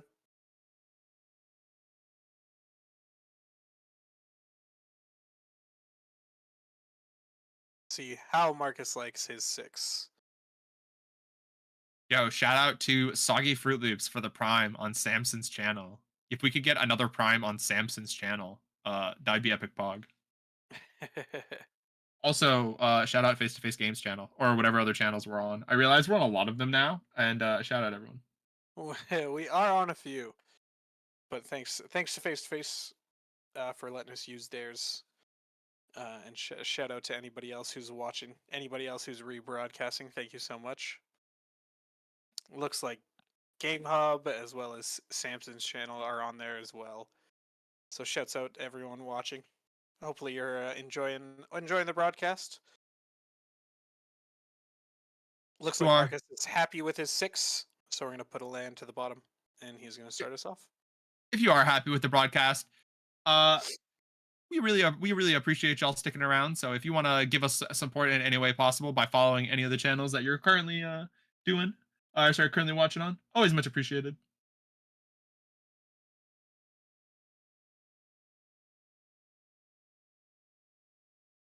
I don't know if I like this planes.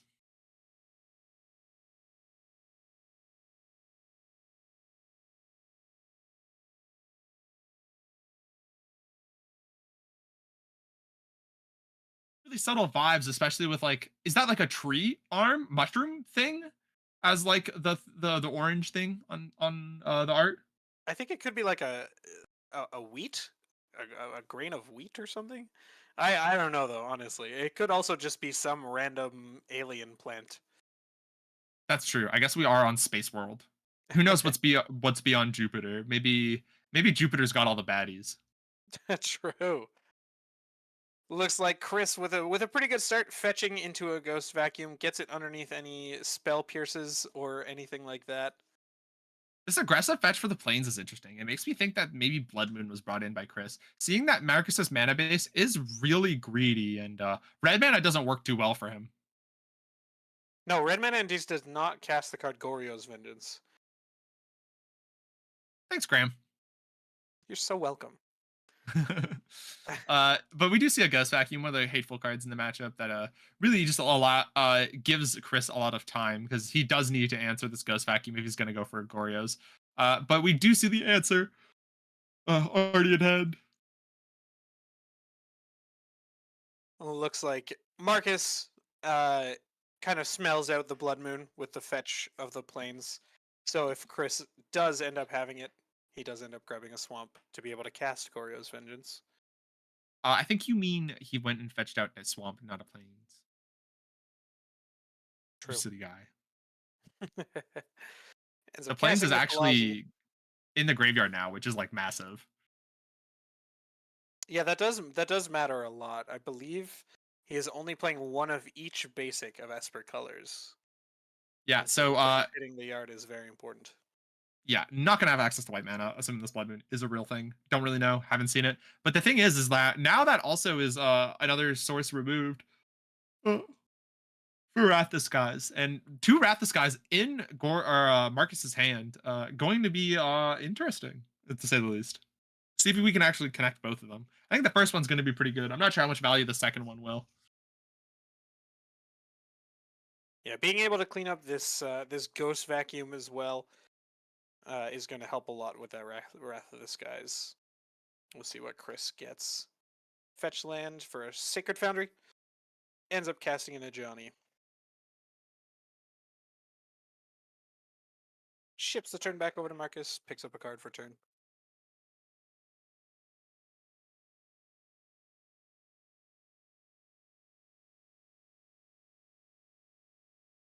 Do you think this guy does commissions?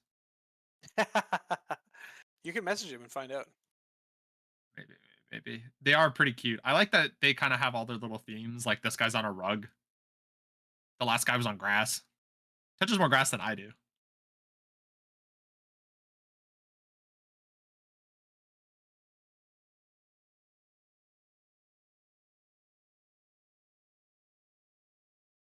The really easy part about combat has been solved. The block is pretty free. Marcus ends up taking one. Let's see what Chris does for his second main phase. Goes for an Arid Mesa. Casts a Goblin Bombardment. Yeah, that's a little bit of rut-row reggy. So you can kind of use the Solitude to stop the Ajani flip here. He's just kind of figuring out when he wants to. Because if Chris just like holds it up and then just forever makes him have to try to respond, I think the play that Marcus is gonna have to go for next turn is a Wrath Disguise to clear off everything that's currently being a big problem. The problem is that this Ajani is gonna try to flip. Marcus is gonna say, "Hey, wait a minute, I got something." It's probably gonna be a Tainted Indulgence actually, and then a Solitude. Yeah, start with the Tainted Indulgence, get the most information possible.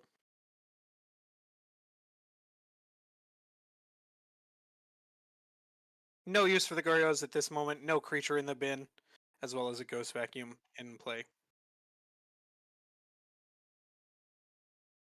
Yeah, and Ajani gets thrown at the face. So, pretty simple plays happening. And set Mark's going to crack that fetch.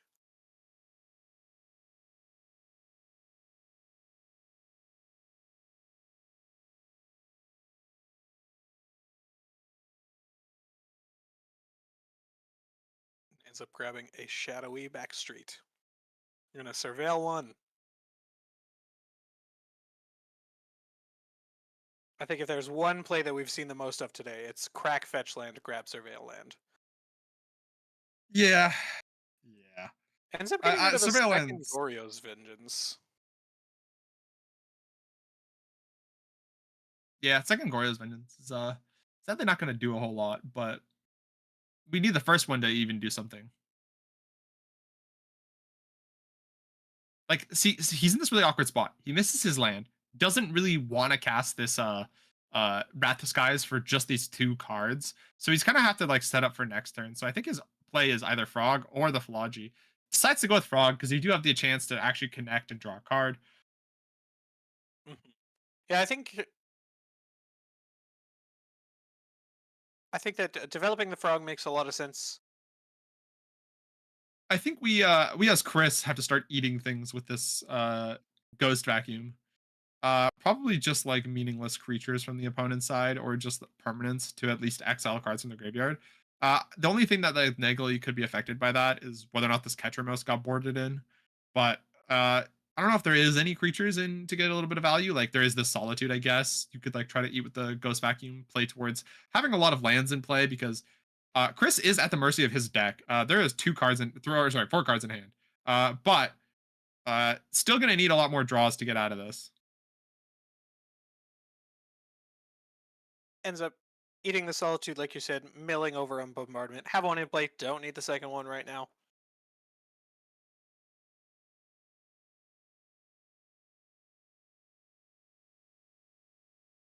Plays an Arid Mesa for turn.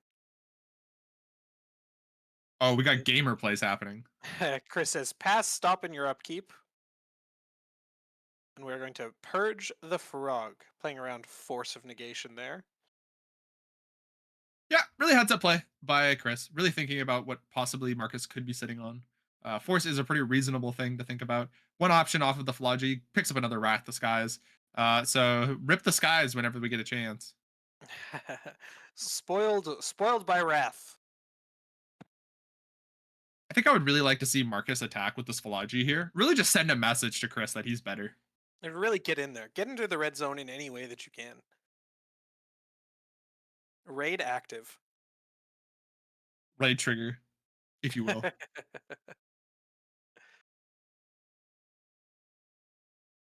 So we're going to crack the fetch land. I believe I saw an Elegant Parlor in Chris's hand. So I think we'll probably be getting either a basic or a... Yeah. It's not abnormal to be playing a Water? third Surveil land, but it's still fine to go fetch out this plains. I think maybe the Blood Moon thing is real, so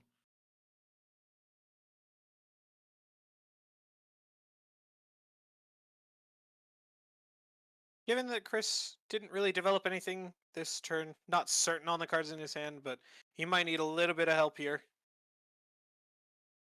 oh, bestie, me too. I also need a little bit of help here, but not nearly as much as he needs. Does pick up a card for turn. I didn't quite see what it was. There's that second Surveil land. Bins another land. Ocelot Pride has entered the fray.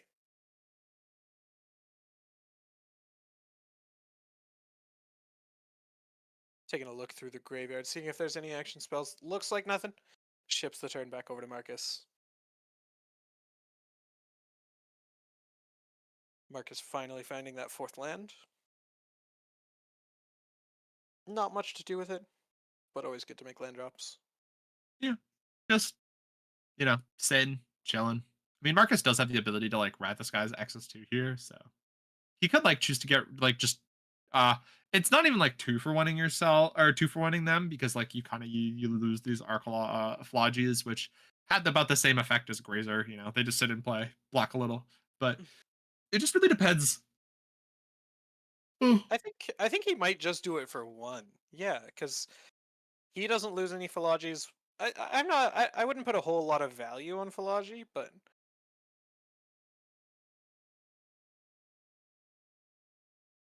I think Marcus might have like accidentally like I don't know if Marcus announced that he still is keeping the 1 mana or energy.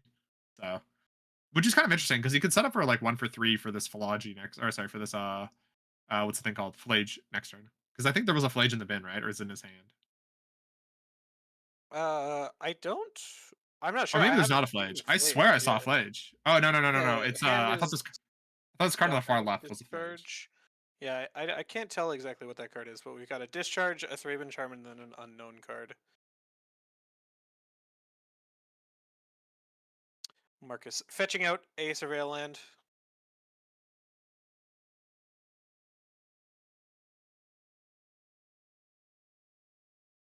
Players just sitting across the table staring at each other. Bins the Godless Shrine. Picks up another land for turn, and ships the turn back.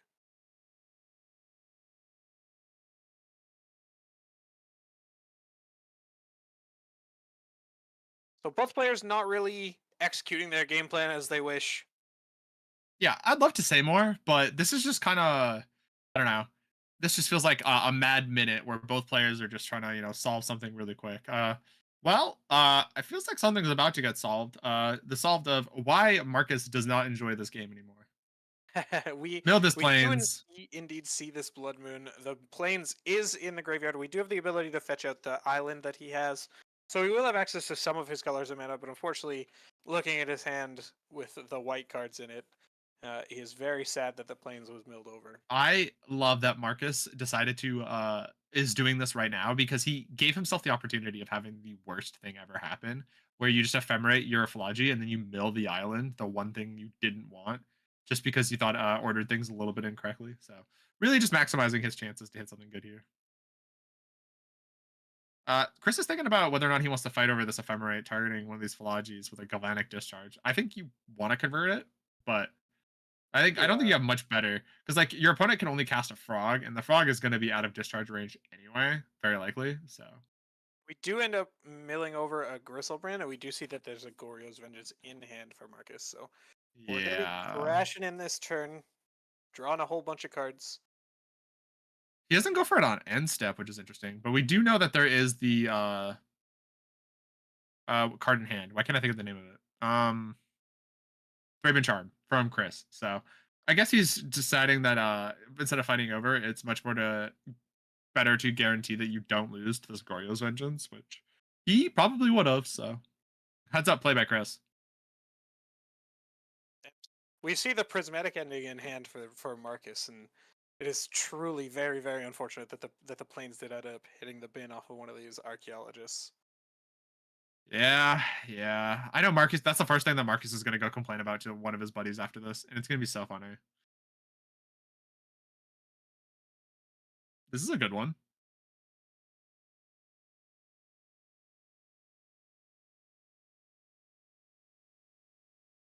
Oh, I want to see what these look Chris, like. oh, Not, beautiful. they're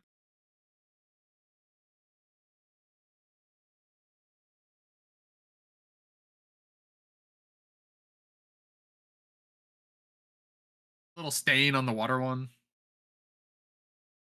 Spyro pitches galvanic discharge as well as a static prison. Don't need those. Not a lot of use for them. Gets a couple of elementals. Passes the turn back, still keeping up that Thraben charm that we know he has.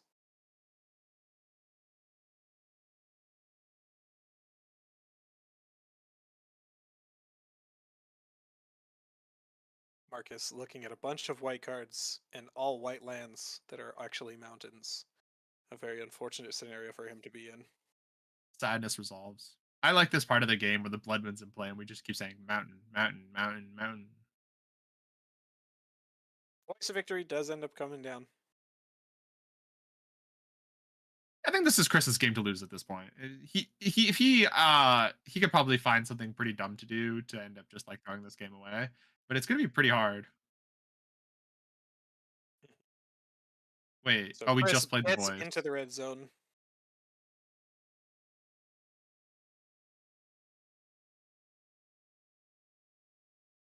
I wonder what he's gonna do with the bombardment triggers. I'm not sure if I really like this Ragavan attack.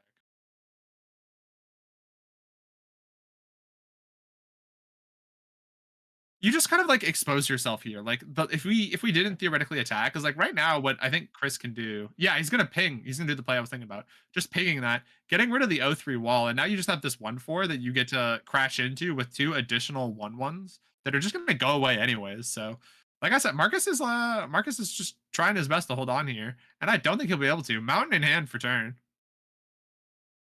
Yeah, and we really see the punishment of the Blood Moon now. We obviously we had the white cards in hand for quite some time, but Marcus picks up a Tainted Indulgence return. If he wants to cast that, he'll have to tap both of his colored lands in order to do anything, and just be left with three of what might as well be wastes. So we do see the Thraben Charm after Marcus casts the Gorios and Marcus packs it up. He has seen enough, and we do see a 2-0 from Chris taking down Marcus. Congratulations to him. At 6-1, he is locked for top 8.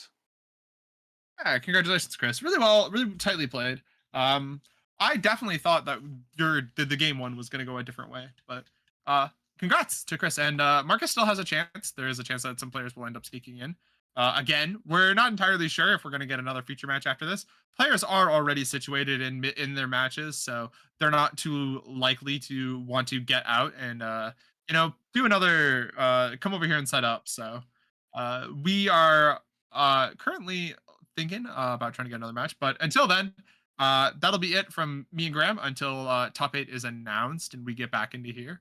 It's going to be a little bit of a breaker sweat for a couple of players, 4 exactly, because we already know the 4 that are locked. So, yeah, we will thank you again to the sponsors. We appreciate anyone who was able to help run this event and make it as wonderful as it is.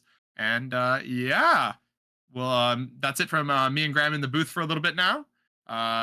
Thank you all for watching and tuning in for the match, and that's all we got. See you soon for top 8.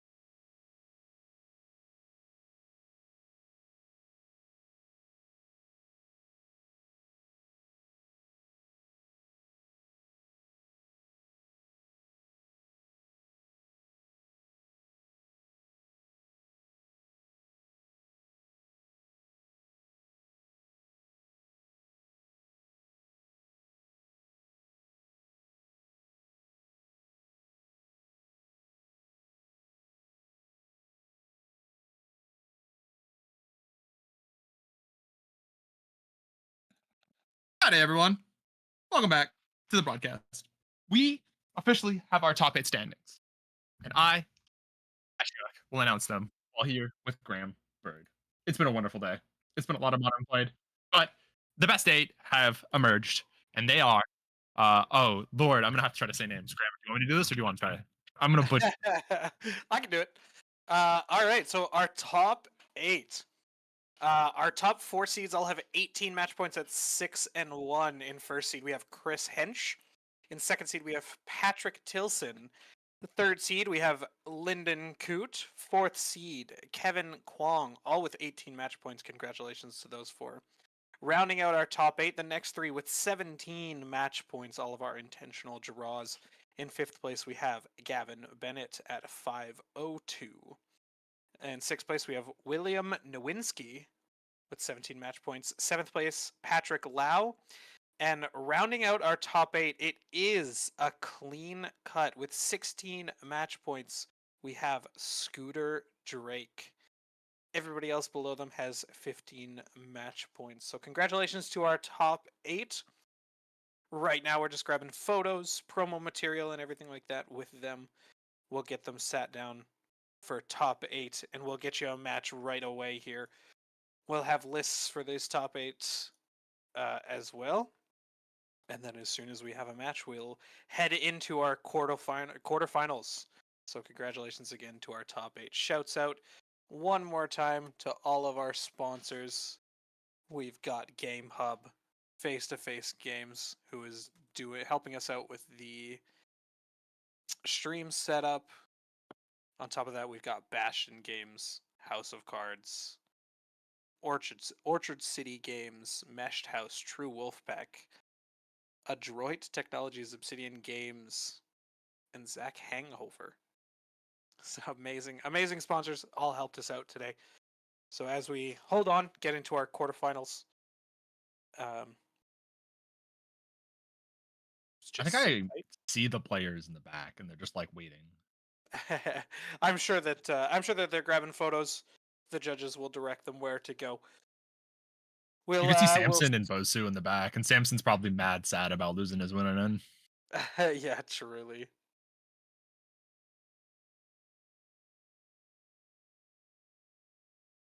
Not too sure when we'll go. Go for it. Thanks to everyone for tuning in today as we reach the end of our Swiss, get into our top 8. Shouts out to Samson for helping us all put together our production team. Mike has been great. Ash, I feel like we've been doing great. You know what? I feel like we've been doing absolutely wonderful. I know we haven't had the most amount of viewers, but everyone has absolutely adored my autistic commentary. And at least I feel like people do, you know. So it's been a really nice to be able to, you know, do this cast and have the opportunity. So thank you, Samson, and thank you, Graham, for joining me in the booth so soon. Yeah. We had a short little call, and now I got a little caster boy with me, and the vibes are great. The vibes have always been great. So absolutely a W of a weekend. Yeah, it's been a great weekend. So as we get everything sorted for your top 8, we'll once again pull back, and we'll get back to you with deck lists and a quarterfinals very, very shortly. Thanks for tuning in. I'll miss you guys. Bye bye. Oh, there's Mike actually, real quick. Hi, Mike. He can't see us, but we're talking about him.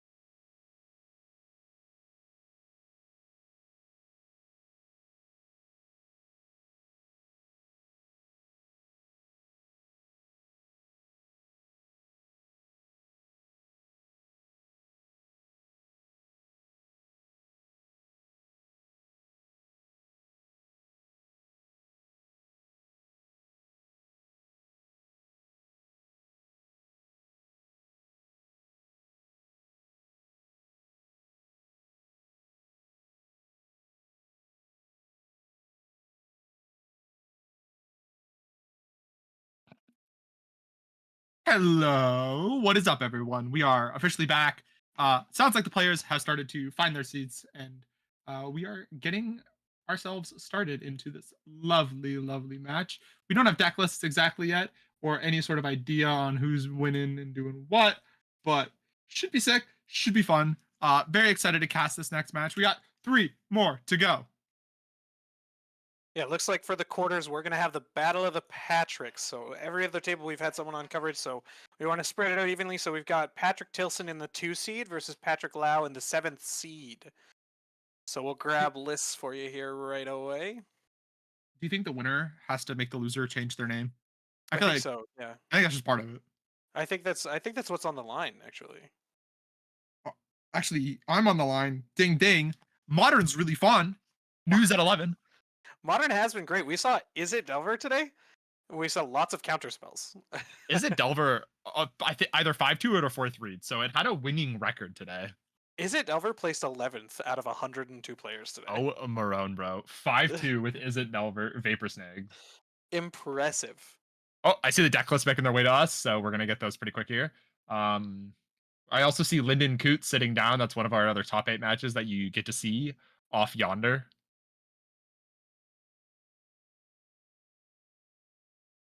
Awesome. Looks like players are just finishing up their mulligans. We're hearing chatter from the table, so we'll cut down to the match right away here.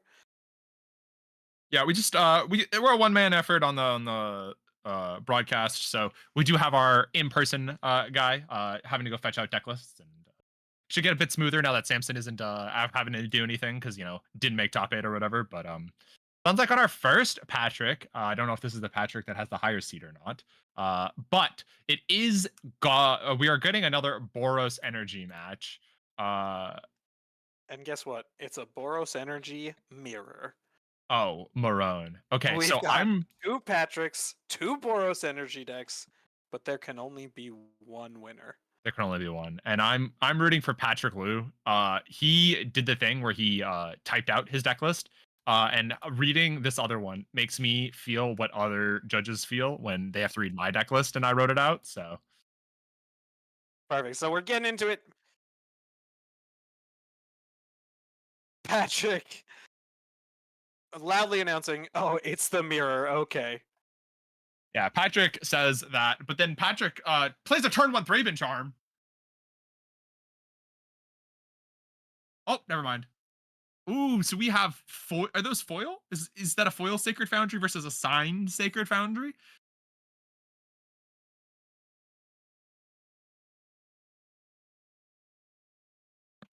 Yeah, that's an OG signed Sacred Foundry.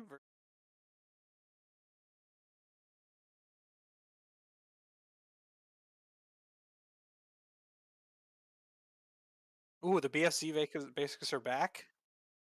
Mm-hmm. Okay. Patrick, one of those guys that has the actual tokens on hand. We don't get to see anything fun here. Patrick, back up at 20, filled up with 2 energy. Guide of Souls doing its job.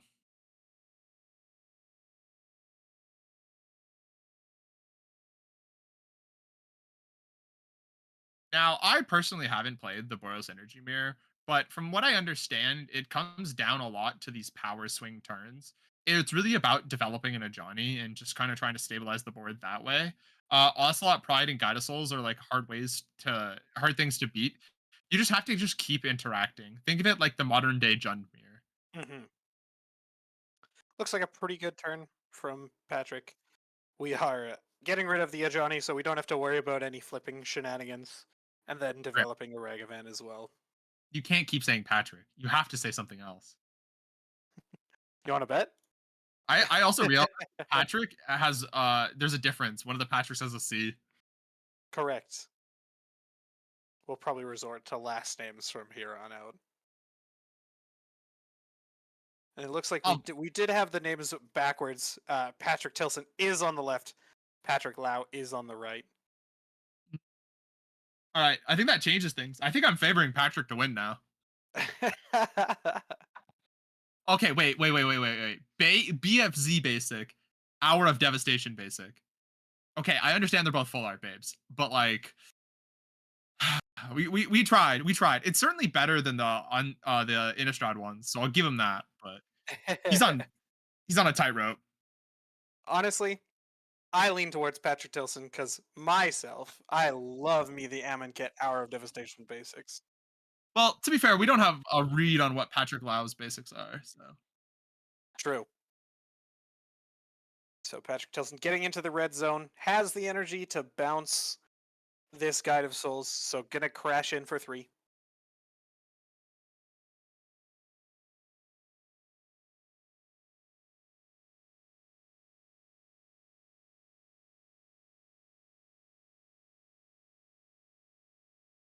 Patrick Lau draws for turn, thinks about his options. I see a couple of lands in hand, as well as a I'm throw. gonna go out on a go out on a limb and say that Regavan isn't attacking unless we can get these 2 triggers. Right now, Thraben Charm is the removal spell in hand. Kind of awkward. It costs 2 mana. I think the other cards are Seasoned Pyromancer, and I couldn't really get a good look at the other 2 cards.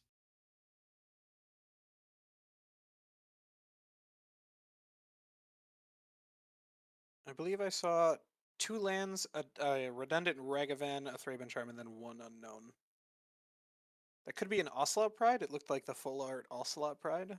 Okay, so you're telling me that Patrick is beating Patrick in basics now that we've seen this cool secret layer basic? I think Patrick's winning. I don't know. I'm a fan.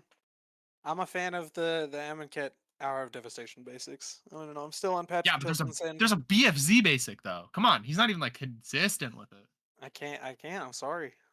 He's also got the full art voice and the full art Ragavan versus just a foil. I think I'm really starting to lean towards Patrick here. Like Voice of Victory is coming down. Patrick Tilson says he will respond.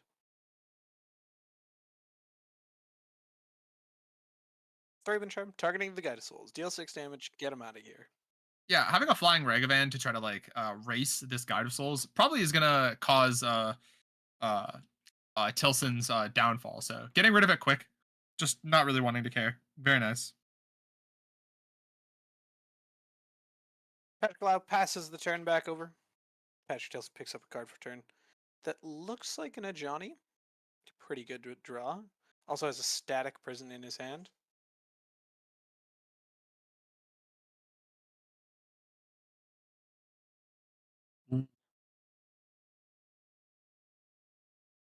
That's one of those textured foils.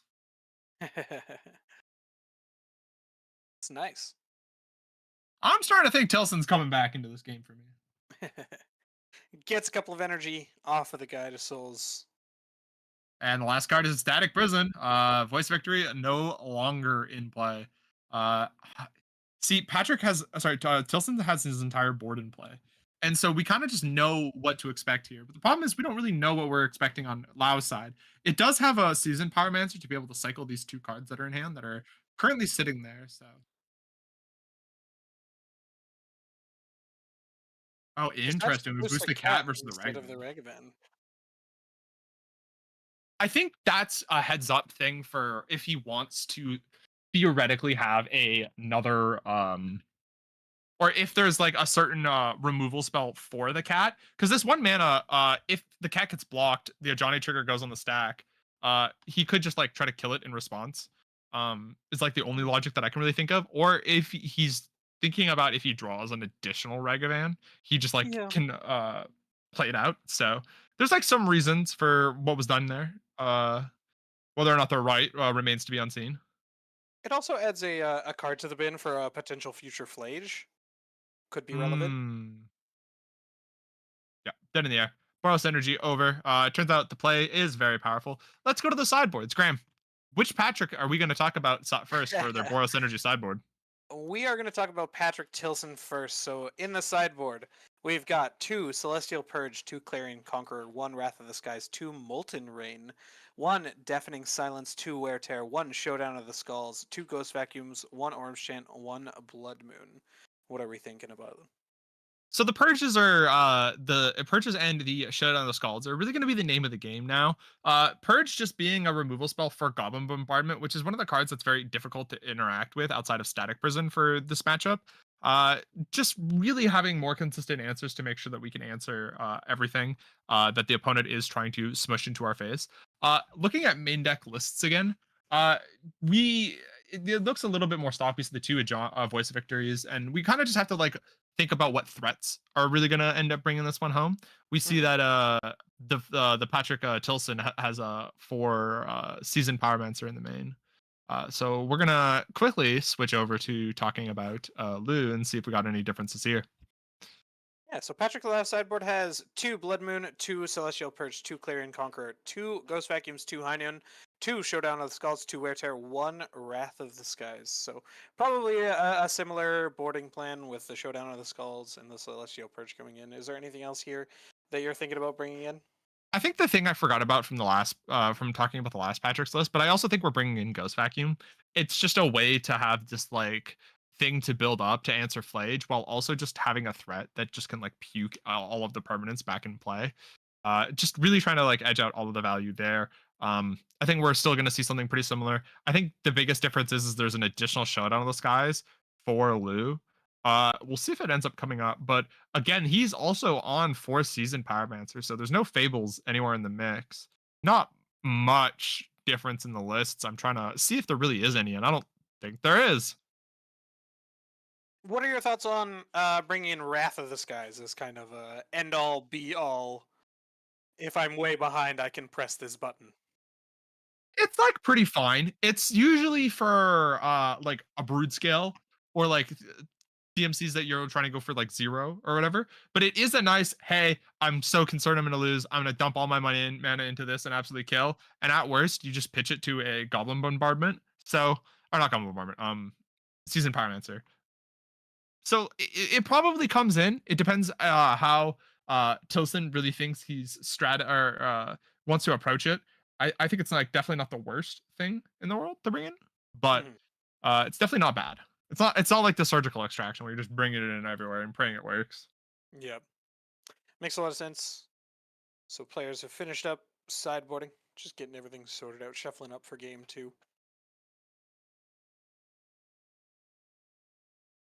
While we're hanging on, just a reminder of the rest of the top eight here. So we've got Chris Hench in first, playing against Scooter Drake in eighth. And then we've got this match, Patrick and Patrick. In third and sixth, we have Lyndon playing against William Nowinski, Lyndon Coot. And then fourth, fifth, we have Kevin Kwong playing against Gavin Bennett. And that rounds out our top eight. Let's get into this game too. Let's see what the players think of their sevens here.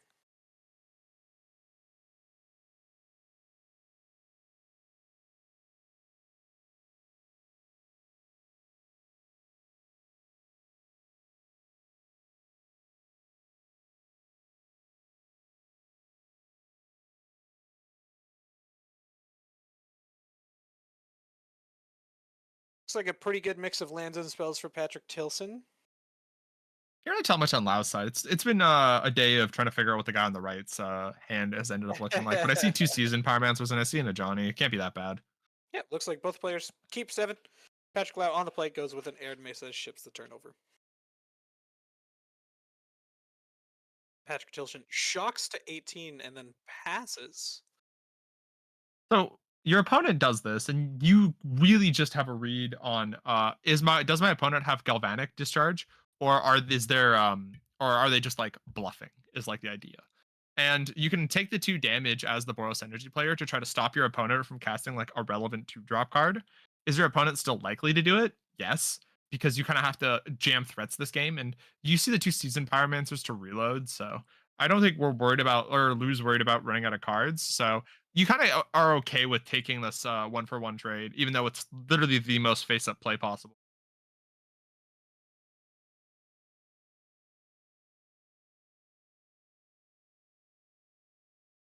But I can't. I don't know. I really like the Amonkhet Hour Devastation basics. They're just super nice with the bolus horns. Hey man, you're allowed to be wrong. Don't worry about it, because I was wrong. There was a goblin bombardment that I couldn't see that ended up getting played. So there's also the mountain we're about to see too, and I think the mountain's even prettier. Patrick Tilson, another turn of not playing anything. It's very, very curious. Yeah, I don't think he figured out that we're playing the Boros Energy Mirror, and you do need to be playing spells on your opponent's turn. Oh, It's like a voice of victory for Patrick Lau. answered with a Thraben charm in response to get rid of the Goblin Bombardment and ships back the turn. Tilson picks up a card for turn. Let's see Yeah, what he you see does it in here. response. I think the only difference that we could have possibly seen is like casting the voice on the turn. I think we had it in hand. We could have casted the voice over the Goblin Bombardment, which does nullify the Galvanic Discharge. Not entirely sure if it was there, but the voice of victory that being. Looks like it. Tilson Ooh. deals with the Voice of Victory with a Galvanic Discharge. Plays a Guide of Souls and then misses his third land drop. Yeah, land drops pretty important in this game, especially when you're sitting on two Phlages in hand that you're trying to develop. Uh do we have the ability? Oh, I see. So Patrick's deciding to push out these creatures instead of trying to turn them into new cards with another seasoned pyromancer. So that means when you have two seasoned pyromancers in hand, you kind of have to figure out whether or not one's getting pitched to the other to turn into a 1/1, or if you really want to cycle two cards twice. And it looks like we're doing the cycle two cards, or sorry, we're cycling the seasoned pyromancer itself. Mhm. Yeah, I think that makes a lot of sense. I wish I could tell what this token is, this Pokemon card. The glare has absolutely killed it. It is it is intense, the glare. It's It's so hard to funny. tell. It can be V Max, of course. How could I not tell? I like how it has the 2/1 on it in Sharpie too. Classic. It's like the turn ships back over to Patrick Tilson. He plays a Galvanic Discharge again into an Ocelot Pride. He's grabbing his token since he gained life with Guide of Souls. Getting Yo, rid of that cameraman. Ajani is Oh, very important, but he does miss his third land drop. cameraman, can we check out this mountain while we got some time?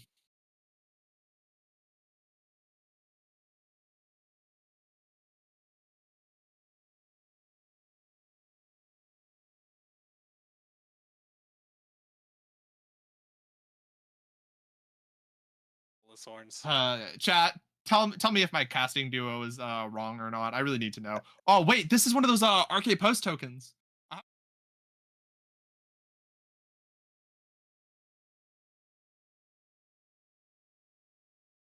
Marque post. They're quite nice. yeah, I have a Ren and 6 emblem dated 49 or 42069. Arcade post is an actual homie. Love it. Looks like Patrick Lau picked up a Galvanic Discharge of his own. Just deciding on a target right now. Yeah, Looks like he picks chooses the target.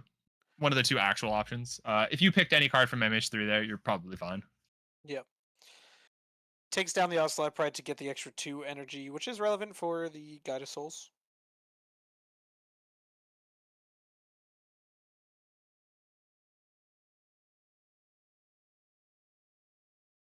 Looks like we are going to spend some energy after we get into the red zone. Jump the Guide of Souls. We're going to trade off the 1/1 cat for the 2/1 cat. Cat's down. Cat's down. Now, season Spyro pitching pyromancer. the other Spyro. Oh,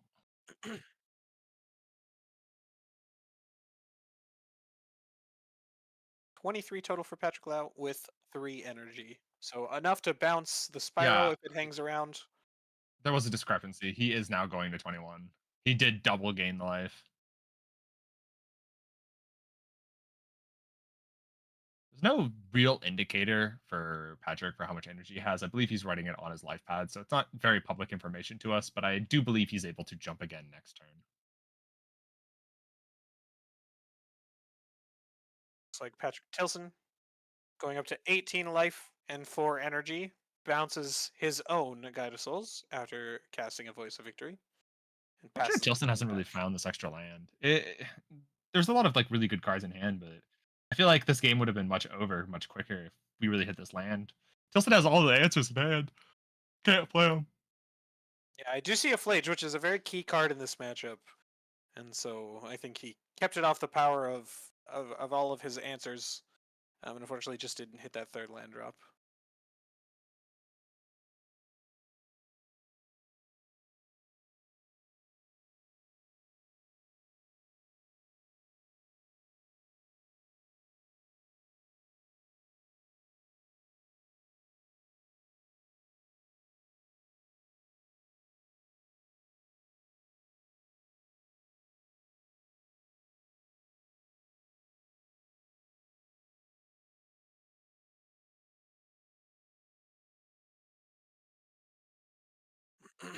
Just make sure we have the numbers correct there. Spending the 4 energy with 3 left over from the Guide of Souls.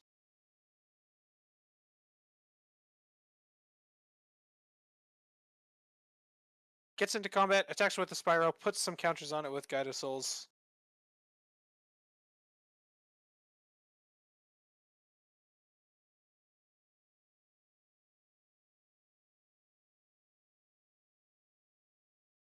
Patrick Tilson pointing out that Patrick Lau does get the city's blessing after making that token with the Ocelot Pride. I will admit that Patrick Tilson is definitely winning the aura game between the Patricks. We'll see if he hits this land drop. It looks like he drew a Wear Tear. Wayfair is an interesting Unfortunately, card to bring in. I didn't even think you would. I think it makes sense. I think that Goblin Bombardment is also a very important card in the matchup, so having something to answer it makes sense. You're already bringing in purges, though. I feel like that's enough. I feel like the only other card you're hitting is like Ghost Vacuum, and that just feels so weak. This is fair. Fortunately, with Tilson missing land drops for so many turns in a row, game feels pretty out of reach for him. Patrick Lau is going to be getting a lot of life Patrick did across not put the turns. land into play, by the way. He fetched, looked for something, didn't put it in play. I think he missed his land drop. I'm 99% sure he did not get a land here. Am I wrong? Uh, I saw him like throw a hollow or a flooded strand in play and then immediately take it back. I don't I don't think he missed his land drop. I think he Well, no, he grabbed missed with the fetch. I don't. Did he grab the Sacred Foundry? I think he grabbed the Sacred Foundry, right? Ah, okay, probably right. It just looked a little silly.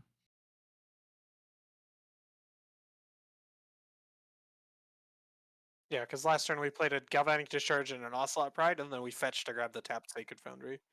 Hmm. It looked really goofy then because that the flooded strand did hit play, and so I was like, oh my god, did he not do it? Getting into the red zone, cracking in for 10 total, puts Patrick Tilson down to 4.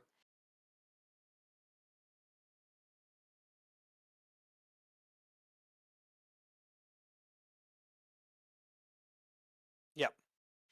Yeah, so just At make least sure one we have the goes correct going number on. of tokens.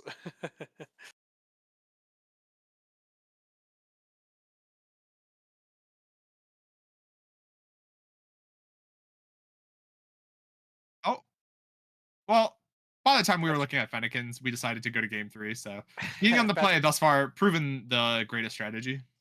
Patrick Tilson has seen enough. Do you think there's any change in the Boros energy mirror going into game 3 from sideboards? Do you think anything else I comes think out? this guy is purely going to tilt off because of the fact he drew that wear tear when he needed a land really bad. So I think he's going to cut it. It's like a psyche change, you know. If you cut the card that offended you, yeah, he sees it. He's thinking about it. Oh, he's past it now. He might go back. He has his finger on it. The other one's on top. Oh, I think it. Oh wait, he's just cutting a card. Looks like It's a a voice of victory comes out. voice. Oh no, there's a voice and a wear tear. Is it for a Regavan? I think it was a voice for a Regavan. I was thinking about it though. Okay, he just put the voice back in.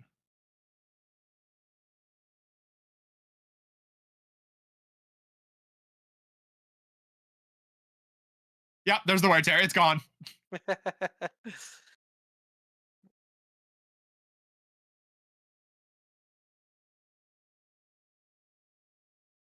That's so funny. Perfect. So we're shuffling up to get into game 3 here. Patrick Tilson back on the play. Patrick Lau has not won 2 games.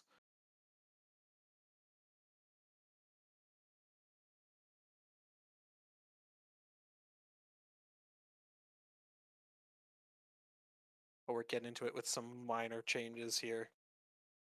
Yeah, minor changes being the mental for Tilson. You know, if you change your sideboard, of course your deck is going to change. The Moto gods are going to not shuffle. Or sorry, make sure your deck is perfectly randomized.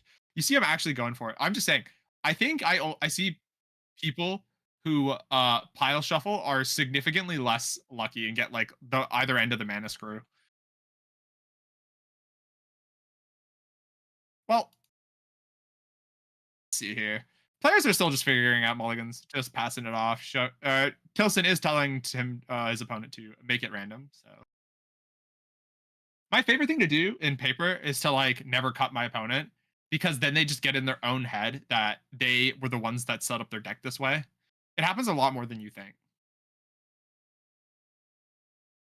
Graham is sadly having to deal with some IRL stuff, so it's just me for a little bit here. So forgive my yappingness, but I get paid to be here. Kind of. I don't know if I am. Chat, am I getting paid?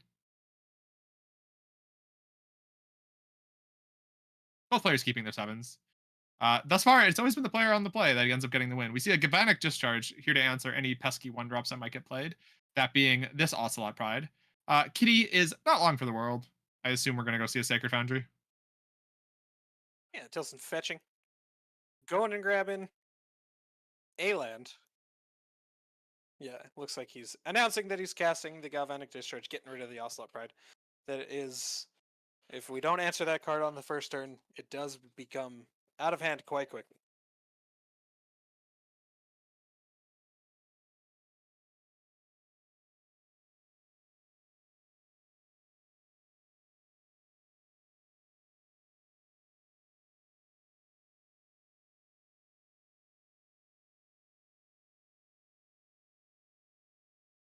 Patrick Tilson picks up a card for turn, resolves that Goblin Bombardment.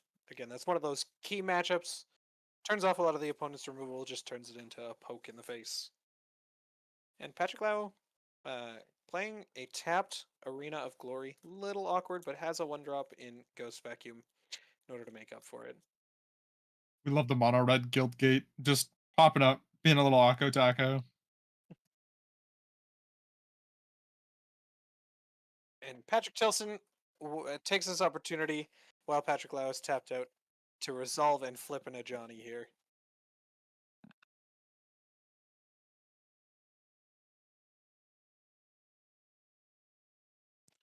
Overall, feels like Patrick Tilson is pretty far ahead, and active Ajani is always good. And the mana for Patrick Lau has been a bit awkward, coming in with another tapped land. Yeah, yeah. You kind of wish that you had both of these lands in the other order so that you could have this untapped land to try to jam. But when you keep a 2-lander, you're kind of at the mercy of the gods of Magic. Uh, it's really hard to come back from this current board state for Lau. You just have so many issues that you have to try to solve. This is where that Rat Disguise becomes a little bit more clutch. You do get to have the answer to Goblin Bombardment and the tokens created. Not the Ajani itself, but at least something. My speculative call earlier was great because of the fact we see Ghost Vacuum actually entering play. So that wear tear that got boarded out is one of the only ways to be able to answer it. So kind of funny that we ended up actually seeing it the second we got it off. Whatever decision you make, it's always the wrong one. Exactly that. Patrick gets shipped for the turn from Patrick. Untaps, picks up a card. I'm just thinking through his next play. He's making his 9-drops this game. You can tell his demeanor is entirely different because he's actually able to play the game. Absolutely. We've talked a little bit about the t-shirt game today. Patrick Tilson definitely winning the t-shirt game today with the ChillerPillar t-shirt. It's not close. Not close. It's all right. We should actually create our own top 8 bracket for shirts of top 8 players. True.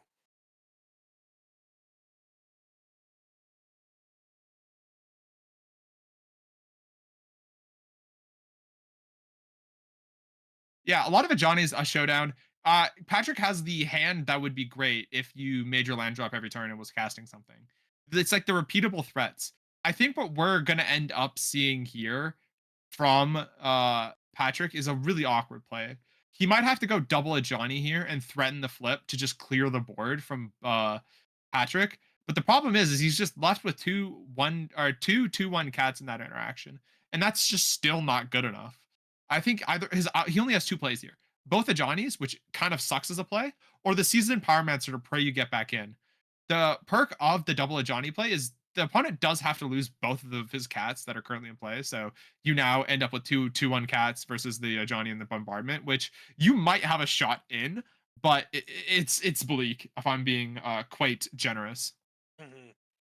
Yeah, it does seem. I think the mana just hasn't lined up for Patrick this game. Now I think there it's are. really Go ahead. it's been decided by mana this entire game. That's just been the problem, and that's just kind of the problem with Boros Energy. Yeah, so we're seeing the double Ajani play. I think the Season Pyromancer line works out a little bit better when you really feel like you're going to lose and you want to do the Season Pyromancer. Sorry, Season Pyromancer try to find a Galvanic Discharge. Yeah. Trying to figure out what Tilson is thinking about here. I think this is another Thraben Charm, maybe. If it's another Thraben Charm, this play sucks and we're about to lose. But I don't see a much better play for Lau. Yeah, I agree. Definitely placed in a very awkward spot. Forced to go for double Johnny, just have some dudes on board. Bunch of dudes chilling on the board, 5 feet apart. Yeah, no red permanent, so he's not gonna actually be able to deal damage to be able to kill this Ajani. I love when my opponent starts talking about my own options to me. It's so funny. And it is kind of sweet. It's like, yeah, you can do this, or you can do this, and I'm like, yeah, I think I read my cards. I think I know that's true. Yeah, this is kind of the turn that decides the game for probably. Absolutely.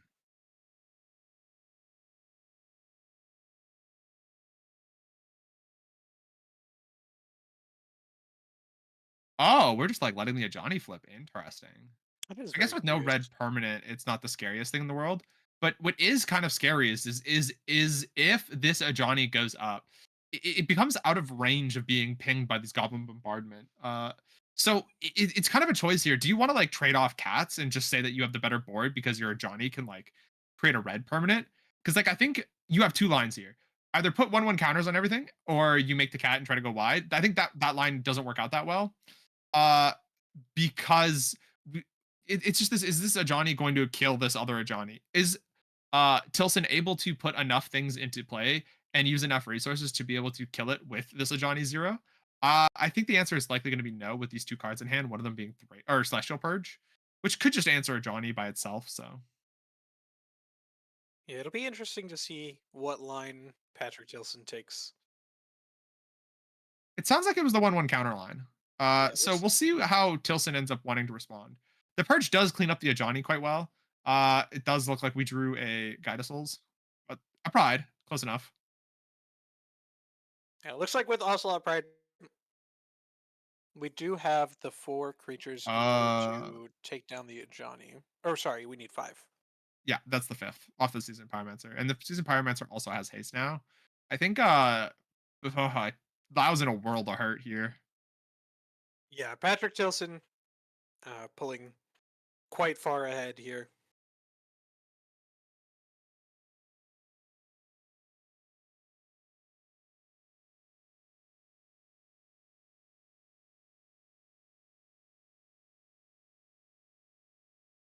Huh. So Patrick Tilson ends up going upstairs with the Ajani Zero, shooting Patrick Lau down to 8. Yeah, that this is gonna be lethal with the Goblin Bombardment. Oh, never mind. There was no life gain. Oh, is this a Takesy Backsies? Oh, we're in combat now. Now the other Patrick has took Patrick's shoe on the foot and is explaining his cards to him.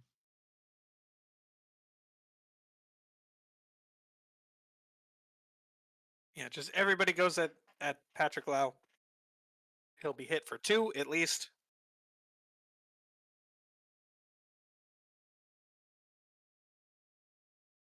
Yeah, before combat damage, we declare blocks. We're going to shoot him for 2, go to 4, and then we sacrifice the other 4.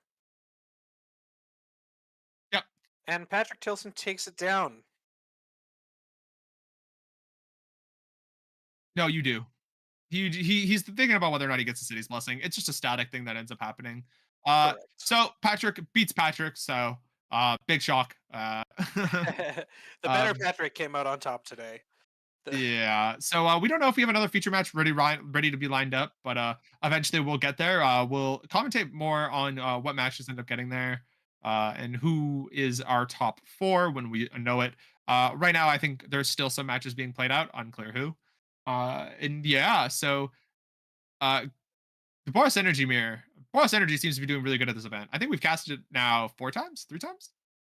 uh, I believe this is the third time. Yeah, deck has been doing well this weekend. And speaking about doing well this weekend, I'm doing well this weekend. So I appreciate everyone for tuning in. Bunch of fun times being had on the stream. So yeah, we can see Lyndon chug back some water, think about his board right over there. Samson being like, "Yo, why you drinking so much?" And then him being like, "Man's thirsty." But yeah, we're gonna end here for a little bit. We'll come back when we have a match or something to be able to talk about. Talk to you guys soon.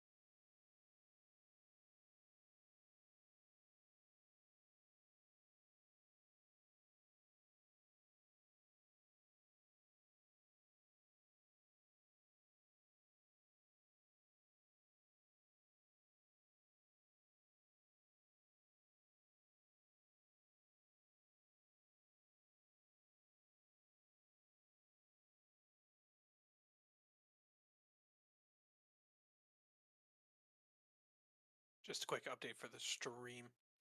We're waiting on Linden and Williams' match to finish up, but the rest of our quarterfinals are in. We have Scooter Drake, our 8th seed, winning over Chris Hench, our 1 seed. We have Kevin Kwong, our 4th seed, winning over Gavin Bennett, our 5th seed. Then we have, as you saw, Patrick Tilson winning over Patrick Lau, our 2nd seed, winning over our 7th seed. So we're just waiting on our 3rd and 6th place match, and then we'll be able to get into your semis.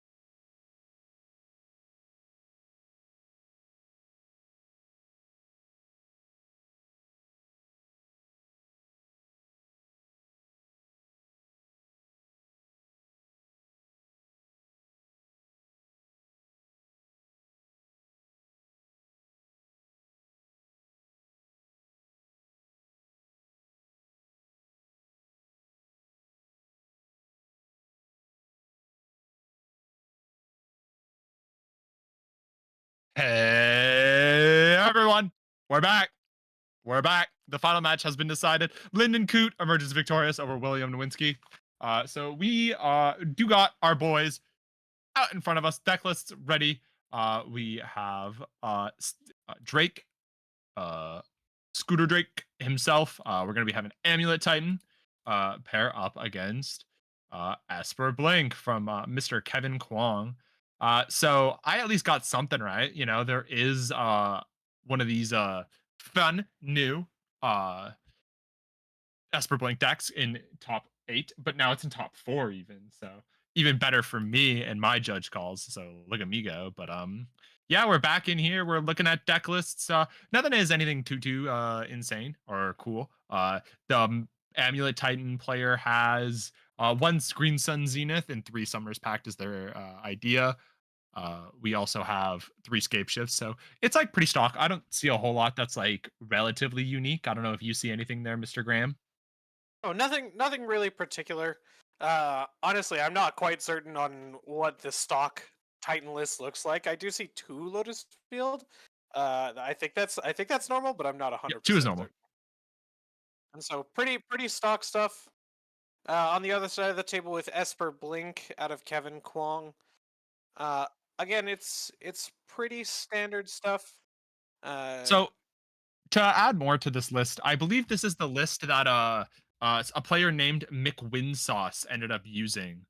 Um, wait, Lyndon and Patrick.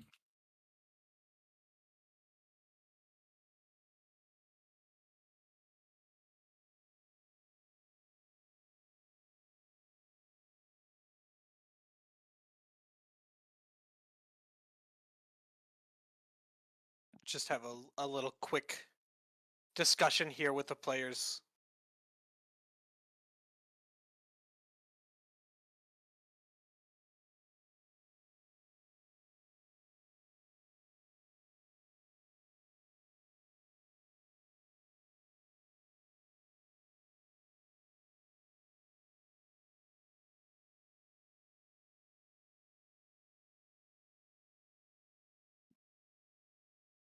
Just trying to figure out what's going on here. Apparently, there was a little conversation beforehand that we didn't really get to. So, okay, so apparently, the match that we've been setting up, Amulet Titan versus Esper, the Esper player no longer wants to play Magic. So the Titan player has received a quote unquote bye into finals. So Mr. Scooter will be waiting for his opponent in the end. But right now, we're waiting for Lyndon Coote versus Patrick.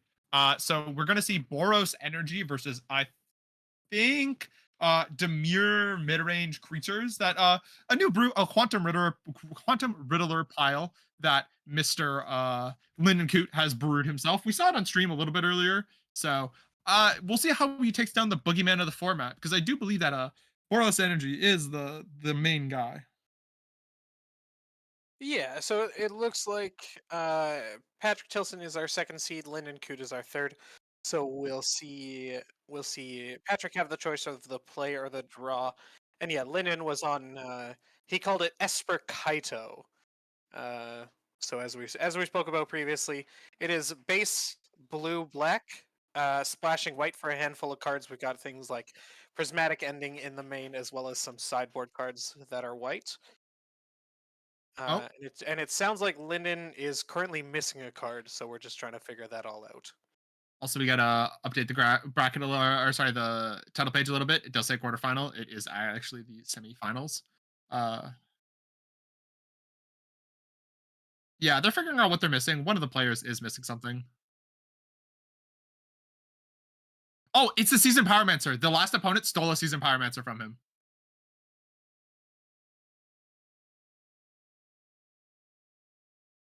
Uh, if the person listening, Mikey, if you want to try to alert him, I think it's a Season Pyromancer from his main deck.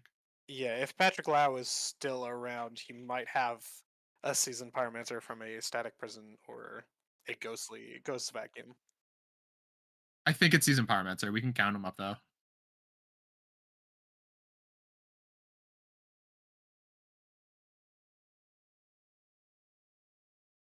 Let's go, chat. I remembered.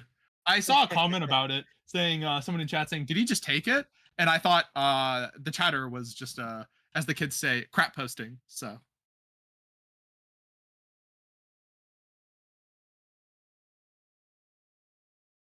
I personally think he should have to play with 59 cards, but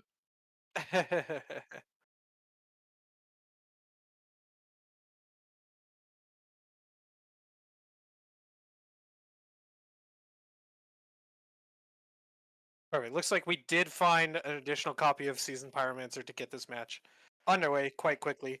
Shout out to the spectator that was able to provide that.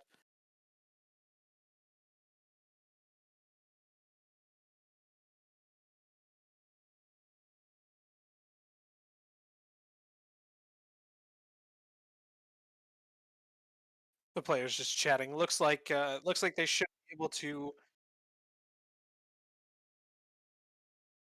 I don't know. I personally think there was a lot of intent for stealing the season Pyromancer.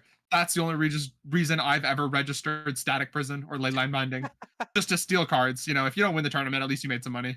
You are not everybody else. I'm sure Patrick was not What? being malicious in this. I don't know, man. I feel like it's innocent until proven guilty, or guilty until proven innocent, whatever it may be. But no, I'm very excited. I don't know who exactly has play here. I think it's Lyndon will have play here. Oh no, Patrick's seat 2, if I remember correctly. So Yeah, so Patrick is seat 2, Lyndon seat 3.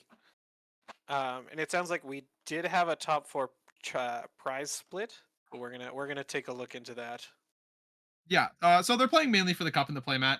Lyndon, known playmat enjoyer. I mean, look at the one he has. It's kind of cute.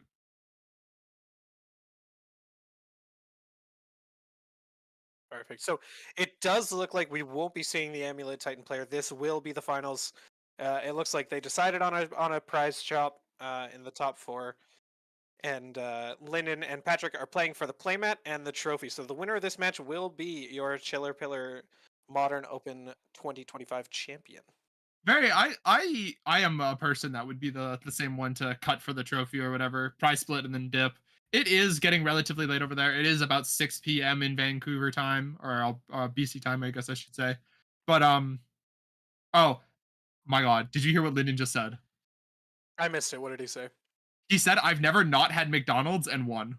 So he needs McDonald's to be able to get a job. Guy is already thinking about food.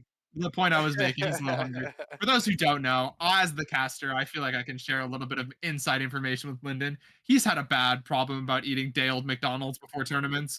And that was actually the one weekend where he ended up winning the RC was the one weekend he didn't do that. So shout out on Lyndon, learning his lesson. We love to hear people learning. All right, and we're off. So Patrick Tilson starting us off with a flooded strand, fetching, presumably to grab a Sacred Foundry, and casting us Guide of Souls. Passing the turn back over to Lyndon. Lyndon starts with a fetch land and passes the turn back. Lyndon opting to just go for a surveil land than rather take 3, because this is a marsh flats, it cannot get an island. And we do see that Lyndon does have a preordain in hand. Maybe he wants more information before he decides what he wants to get off of the preordain. I think that makes sense. He could also just be holding a blue card for subtlety because there is a dress down in hand, and dress down does have a lot of value in this matchup. Just being able to shut off an Ajani ETB is pretty important. Oh, this is also scary.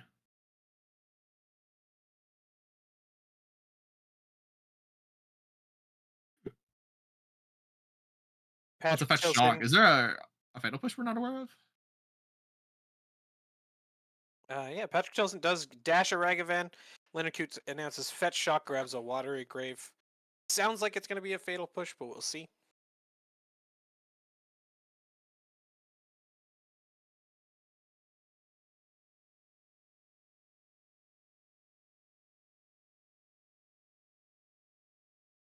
Looks like it is a fatal push from Lyndon.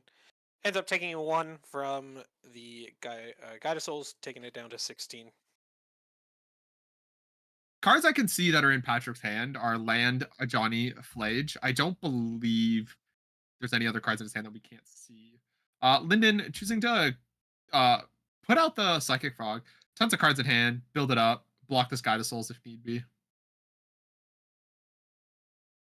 Just shortcutting a little, cracking the fetch, telling his opponent that he's getting an island, and then casting the Psychic Frog.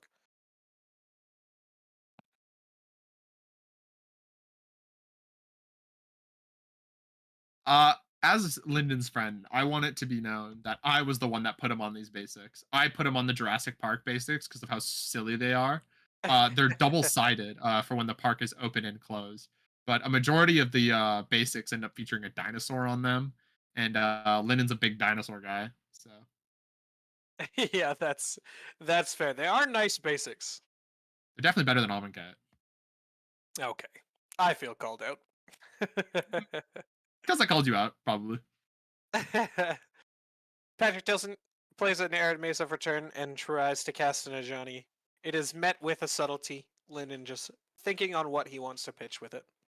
He has the option of like Preordain or Dress Down. Dress Down doesn't get a lot of value if you have a read of this Flage that exists in the other hand, or the opponent's hand. But yeah, Subtlety enters. Opponent's deciding whether or not he wants to fetch now or later before this Subtlety puts it on top. I don't know what the other card in hand is other than Flage. Oh, we have bottom the Ajani. Kind of interesting. I guess it depends what this other card is. Yeah, Johnny goes to the bottom, ready to get shuffled in by that Arid Mesa, and it looks like the other card on top of the Flage is another Arid Mesa. Yeah, kind of sad, but fine ish. Right now we're offering card for Guide of Souls. I think you're gonna have to give Lyndon the card. Yeah, I think it's hard to block with the Guide of Souls here, just knowing that it can be eaten by one pitch of the from the hand. Yeah, you're down so many resources. Lyndon will have to pitch again if he tries to use this Flage.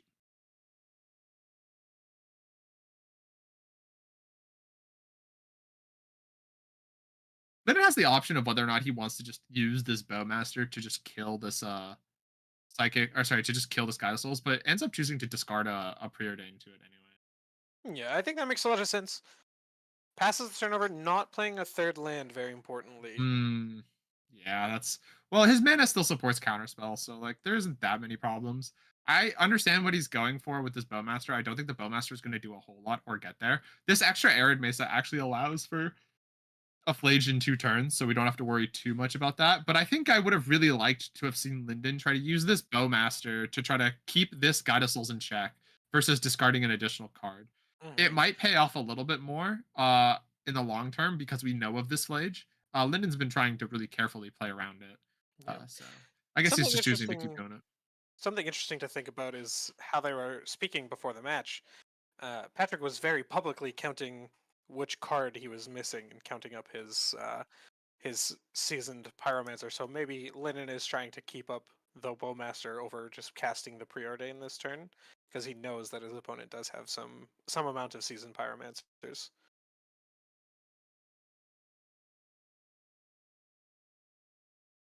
But to turn pass it back to Patrick Tilson, he plays a Arid Mesa, fetches out a basic plains, shuffles up, and we do see him cast a seasoned pyromancer.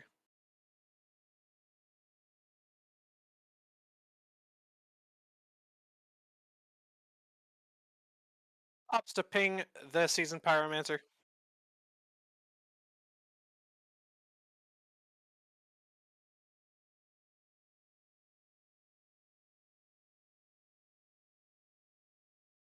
And so Linda does get 2 triggers because he's drawing 2 cards, and so we're going to poke down the seasoned pyromancer that already has 1 damage on it, and then also deal with the 1/1 elemental. The Galvanic Discharge to draw is kind of insane here. It's like max punish for Lyndon, which is really sad.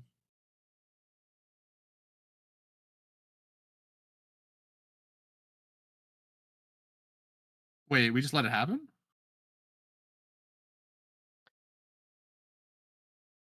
Yeah, I mean, Linden gets the pings either way, right? Oh, I see. I see. I thought the Galvanic was just for a turn, and I thought the Season Pyromancer was on the stack. I didn't realize we drew new cards. No, That's my no. bad. So, turn pass it back to Linden. Patrick has no board and 1 card in hand. We'll see what Linden decides to do. Picks up a draw for turn. There's a Flage that's eminent, but I feel like Lyndon can try to beat that. Right now, the board state's like kind of in his favor for that. Yeah, looks like we're going to a Quantum Riddler.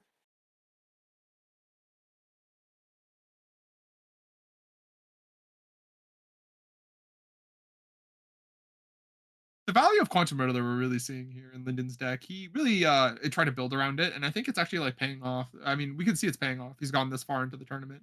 Lyndon is a guy that just loves brewing and trying to, come up with these off meta strategies that just kind of own. Yeah, absolutely. It's been very interesting to see him deck build and work. So we did find that third land. We're gonna head into the red zone. Really maximizing the pressure that he's putting on. Not even that. It's to get 2 more cards off of this Quantum Riddler. He's officially seen 4 cards this turn off of this 2 mana card that he's going to cast again for 5 mana later. Like, this card, forgive my language, dumb. Big dumb. The card is very strong. It's turning out to be quite good with our friend the frog.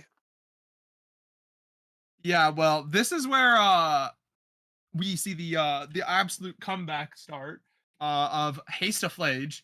See if that works out for it. And Shaq's notes, it won't. Subtlety pitching is gonna keep it in check. Yeah, absolutely. And this puts Patrick very, very far behind. He has no more mana available for the turn. One last mana even for next turn. Has to decide whether to put the Flage on top or the bottom. I'm guessing it's going to the bottom, sadly. He is going to get He chunked could have again taken. by this big Uh, frog. I think with the voice of victory draw, I feel like we just punted. I don't know. I feel like we had a turn to like try to set up this hasty flage while setting up this voice victory. I think this other card in hand's even a goblin bombardment. I feel like we could have just like taken the turn to set up these 2 cards and then gone for the hasty flage to try to win the game. But he opted for the other play, and I think he's getting punished for it. Yeah, we'll have to see how that impacts going into Lyndon's next turn. He does end up fetching out the Shadowy Backstreet. Mills over Polluted Delta. He's comfortable with 3 lands, doesn't want any more right now.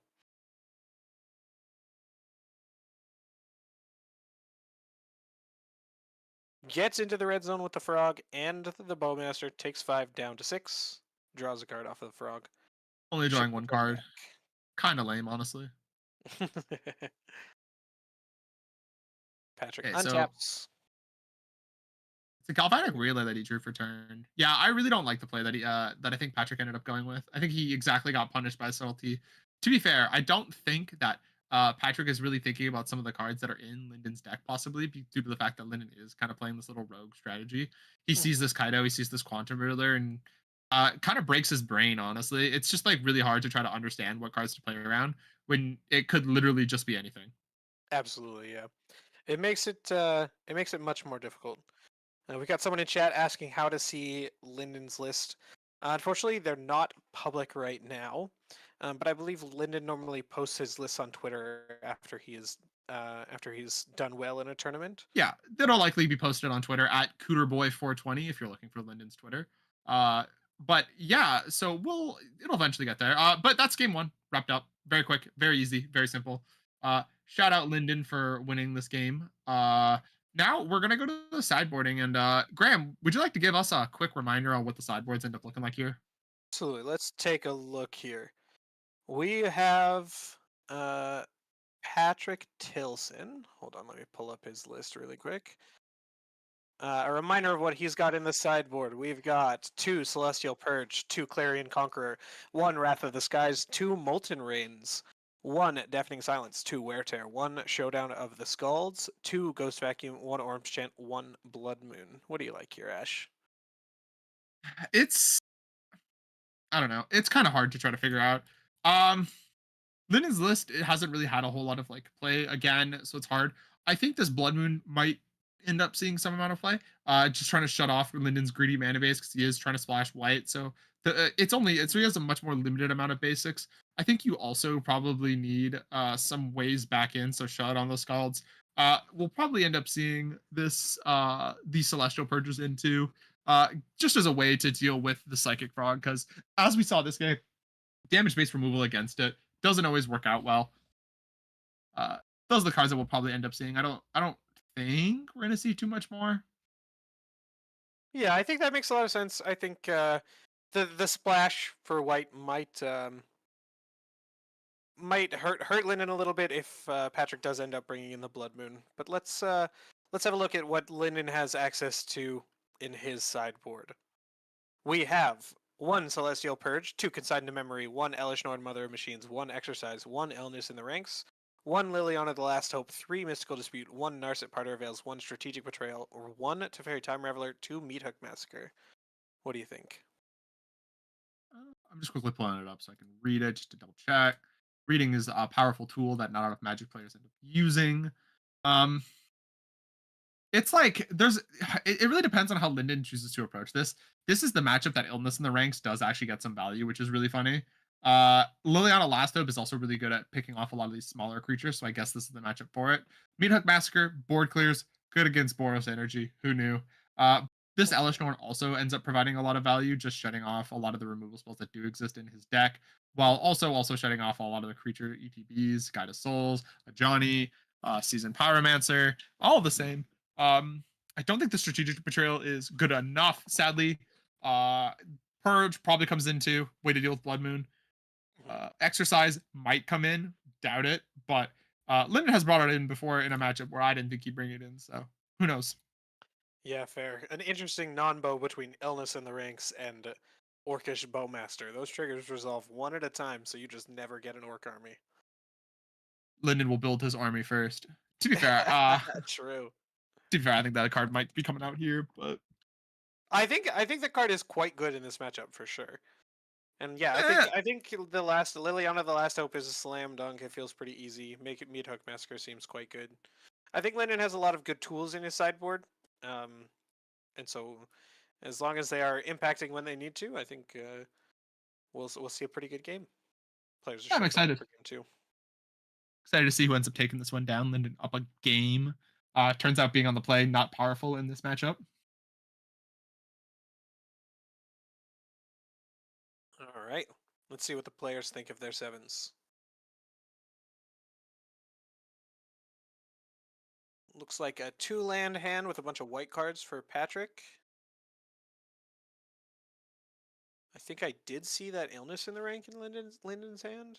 Oh, bro. Do we get to see the actual value of Endless in the Ranks? That's so funny. Maybe it's not. I'm not 100% certain though. I mean, when was the last time you've seen an Illness in the Ranks? True. Uh, Gate Crash Limited, maybe? Yeah. Same start Uh, for Patrick as game one. Fetch, Shock, Guide of Souls, Pass. Going down to 17 here.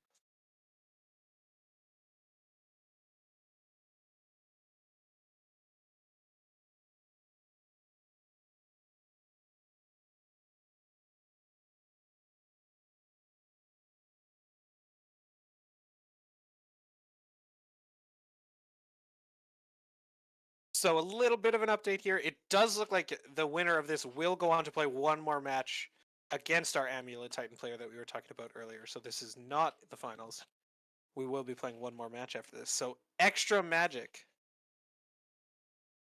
woo! I get to stay around and cast longer. Woo! Linden starting off with a Marsh Flats, passing the turn back over. Patrick grabbing a Plains, and we'll see what he makes of his second turn of the game.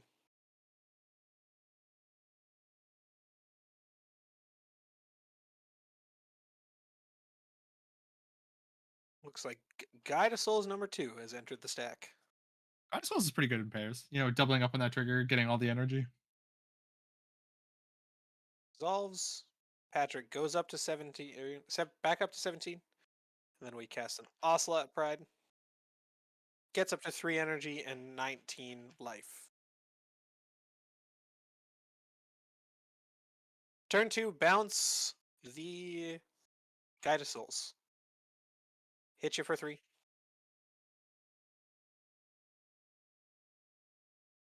Yeah, this is what I think we like to call the stone cold nuts when it comes to Boros energy start. Linden will have to try to find something to try to stop this. I think the cards that he's looking for now would be like Meat Hook Massacre. I think he's looking for his large board clears, trying to Liliana, control these 1-drops. Liliana Last Hope officially has fallen off. God of Souls will not be able to get touched by a Liliana.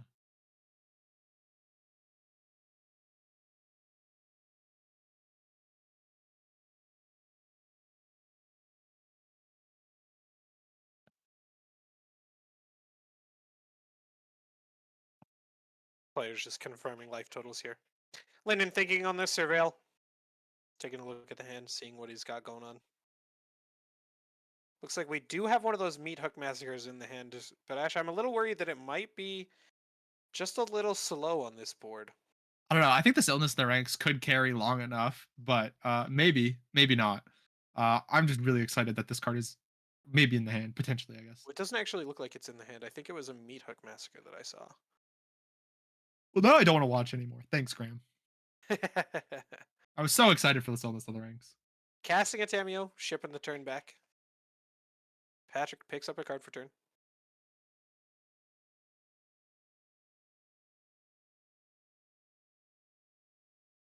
Uh oh. A third Guide of Souls. Sir, a third God of Souls has hit the battlefield. Oh, now we start subtletying. Lyndon, my sweet child, I think this game has been gone way before. This subtlety might not make it, but I appreciate the fact that we're trying it. Subtlety has entered the stack.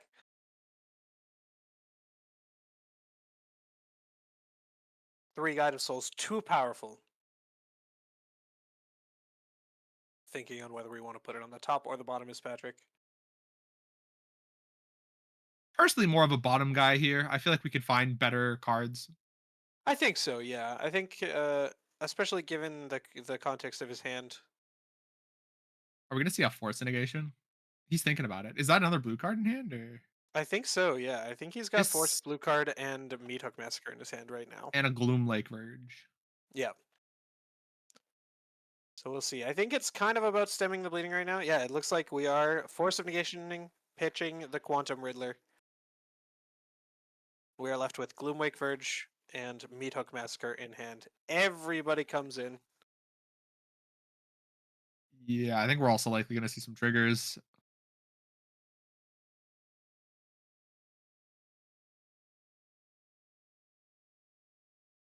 I guess we didn't gain any energy. Maybe we don't have enough for another trigger. I think we're just maybe a little bit off.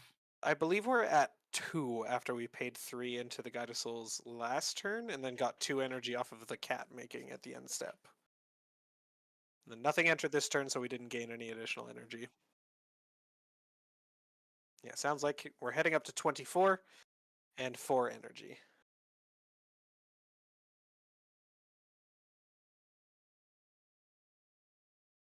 Lennon picks up a card for turn.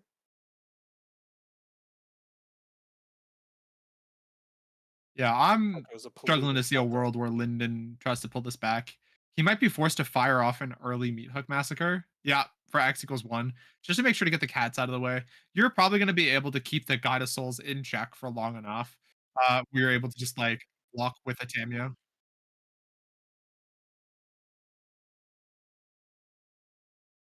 Yeah, I think It's it a makes sense to fire Raven it off Charm. early just to slow down the Ocelot Pride. Interesting. Lyndon not really caring about blocking and trying to keep this God of Souls in check. I guess with an additional power, um, sorry. I guess with the an additional creature just being able to make it jump doesn't work that well. Oh, interesting. Well, he does have Wait. 4 energy already because of the cat that was made last turn. So Oh, either I way, he's see. So he jumping. could have just jumped anyway. Very interesting. Hmm. Okay, So that makes a lot of sense. I was coming thinking that across theoretically, if he first. didn't have enough energy, he could try to like keep the Tamio alive with the discharge to just try to, you know, make sure that he could end up killing as quickly as possible with a bunch of 3 power flyers. Was that another Mitoku Massacre? That would be quite awkward. I think that's what exactly it is, and I don't think that card's gonna be good enough. Oh, Plage enters the stack. I think this is all but done for Mr. Linden Coot. We are gonna go to a game 3 here.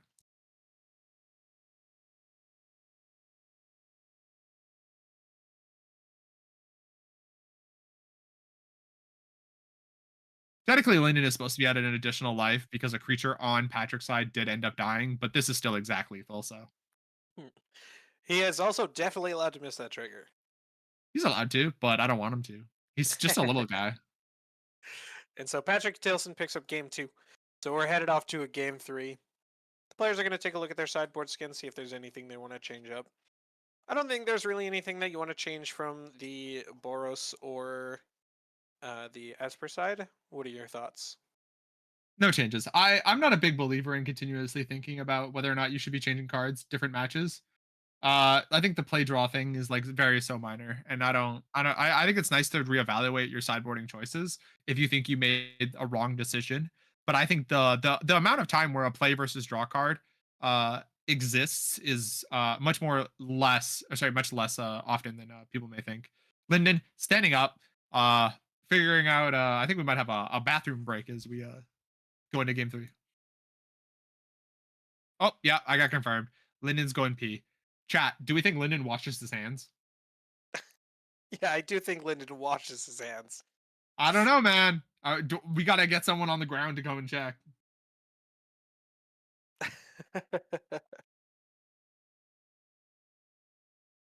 Catching up on chat now. Whatever happened to pest control? Card got priced out, bro. People didn't want it no more.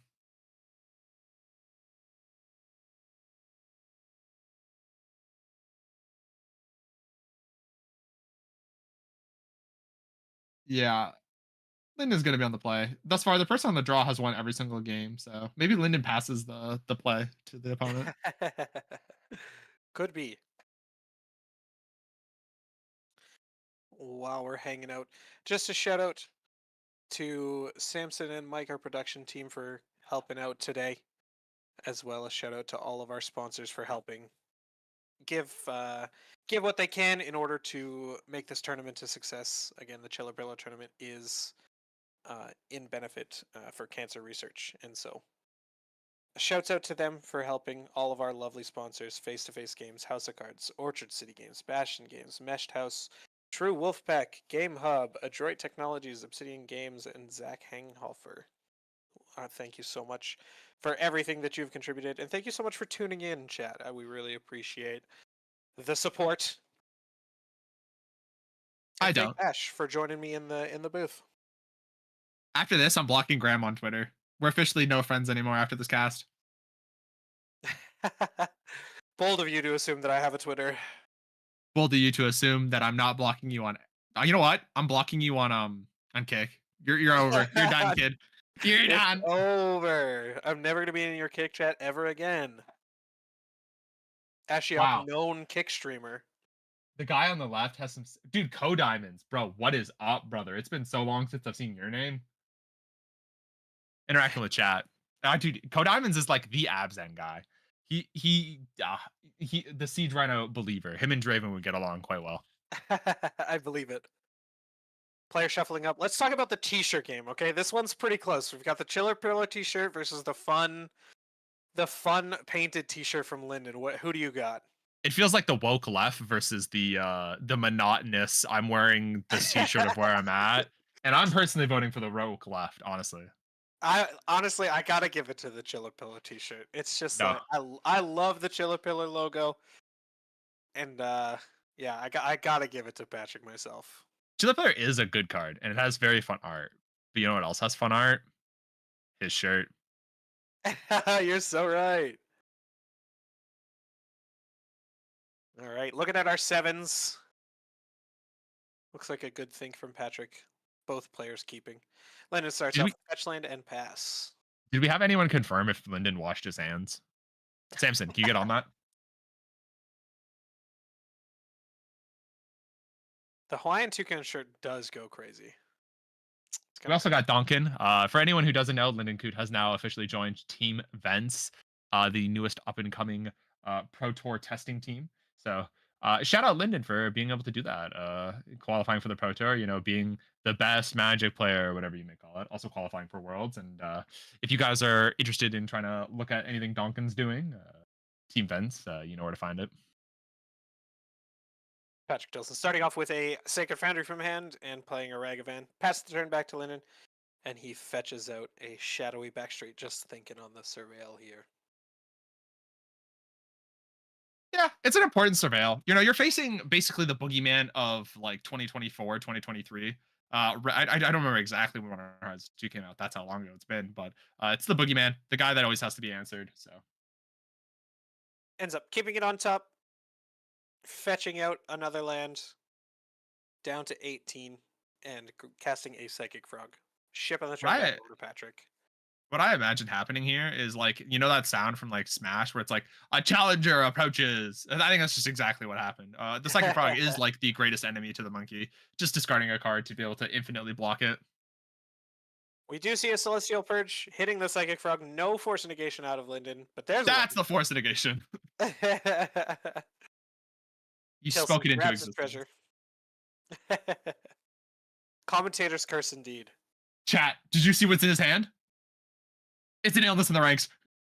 We have an illness in the ranks in Linden's hand. We have an illness in the ranks that has entered the game. Oh my god, that's so sick. We can give that treasure -1/-1. Poor treasure token. Didn't do nothing. Bro, I hiccuped the same time I talked. My fault for getting a snack in between rounds. I should have stuck to the game. True. Linden Coot with the third polluted delta. Ships the turn back over to Patrick. Patrick draws.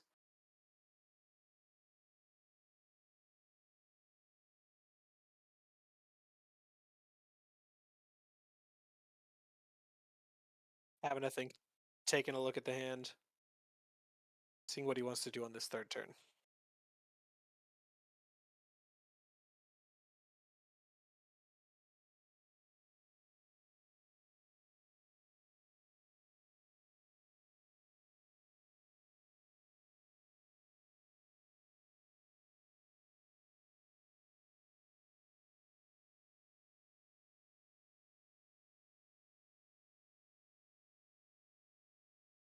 Patrick plays land for turn and decides to play a Goblin Bombardment. Can't tell what Yes. cards Linden has in hand, but I don't think any of these cards interact with what's currently happening. So there's a spell snare. I believe that's an Orcish Bowmaster and a land as the last card It's a here. water grave, I think. So there is an interaction spell for it. Yeah, I think this makes a lot of sense to try and counter. Fetching down to 15 is Linden. Probably going to grab an untapped land to be able to cast this Orcish Bowmaster in order to deal with this Ragavan.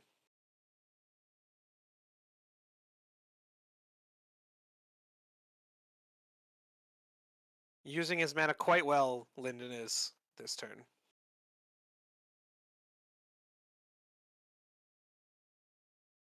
Leaving himself with only one blue source off of this fetch. He does have a second one in hand in that watery grave.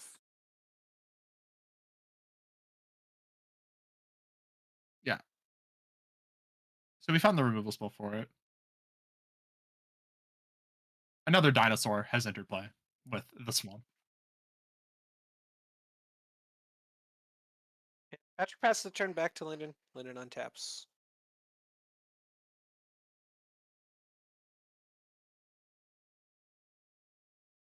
Cast Preordain. Gonna take a look at the top couple. I believe that's another spell snare. And The other card's a subtlety. Yeah. It's a subtlety, at least the blue card that he took. Mm. When does illness in the ranks hit play? I am dying to know. Chat is calling for the illness in the ranks to kill the army token. God, literally no fun. Come on, Linden. If anyone's wondering, for the guy wondering how many there is, I'm gonna go look. See, how many Riddlers this guy's playing? I do believe it's just 2. Yeah, or 3. He's got 3 Quantum Riddlers in his list. We've seen that card do some serious work today.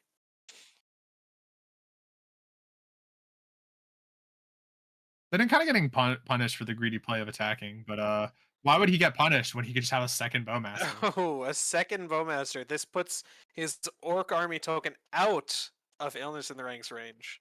Oh my god. Is it finally going to happen? It might happen. Oh, bro. Ocelot Pride in play? Oh, guys, we might actually do it. Patrick plays an Ocelot Pride. The Delver player ended finishing 11th at 5-2. 11th at 5-2. Very impressive for the Delver player today. Toby did great. Turns out you can be a judge and somewhat okay at Magic. Preordain into another Preordain. I don't know what the other card is. Lyndon gets into the red zone with the 2/2 cast of Preordain. I think this is where you cast Illness in the Ranks, by the way, which is like really funny. Like after this Preordain.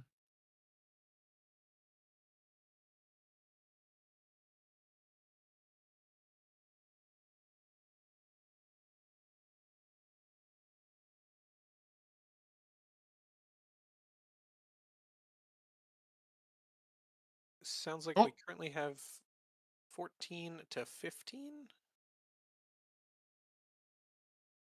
the part that Chad doesn't get to hear is the mics, and they're missing out on the lovely thing known as Lyndon's laughter.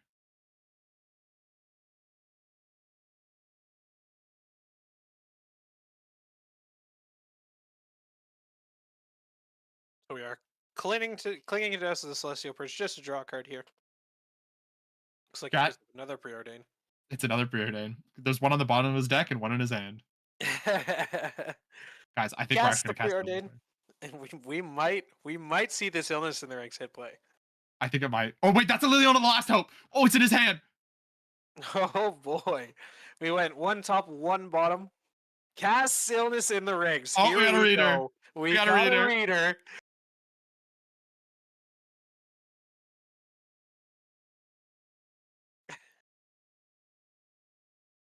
Patrick almost picks up his pride and puts it in the graveyard, but Lyndon reminds him that it is Could you only imagine tokens. if it was 1 mana, 1/1, and we give all creatures -1/-1? These poor That Will would Masters. be, that would be crazy.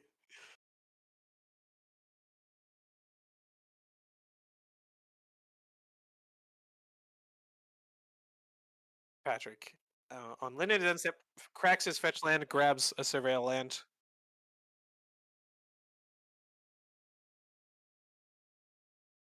Lyndon points at both cards and goes, "Non-bow." The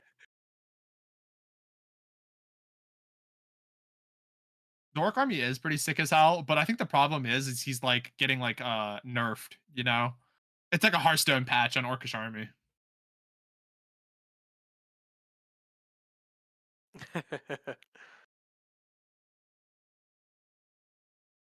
Leaves a card on top, heads over to his turn, puts the card into his hand. You could say that the Orc Army is feeling a little ill. Shout out chat. Thank you very much for that. Those are my kind of jokes. We Oh, were bro, so wait, still wait, purging we, the wait, wait. This is We, amazing. in the year 2025, we purged an illness of the ranks in modern. Linen Oh, Coot has declared, I am ready to drop a banger. And Liliana the Last Chope has entered the stack.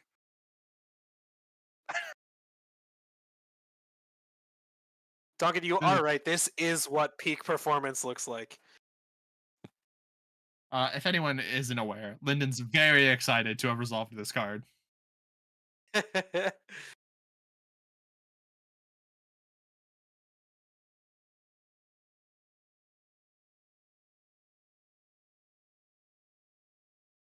Linden gets in there with the 2/2, passes the turn back.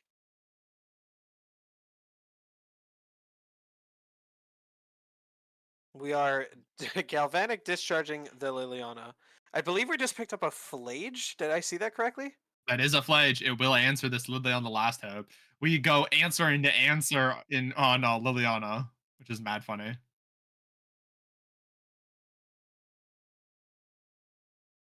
Could be a subtlety coming soon.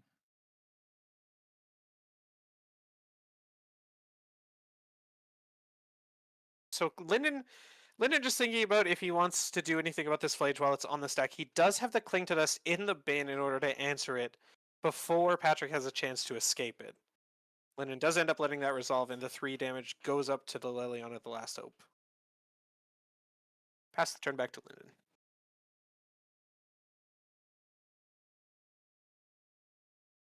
Yeah, Patrick. checked out Lyndon's hand. There's 2 subtleties. I think this match is about clean and dusted. This Patrick's gonna have to try really hard and top deck some insane cards to be able to beat it. But I think Illness in the Rank and The last hope has gotten a dub.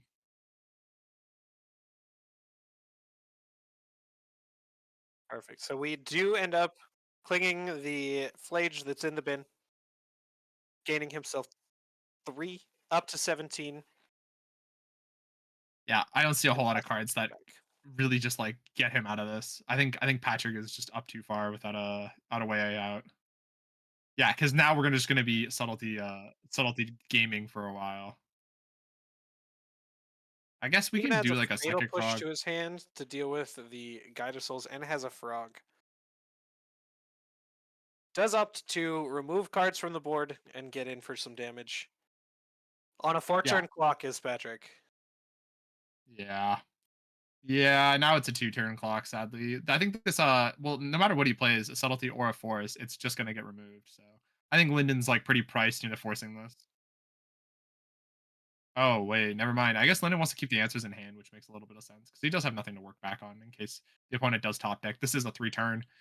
Giving your opponent an extra turn to make sure you have answers for anything they're going to do for the rest of the game, probably worth Hmm. it. So, Yeah, I think Linden is quite well ahead. Looks like we are cracking the fetch down to 5 life. Probably grabbing a Surveil, looking to see if he can hit a Flage off the top in order to haste it out. We'll see if he can play the game. time to play the game. Linden with 1 cut to see if he can cut to a Flage. Otherwise, this game does seem pretty over. Even if we do hit a Flage, we do have the subtlety to answer it, so it should all be locked up for Linden. Yeah, yeah. And Salty has power, so it makes it more lame. End step of Patrick, passing the turn back.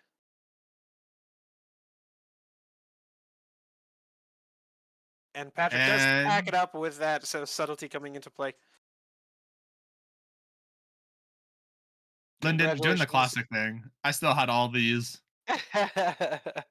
Linden heading on down to the finals, meeting Titan to play for the mat and the trophy. And yeah, we're gonna be on the finals. I don't know who exactly is gonna be on the play. I think it's the amulet player. Uh, Double checking. the amulet player is the 8th seed. Ooh, so they're the one that's Giga on the draw. Makes sense. I know he was either the first seed or the 8th seed. But he made a comeback, so Yeah. uh players are currently just getting situated, figuring out their thing, doing a little bit of chatting. Us in the booth, we're gonna take a quick break here. Rest our voices. Get ready for a wonderful finals that we're about to have here. Thank you again to all of our sponsors for face to face, and Game Hub for making this event happen. There are many other sponsors. I sadly don't have enough breath, but you know what does have enough breath? This thing that's about to play on screen. So thank you, and we'll be back very shortly for the finals, just giving the players a bit of a break and us a break. Thank you.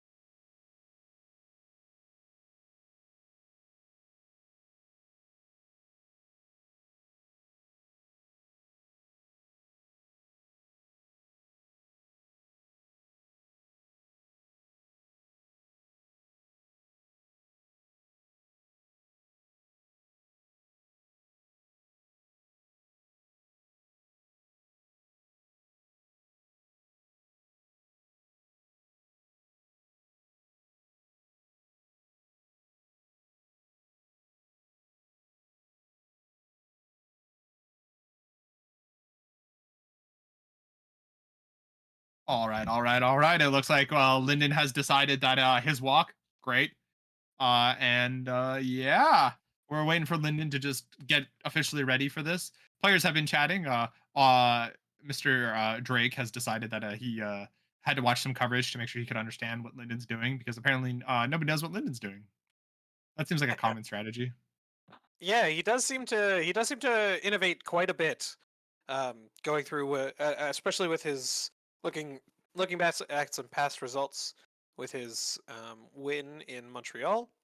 He innovated on the blue-white Omni combo in Standard by making kind of a transformational sideboard plan, bringing in some big threats that you can just cast off of the Omniscience rather than being all in on the graveyard combo.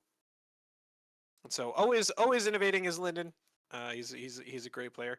Austin Drake making the finals of the ChillerPillar Open of 102 players. A great player in himself. Ready to show his prowess on some Amulet Titan. We haven't seen any Amulet Titan all day, and so I'm excited to see. I'm excited to see some bounce lands come into play this round. How about you? I'm very excited to pretend like I know what's happening, and then randomly have Lyndon die. Um, but okay, so my theory at the start of the day was players who pile shuffled lost, and Lyndon started off with a pile shuffle. Ooh, we'll have to see They if that got theory is mana screwed. correct. Well, at least this game he might lose. I didn't say the full best of three, but we do have Lyndon just chatting up his opponent, making sure his everything is ready. Mhm. I am a pile shovel hater, and I'll die on that hill. It is not technically a shuffle; it's a count. Yeah, yeah, yeah. Whatever. Four eyes. Awesome. So, just getting into the game here. We're going to take a look at our sevens. Lyndon should have the play or the draw, whichever is his choice. Lyndon does announce that he's taking the play.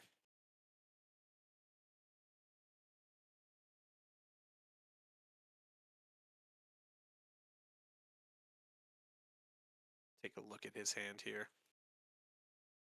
Yeah, I can't tell a couple of the cards that are in Mr. Amulet Titan's hand, but I don't think that really matters. We'll see them in play shortly. Seemed like Lyndon's hand was pretty light on lands, so he ships it back in order to try and get a better 6. I know at least the start of the Amulet Titan player will be turn one Urza Saga Amulet. We at least see two bounce lands in the hand. I can't tell if he has a threat. I think that's the only thing that's really missing from what I see, or lands that aren't bounce lands. So. Seems like a reasonable keep for the Amulet Titan player. Lyndon just shuffling up here. Now, T-shirt game. I think Lyndon is handily winning this one. Oh, you think? I think it's pretty good. The Arizona Wildcats. So it's a good shout out, but I gotta say the fanciness of Lyndon's shirt is really good. Linden stays winning as per usual. But I tell you what, the playmat game, I'm a fan of the Honolulu Pokemon mat.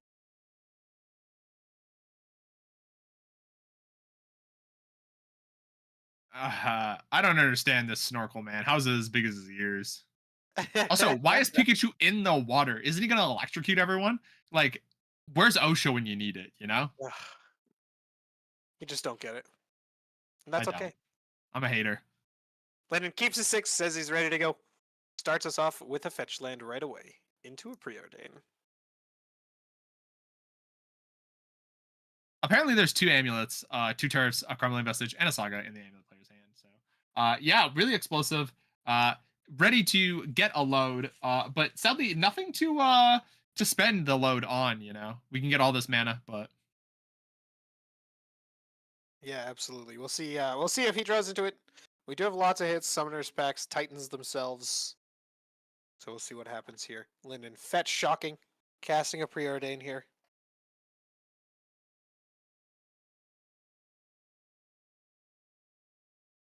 And I believe that was both bottom.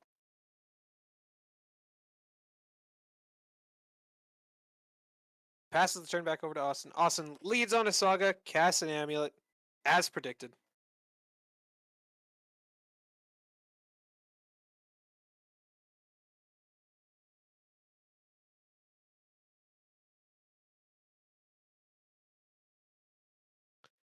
Pass the turn back. Shit, Linden shocks himself with a water grave. Gas a frog.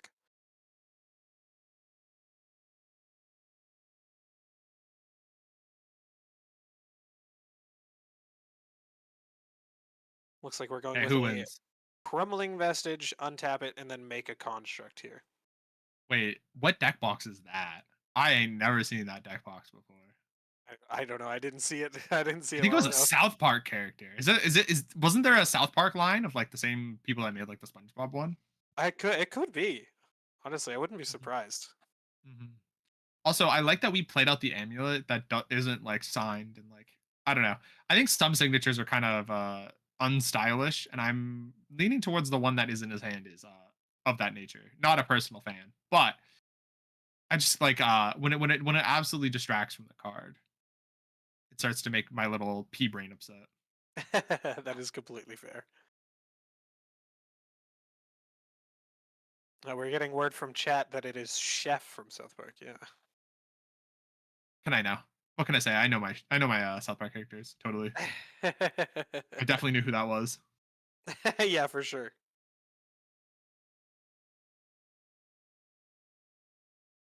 I think my favorite chef has to be that TDI one. I don't know if you remember Total Drama Island from back in the day, I do but remember Total yeah, Drama Island. the big goofer that chef was. Great show. Good Canadian classic. We're just kind of chatting around here. Players are just trying to figure out their lines for the turn. That player being Linden. Linden doing the thing with Quantum Riddler that we've seen all day, where he gets to draw two after trying to get this value out with the frog. He has the option to discard two cards here to empower Frog even more to basically cycle two cards. So he can either end with four cards or cycle two of them for three cards ending total. Yeah, it looks like the two cards he drew off of the Quantum Riddler were not that great. Yeah, so we have seen Linden do this before. This is the power of Quantum Riddler. This has effectively become 2-mana draw 3, which is very impressive.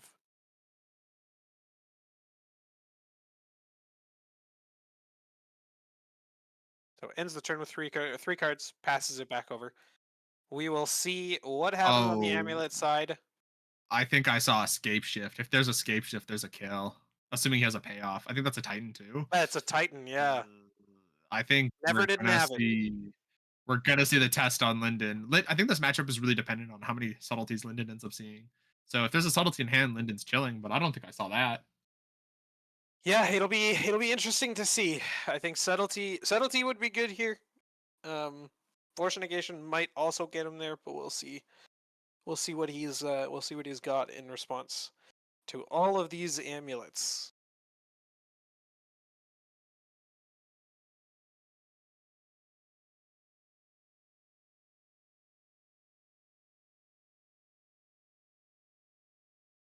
Are we gonna see a return of like Wasteland Strangler with all these warp cards being powerful? What do we think about that? That could be interesting. I think That's a way of saying it sucks. I don't want to hear it. I don't want to talk anymore. If it was 2-mana, I think, but it's 3-mana, isn't it? See what I mean about this signature? Just immediately hurts my P brain.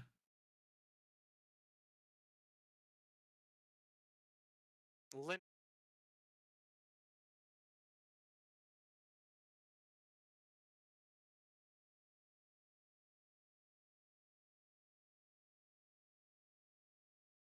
So That's so amulet player funny. doing the amulet thing, going to search his library. What are we grabbing here, Ash? What's the kill line? It depends what he wants to kill with. I don't think there has to be an exact kill with this amount. I think it's likely going to be the mirror pool loop. So what you kind of do here is you as you see, you find a mirror pool and a lotus field on the first go, make all the mana, make a copy of the Titan in play. If Delirium is active, which I think we can get active, there's currently two types in there, but eventually you can just throw other things into the graveyard. I don't. I'm not sure if we can. We're missing one. We have to get pretty lucky on an aftermath analyst to guarantee the fact that we get there. The trigger for the Lotus Field sacking is still on the stack, but I think we're gonna see a kill with the aftermath analyst loop, and it's kind of like one of those fake kills. Sorry. It can be one of those fake kills where he can just like choose to Otawara and stage his entire board. But I think what we're likely gonna see here is an infinite board of 6/6 hasters. Yeah, The I very think low one.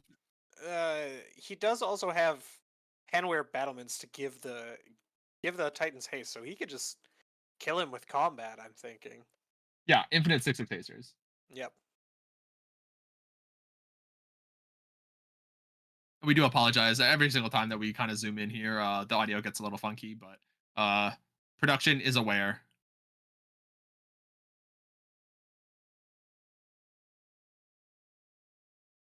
But yeah, it's gonna be a sit and dance. I don't think Linden has anything. Head down, trying to think about it. The boogeyman prevails, as the kids say. This Hmm. stinky amulet. Amulet has remained tier 0 through all the metas. The deck is very good. It functions quite well, even through interaction.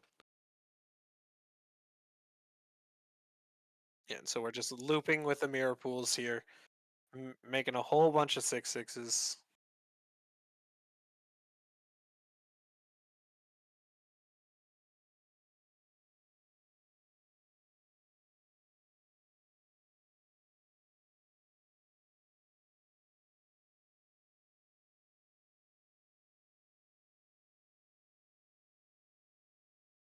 The amulet player is adding blue, a bunch of green, and the echoing depths will be a copy of mirror pool, so that we do just continue the loop here. I've There's still two Lotus Field triggers on the stack to attempt to sacrifice, but we're holding priority right now to continue the loop. Eventually, Aftermath Analyst will enter the hand. Aftermath Analyst hopefully mills some cards to turn on Delirium. If it does turn on Delirium, shifting Woodland becomes a copy of Aftermath Analyst in the graveyard, and eventually that is an infinite loop, assuming there's enough mana and enough lands in total. But with Lotus Fields being returned on every single instance, it will likely be enough.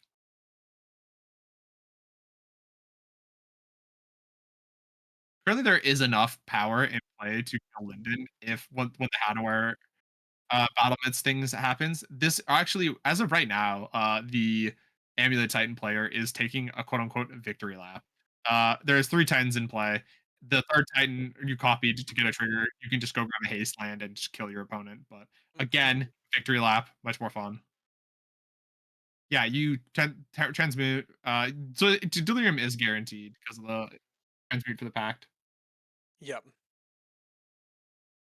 Yeah, and so at this point, the game is pretty well determined. We just gotta play through it. Linden wants to see exactly how he's gonna kill. Yeah, like I said, he's just literally taking a victory out here. It actually just doesn't matter. But Linden wants to know. It's for Linden's sake. There should technically be another amulet, or sorry, another Titan in play, being represented by something. One Charizard does not hold enough power for two amulet, or sorry, for two primeval Titans. At least in my opinion. True.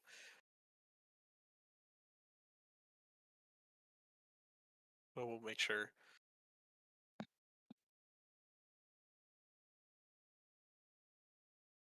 Drake announces 5 green, 9 blue, and a colorless.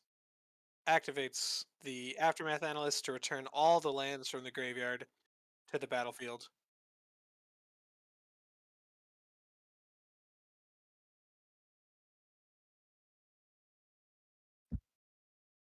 And so Drake ended up proposing a loop of getting everything back, copying the Aftermath Analyst, doing it infinitely, making infinite mana and infinite Titans. Shows Linden the handwear battlements from his library that he can go get with his Titan, and Linden scoops it up. I So, hate to be that right. person, but Linden did pile shuffle and lost game one. So far, it's all become true. SMH. What can I say? I read real well. But looking at this amulet player's sideboard, what do we got in there? You think, Graham? Amulet Titans sideboard. We have one Bajuka Bog, one Beseju Who Endures, one Castle Break, three Dismember, one Force of Vigor, one Green Sun Zenith, two Mystical Dispute, two Six, one Tireless Tracker, one Vexing Bubble, and one Odawara Soaring City. It was really What do you fun to think? hear you say 2-6. Thank you. We have a screenshot of the deck list, and I think it's entirely funny that we're looking at this because what the player ended up doing is he cut an Otawara from his sideboard and then wrote it in by pen. So he rewrote it for exactly nothing. So very funny, but I think what we are actually going to end up seeing here is the mystical disputes to attempt to protect against counter spells.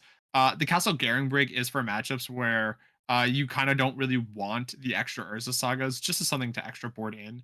I don't think that's necessarily for this matchup in specific. Three dismembers, very good at answering Frog. Frog will consistently being able to interact is a way that Linden can end up stealing this game. So I assume that we're going to end up seeing some of those. The additional Green Sun Zenith, I don't remember what it's exactly for, but I don't think it's this matchup, and I also don't think it's 6 in Tireless Tracker. You can bring in the more grindy stuff, but I think you're just trying to maybe limit yourself to be bad against Force Negation. So I think we're actually cutting this Green Sun Zenith and trying to make it Linden, or sorry, you're just trying to make it so you only really have to play around subtlety, which you can just have the mystical disputes for.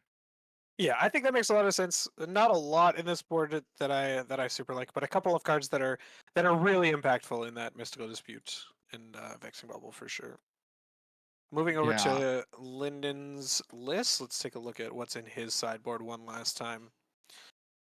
In Lyndon's sideboard, we have the Celestial Purge, 2 Consigned to Memory, 1 Elish Norn Mother of Machines, 1 Exercise, 1 Illness in the Ranks, 1 Liliana of the Last Hope, 3 Mystical Dispute, 1 Narset Parter Veils, 1 Strategic Betrayal, 1 Teferi Time Raveler, 2 Meat Hook Massacres.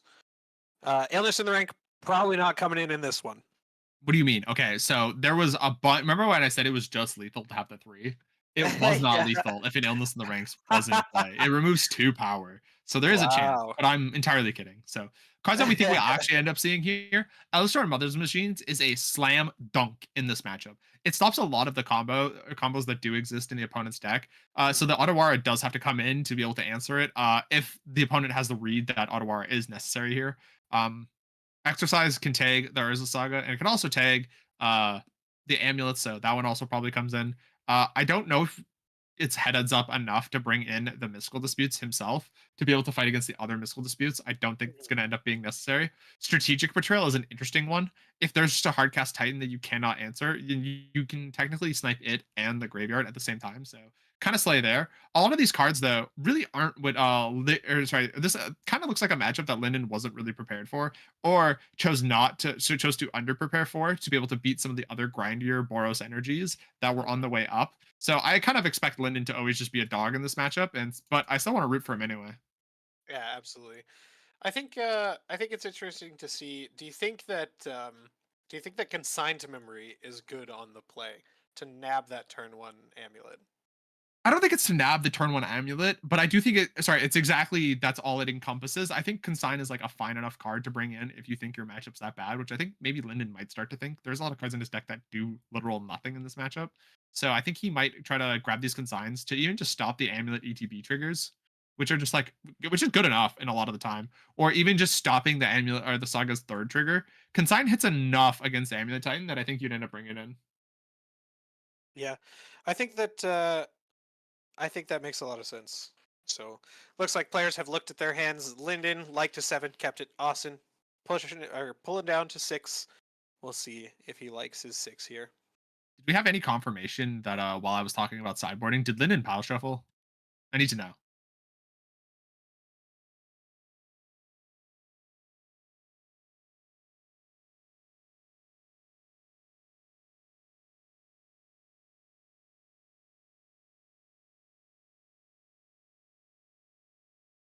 I did not see a pile shuffle, but Quack, look at that cute little duck. quack. What's your best duck impression? Do you have one? No, I can't. I can't do a duck. What about birds in It's not in my general? range. Well, I am a bird, so. Oh, for those who don't know, Graham's last name is actually Bird, which makes it infinitely funny. Perfect. So Linden starting us off with the Marsh Flats, fetching right away.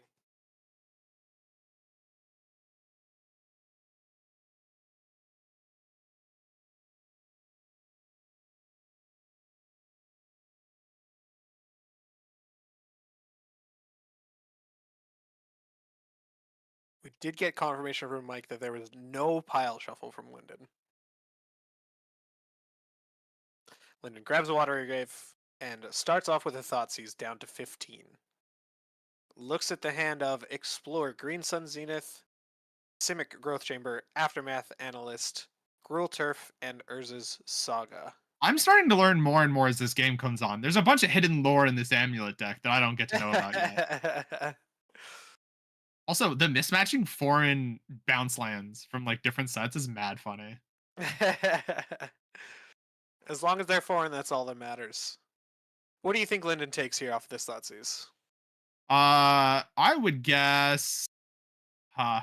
The greens there. I don't know if we saw Dried Arbor, so I don't think the Green Sun Zenith gets a lot of value right away. It really depends on the other cards in his hand, but I think we're taking the Explore just to try to like slow him down early. I don't think this Aftermath Analyst is real, so it's just not something. It's not a big concern. Yeah, I think that makes a lot of sense. Does end up taking the Explorer, passes the turn back over. Looks like Austin picked up a Summoner's Pact.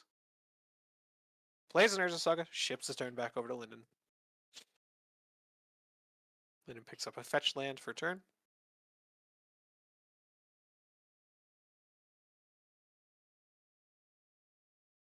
Goes for a Fletcher Strand, cracks it right away down to 14. Casts a Psychic Frog. He does end up shocking himself down to 12. Says he's getting a Hollowed Fountain, passes the turn over. Amulet Titan player picks up an Urza Saga for turn.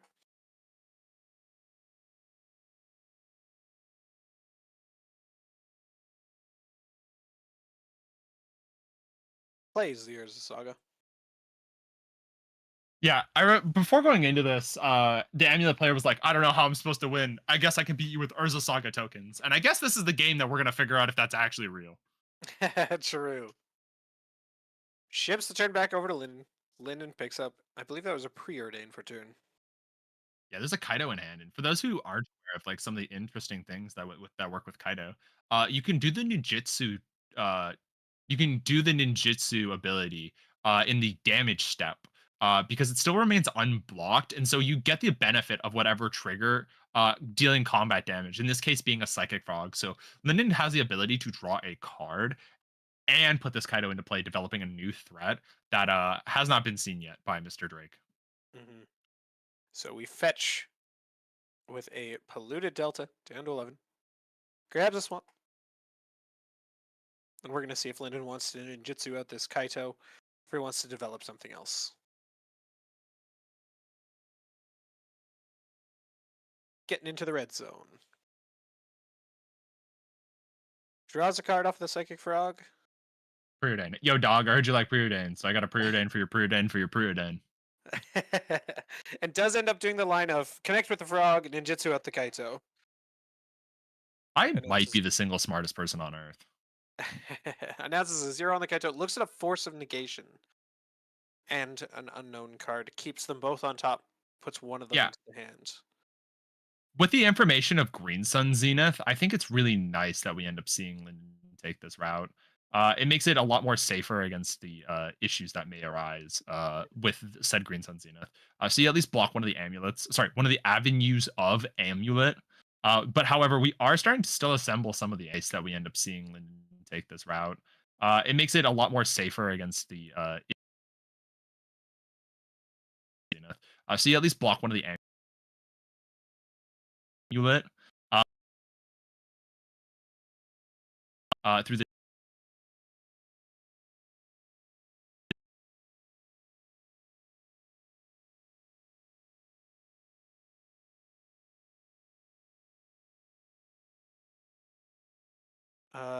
Yeah, does look like the stream. did freeze. Oh, we're back. Oh, we're back.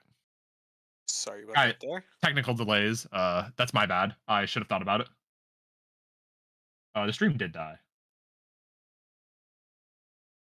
Tough. Yeah, Mike, the stream effed. I don't know if you can hear me.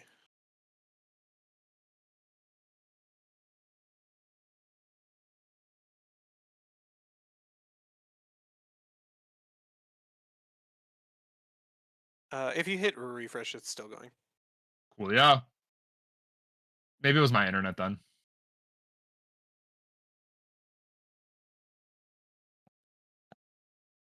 Awesome. So we did end up playing a bounce land, casting a Aftermath Analyst on the Amulet Titan side.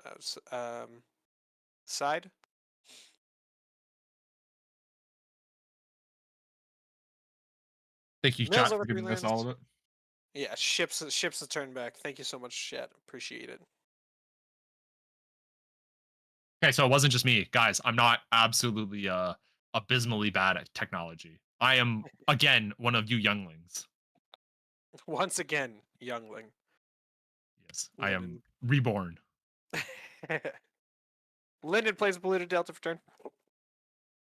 We'll see what See, he decides to do. I just say I'm old because like Lyndon's winning everything and he's like mad younger than me. So now I'm just ancient even though I'm 25 and the average player that wins a Magic tournament is 45 and with a mortgage.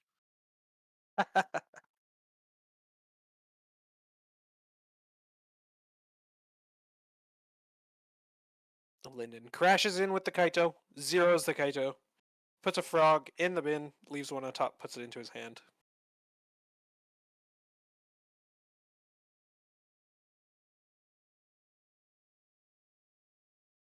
Yeah. So Lyndon asking a question here: how does Echoing Depths end up working with Aftermath Analyst? And I have a little bit of insight onto that. So whenever you're returning all of your lands from the graveyard to play with Aftermath Analyst, the lands Echoing Depths sees all of the lands already in the graveyard from when it like is in the phase of going from the graveyard to play. So you do get to pick any land that already exists in a graveyard to additionally copy, including one of the ones that you are bringing back.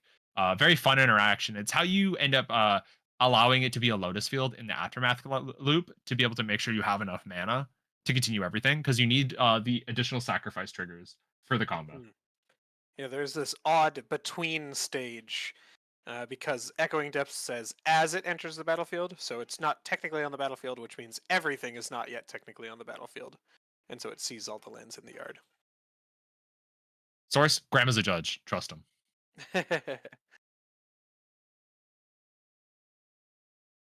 Goes ahead and casts a preordained, does Linden after fetching.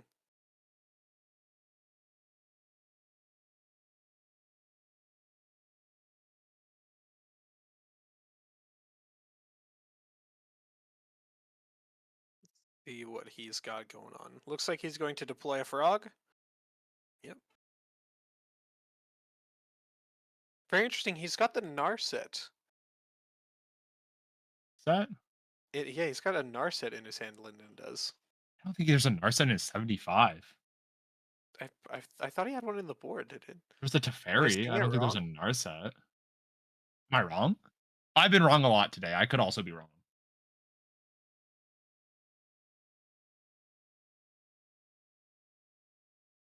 He did have one Narset in his sideboard.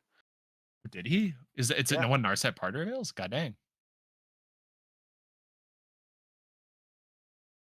I didn't remember even mentioning that.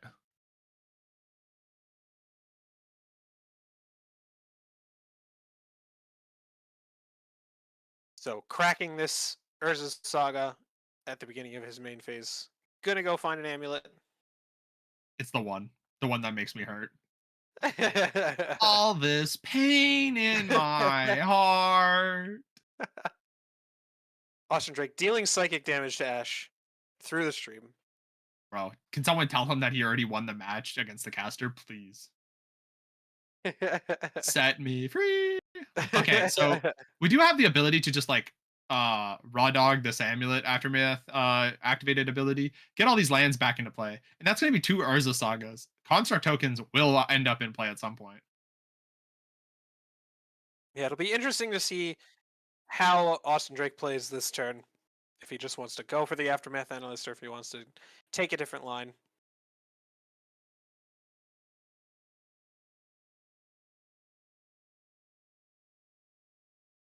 So 1 green left over in the pool. He does activate Aftermath Analyst.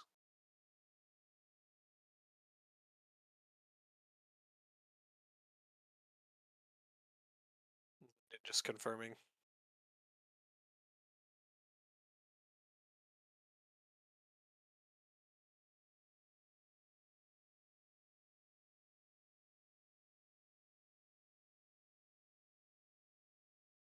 Okay. So 3 Urza sagas, because I don't know what other land is in his graveyard, but it'll be definitely some Urza sagas. I think, yeah, there's an Echoing Depths. Ooh, wait, if there's another Crumbling Vestige. Wait, no, he has an enter as another copy of Crumbling Vestige. An Amulet Titan does get to hit play. Sorry, a Titan does get to hit play this turn. Yeah.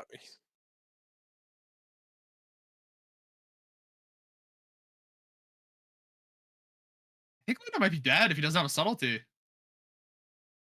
He does, Yeah. and he has a force, so he's chilling. But this is kind of scary. I really didn't think there was the ability to kill this turn, but turns out 2 amulets go hard. Yeah, it is. Amulet Titan does kind of kill out of nowhere, especially given the fact that he he did go into his main phase after the chapter trigger, with 0 lands in play. Yeah, from no lands to 4. That's pretty powerful. Amulet True. Titan's a fair deck, and it's been like pretty okay in the meta. So right now, Austin Drake has 3 green and 4 colorless in the pool, and all of his lands are untapped. We are going to see a Primeval Titan enter the stack that is sure to meet a subtlety. Okay, what are the words on this Amulet Titan? Or sorry, Amulet Titan. I keep saying Amulet Titan whenever it's a Primeval Titan. What are the words on this Titan? To be a partner. Bro, what is the lore? What is going on? All right, Well, looks like subtlety is hitting the Primeval Titan, pitching a preordain. so we'll have to learn another day. Amulet Titan, or sorry, oh my, I did it again. Titan is on top. And Yeah, I don't know Austin if Drake even passes the turn back. Linden's gonna at best have to deal with all of these amulets and all of these construct tokens, and I don't think he can. I think there's just so much that he has to deal with. His one of dress down probably is not going to be found quick enough. He does get a lot of looks today. He gets to draw a card off of the Psychic Frog, and then if he decides to zero the Kaito, he gets another 2, potentially 3 looks. So we'll see. We'll see what line Linden takes here. So Strike takes 4, heads down to 12. Linden draws a card off his Psychic Frog. We'll see what he thinks here. Gonna opt to zero the Kaito first.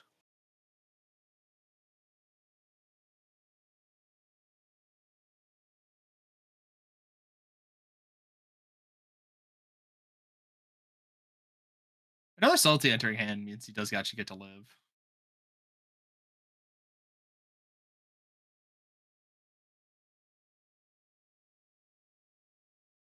If Linden wins, just call him on Discord. So right, bestie.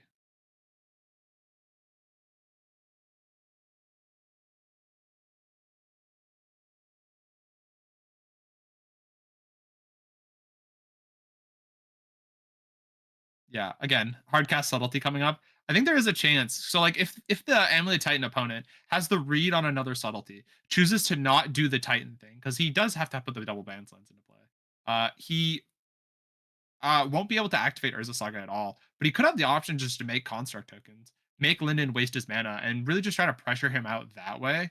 The Psychic Frog is starting to kind of hurt though. Like Yeah. the Amulet Titan player's life total is low, but Linden's is lower. Yeah, we'll have to see what line Austin Drake does seem to take. Just thinking about his current turn, thinking about what he needs to play around.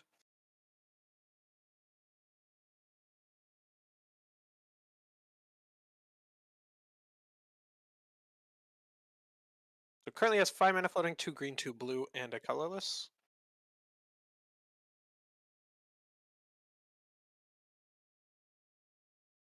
I feel like if we go for anything but this Primeval Titan, it's a punt. If you try to go for this Green Sun Zenith, you just get forced, and then you just like don't get to do this thing that I think Amulet Titan's really good for, where you just get to constantly pressure for subtlety, and eventually they will run out of subtleties. But I think the Amulet Titan player might have overthought this. Yeah, I think we are going for a Green Sun for 6. Is what has This been announced. this is actually gonna go so poorly for him because now we get to surveil, and now we get to try to like set up more draw steps for this subtlety. I don't know if I like this play at all. But to be fair, I don't think you really understand that your opponent has force. It's really hard to have a read on that because there hasn't really been a forcible target this game. I think like the only information that could have been given is like the Thoughtseize early because like that's how we know we have the Green Sun Zenith. But I Yeah, don't know. it's very interesting. Obviously, Linden, we know that Linden has the answer for if he went for the Primeval Titan or for the Green Sun Zenith. Yeah, I think I It's just very like interesting. having to demand a certain amount of a certain type of counter magic. And when you open up different avenues of like sorceries or instants, right? When you know you just only can your opponent has counterspell and your opponent has subtleties. That's all you've really seen. And so you don't know about these forces or how many that exist. We know that obviously know that there's more, so hindsight 2020. But I don't know. I think you just always want to try to make it so there's only a certain type of counter magic that can target the same thing multiple times, and if you run out of that source, then open up your other avenues. But personally, I think I really just like continuously jamming a Titan here. Yeah, I think that makes a lot of sense. So Austin Drake passes the turn back to Linden.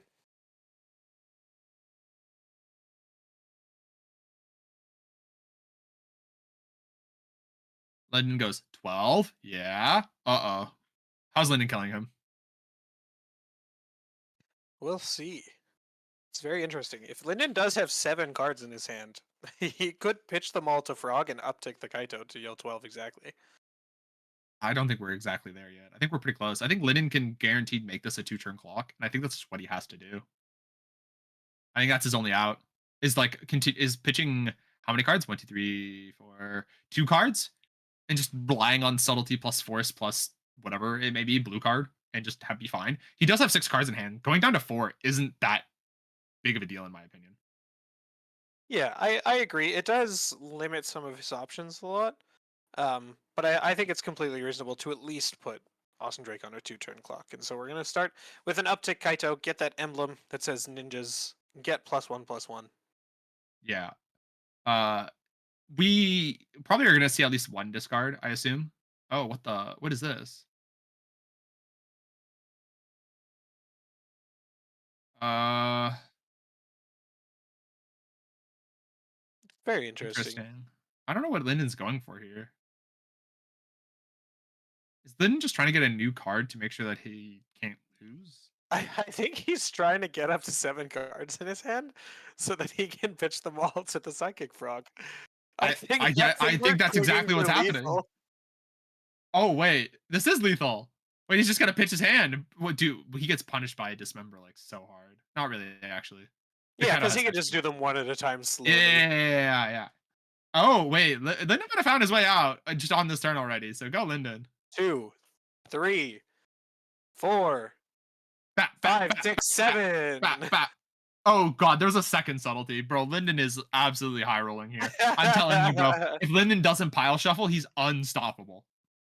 Cling for lethal, pitch 7 cards to my frog, hit you for 12. That's gonna be Linden a dead does pick Drake. up that game 2. This is gonna be Drake's first time on the play, so we're gonna see how that ends up going for him. Amulet Titan notoriously better on the play when you can't get your amulets consigned at all. Still forced though, apparently. Agreed, yeah. Chatter pointing out that Dismember does actually save 1 life, so if he did have Dismember, Linden would have put Austin Drake to 1 and had no cards No. in hand.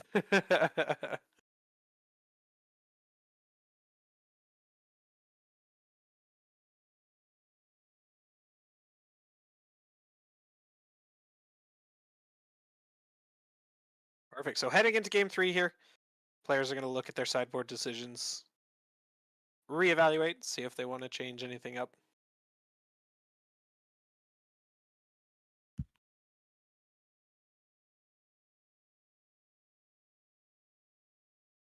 Yeah, this member probably would have been cast at a different time, but it's much more funny to think that this world exists, where Linden's just like absolutely the goat, and tries to go for this play, and then immediately gets like punished off the face of the earth.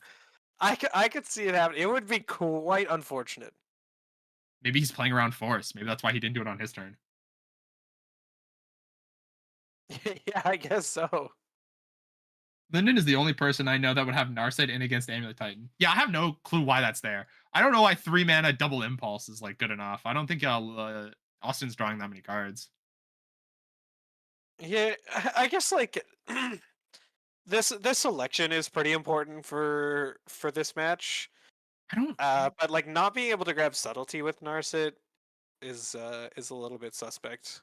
Yeah, that's what I was gonna elaborate on. I just don't think it's gonna happen. I just don't think it can happen.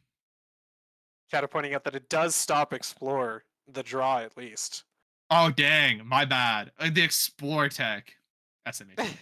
If anyone's wondering who the person that is doing it, it's Andrew, and I know for sure he's doing that well actually face while he tells me these things. So I just Ostrich like doesn't like a immediately 7, ships it go for it. back.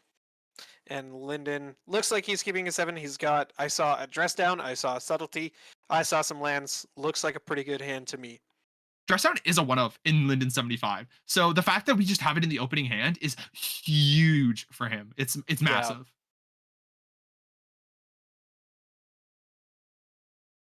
I don't think I saw a pile shuffle from either player, so I don't have to be hateful this match. This one comes down to pure skill. Neither player pile shuffled. Yeah, I assume 4 Fatal Push went out. I just think that I don't know because the cards that we pointed out were like consigned to memory. And I feel like those are probably like in already. We haven't really seen them. We don't officially know how Linden boarded, but we know for sure it wasn't a Liliana last out. Actually, maybe not even that. Looks like Austin Drake keeps his 6. Starts off with the Teleria West, ships it back over to Linden. Linden starts with a Marsh Flash, passes it back. Forest comes down. Explore. Could add an Arset. Only we had whoa. Wow, an Wait. aggressive Force of Negation from Linden, pitching the subtlety. Linden's Very like interesting. Lennon's like, hold my beer. This thing ain't resolving.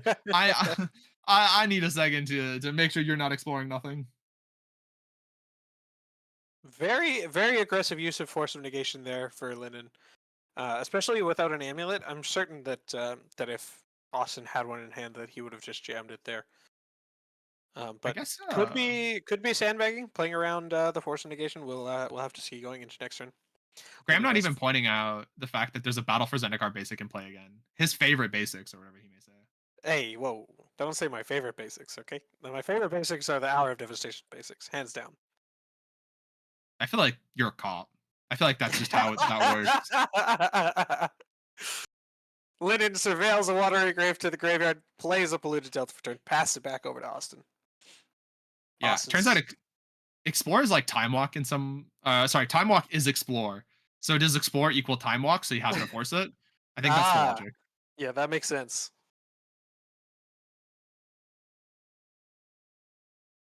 Linden again, fetching out a shadowy back street. Gonna do some surveilling. Still no amulet out of the Amulet Titan deck, missing one of the key name pieces. Is that one card in his hand? How many cards does Austin have in hand? How? No, he has more than one card for sure. Okay, it just looks like a single card. He stacked it. Pretty well. It is stacked quite well. I believe he has 3, maybe 4.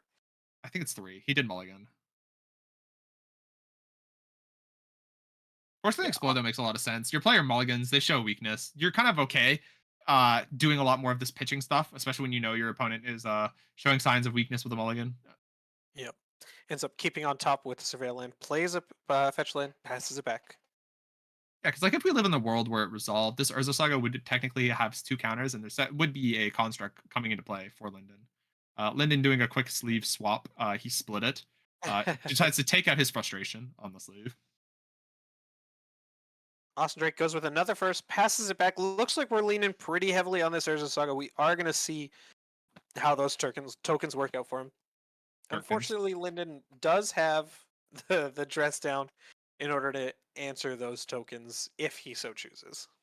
Yeah. So the way that dress down and construct tokens work, or construct tokens work, is they become 0/0s because they have no power or toughness because of the fact that the text that grants them the power and toughness from each other is removed.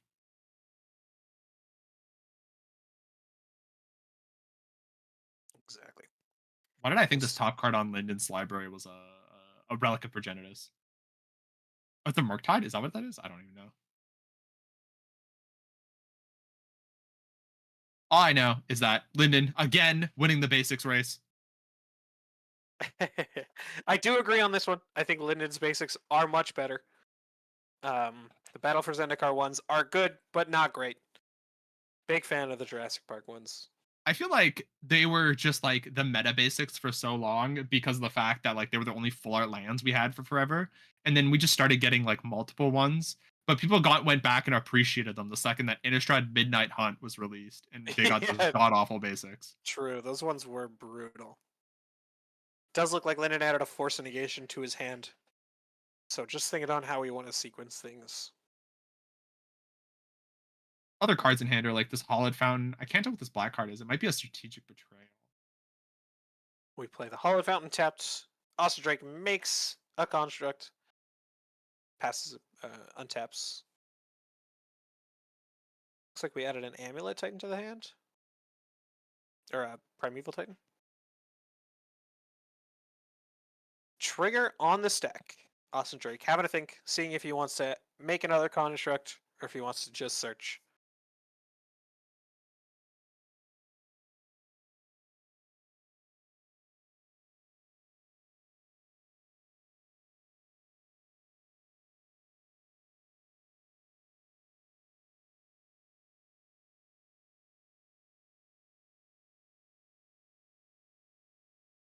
Does end up choosing to make a construct before searching his library. So we've got a couple of 2/2s that are about to become 3/3s.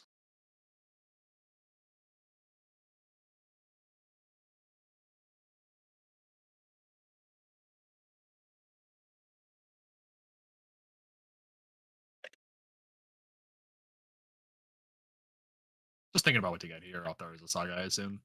I don't remember exactly the targets, but it's usually expedition map or the amulet, and I think we're leaning towards just it's a vaccine bauble. I did forget about this one. Trying to set off the subtleties and all the other free spells. Linden does not have a good removal spell for this, so it will be staying in play. I think the only one that comes to mind is the exercise. He also has the Prismatic Ending. Yeah.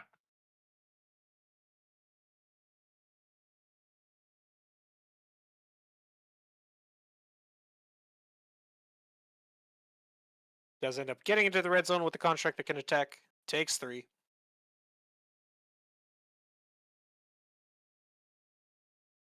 We are going to play a Simic Growth Chamber. We're going to return to Teleria West and ship it back over to Linden.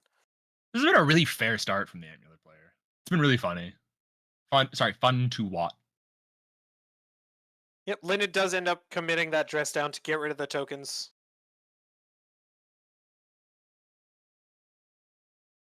Linden boarded in the mystical dispute. Interesting. Yeah, that is very curious. I think it's just a matter 3 of mana. yeah, three mana leak you. Plays a polluted delta for turn, ships it back. We did add a Amulet of Vigor to the hand for the Amulet Titan player. Do you want to know what I noticed? There's a Summoner's Pack in the amulet player's hand. Oh no! I think there's 2 actually. Wait. Is there? Really? I think there's at least one. There's at least one. I don't know if there's 2. That's very intriguing. If there's 2, then he grabbed the Vexing Bubble with the knowledge that he had one of these in hand. Yeah. We are transmuting the Teleria West, presumably grabbing. It has to Beseeger, grab maybe. Urza Saga, I think. Oh, Urza Saga also makes sense. Yep.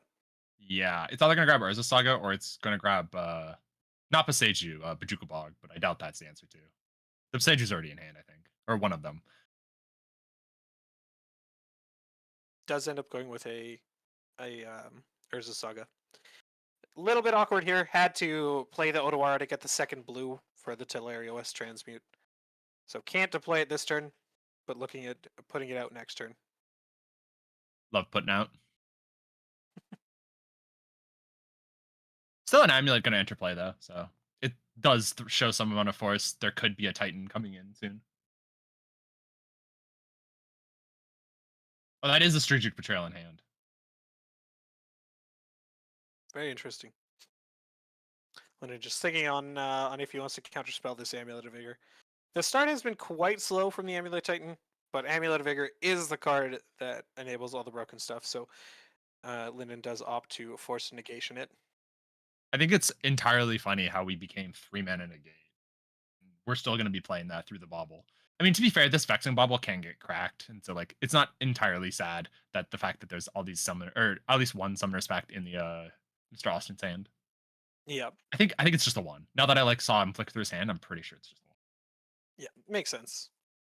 Yeah, having the spoil of being able to remove this Vexing Bubble at will Yeah, one of them's a Titan.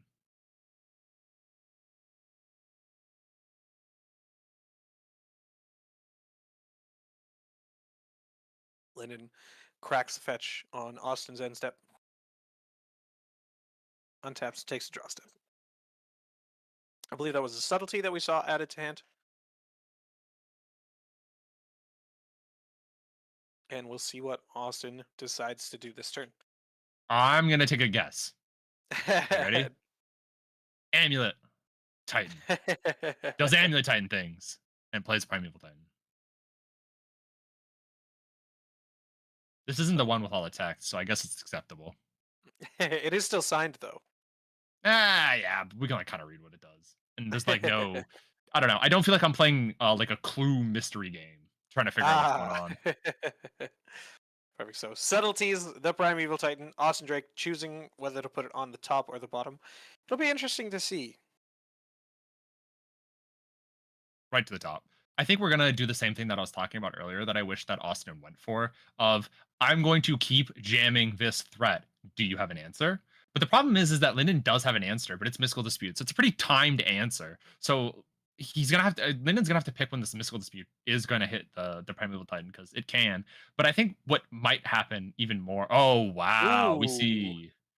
I like this a lot. Oh, Putting I the like this a subtlety back lot. in hand. Still having 3 mana up for Mystical Dispute. And now we can start Yeah. accruing some value with this Kaito. Yeah, I mean, the subtlety isn't something that's probably going to be on his mind or on Austin's mind due to the fact that it's in hand.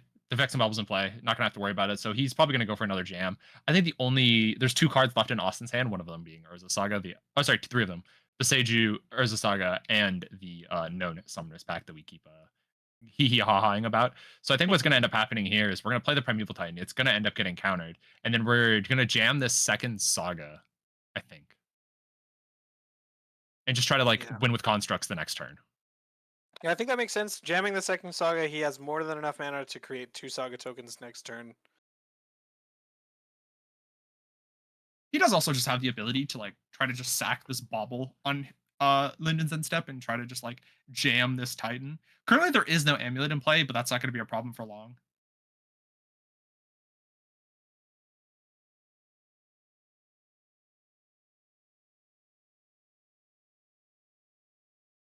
I believe we're just thinking on what to do on Linden's end step is Austin.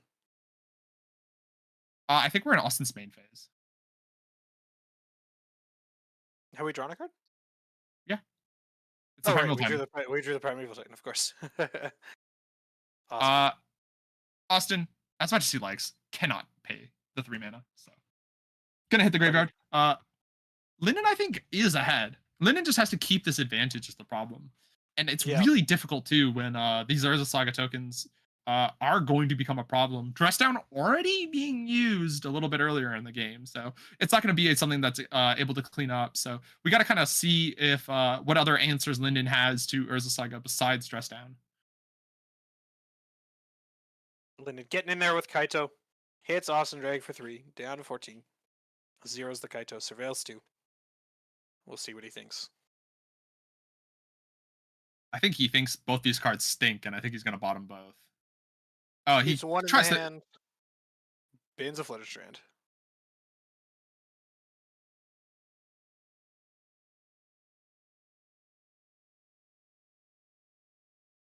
Oh, he has a consign, and he's going to hit both.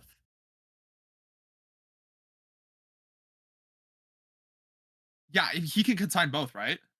Yep, yeah. So the turn-based action of putting the counters on to go at the same time, the triggers go into the queue. Both the triggers are placed on the stack at the same time. So if he does have a consign, he can replicate in order to counter both of the triggers.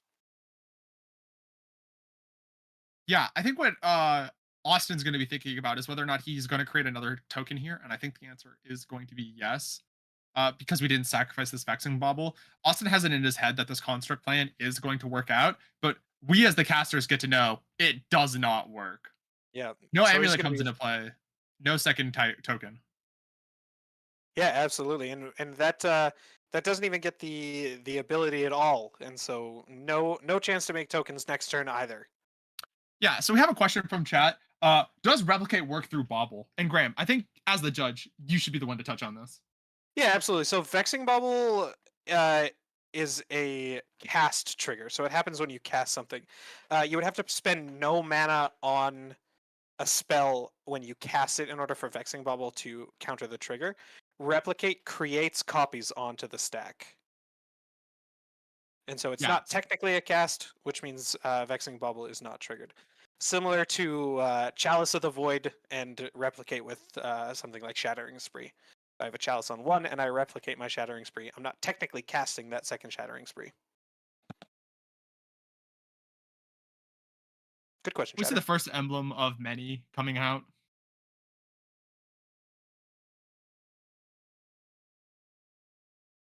Yeah, Linden decides this clock needs to start, and this the strategic betrayal, it does actually exist. It is in hand. Getting in for I think 7. We've got a 2-turn clock. this is Linden's game to lose. We'll see what Austin Drake can do heading into what Goodness, yeah. potentially might be the final turn of the game. We're gonna have to see him go for a combo here. This Vexing Bubble has to get cracked, I think, on this main phase, and I think we just have to try to figure out what we're gonna try to do to combo kill the best line possible. I think there's so many cards that just stop the combo. You got to start something. I guess you could just make a Saga. Oh no, you can't make a Saga token. It doesn't have that ability. So you go get an Correct. amulet here, and Yep. I don't really know what else to do. I think this might be wrapped up. So we do have a colorless floating, so Austin Drake has access to a total of 7 mana this turn, plus a land drop if he has one. We know of at least a Force of Negation in Linden's hand. He did end up casting this Subtlety for tempo, so we'll see if he has anything else going on. Yeah, I think this force probably ends up connecting onto the subtlety or the Summoner's Pact. I don't think that we're gonna see. I think it's just a pitch cast here. I don't know what other cards Linden has in hand, but he's allowing the pack trigger to go on the stack. Just doubly make sure that his opponent has something to do next turn with his mana. Mm-hmm.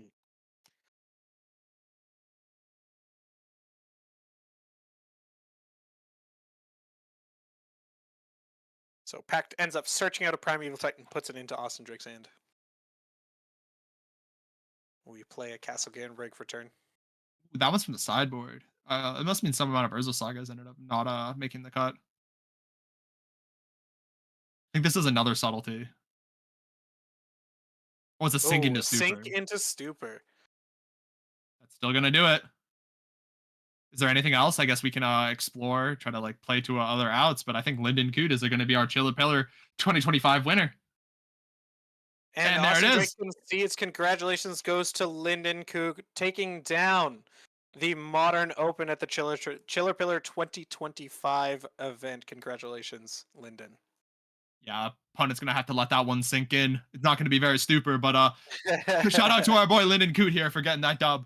Obviously, I think he came with a deck that he believed in, put in a lot of work, and god dang did it pay off. Let's go, Linden, trying to figure out Modern. I was told that we do get a winner's interview. Don't know when that's going to happen. Chat, you guys said it. It's going to happen. If you guys have any questions that you want us to ask Linden, put them in chat right now so that we can ask them during the winner's interview. We're going to grab some photos of our winners and our finalists, and then we'll head on out to the winner's interview here. Again, congratulations to Linden. Linden also has to go to the washroom. Maybe this time he washes his hands, or we can verify that he does in fact wash his hands. Samson did verify that he washed his hands. Okay, good. He better do it again. So what's gonna be next for Linden? He's just he is the winner of this tournament. They already did a prize split. Unfamiliar on what the prize is, but he is gonna take home the ChillerPillar winning playmat and the trophy that comes alongside it. You'll likely see it on the Twitter timeline, the trophy itself. But it's a very exciting moment for Linden. You know, back-to-back dubs, being the best Magic player in Vancouver. Yeah, and then absolutely. after he takes his photos, he's gonna come to us and he's gonna do an interview. Absolutely. Linden, again, we touched on this at the start of the broadcast, but Linden is known for innovating, playing some really cool tech today. We saw the new Edge of Eternities card um, do some Quantum absolute work. Riddler. Yeah, Riddler, Buy him now. Quantum Riddler, very, Buy very, him very now. good. Yeah, absolutely. Buy him now. Um, a lot of cool interactions between Frog and Riddler. It's been an absolute house for Linden. Yeah, and that's for our Quantum Rizzler. Yes, it has. We have been officially been raised. But no, this event is a charity event put on, to my understanding. And it is for one of the players that we featured in the first round who was diagnosed with cancer, and it's been running ever since. I don't know how many iterations of the ChillerPillar tournament we have had, but This is our it's fourth annual ChillerPillar. fourth annual one, and it's just a charity event, getting a bunch of players together in Kamloops, BC, try to support the homie. And yeah, it's been a really successful tournament structure. This is my first time casting, and I think this is the first time it has been casted on. So Mhm. I feel quite honored to be able to do it here with my lovely Pookie Bear Graham. Thank you so much, Ash. And a quick shout out again, one more time to our sponsors here: Face to Face Games for allowing us to stream, House of Cards, Orchard City Games, Bastion Games, Meshed House, True Wolf Pack, Game Hub, Adroit Technologies, Obsidian Games, and Zach Hanghoff are absolutely amazing. Thank you so much to all of them for donating, prizing, as well as different equipments and setup. And remember, don't go anywhere. We do have an interview with Lyndon that is hopefully coming up. At least we pray we do get the opportunity to. Uh, Also, tomorrow, Legacy. That's going to be a new format for us. Graham and I collectively probably have about as much Legacy experience as somebody that doesn't play Legacy. So I played Legacy like 6 years ago. I played Death and Taxes, and then they printed Ren and Six, and I did not want to play Legacy anymore. I played a League of Cloud Post last week, and I don't remember much of it. But tune in for that. Same time, same place, 10 a.m. Eastern time tomorrow morning. Yeah. For some Do you think Legacy Lyndon's action. playing Legacy? Do you think he's gonna go back to back? I don't know. I don't know that Linden has a Legacy deck, but I'm sure that if he can He can borrow find the cards. cards, I'm sure that he would play.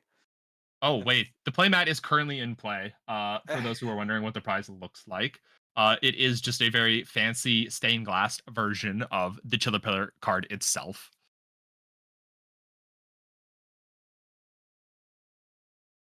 Very pretty. Looks like Samson's gonna show it off. Look at it. It's gorgeous. Oh That wow, he's on Chiller the hanging out beach. Look at him on the go. beach. Look at him. What a Hey, yo, beautiful big. anyone know if this ChillerPillar is single? I know a friend that's trying to look. He's hanging out on the beach. The big champion 2025 written across the right hand side of the mat there. Very, very beautiful. Yeah, he's just letting it all hang out, man. I think that's intentionally a bra top or whatever, a bikini top. Oh yeah, absolutely. Could you imagine it's not though? He's just born with those two spots, and everybody thinks that he's got some knockers. An equally likely scenario. Mm, I think what's equally unlikely is whether or not this glass just has a line on it, or it's half full, or it's not full at all. I don't know. I don't know what the theory's on. Also, wait, no, the ChillerPillar has 2 drinks. Wait, Wait, he's got a wait, there's also a coconut? signed ChillerPillar. Oh heck yeah.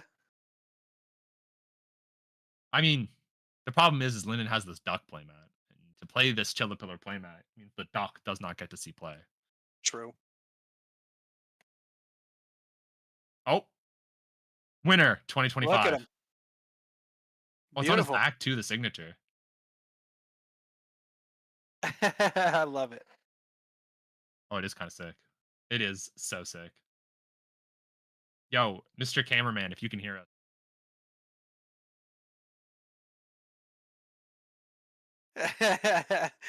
Can we Perfect. So can we get a W cameraman in chat? He's the guy that's been helping us out the entire time.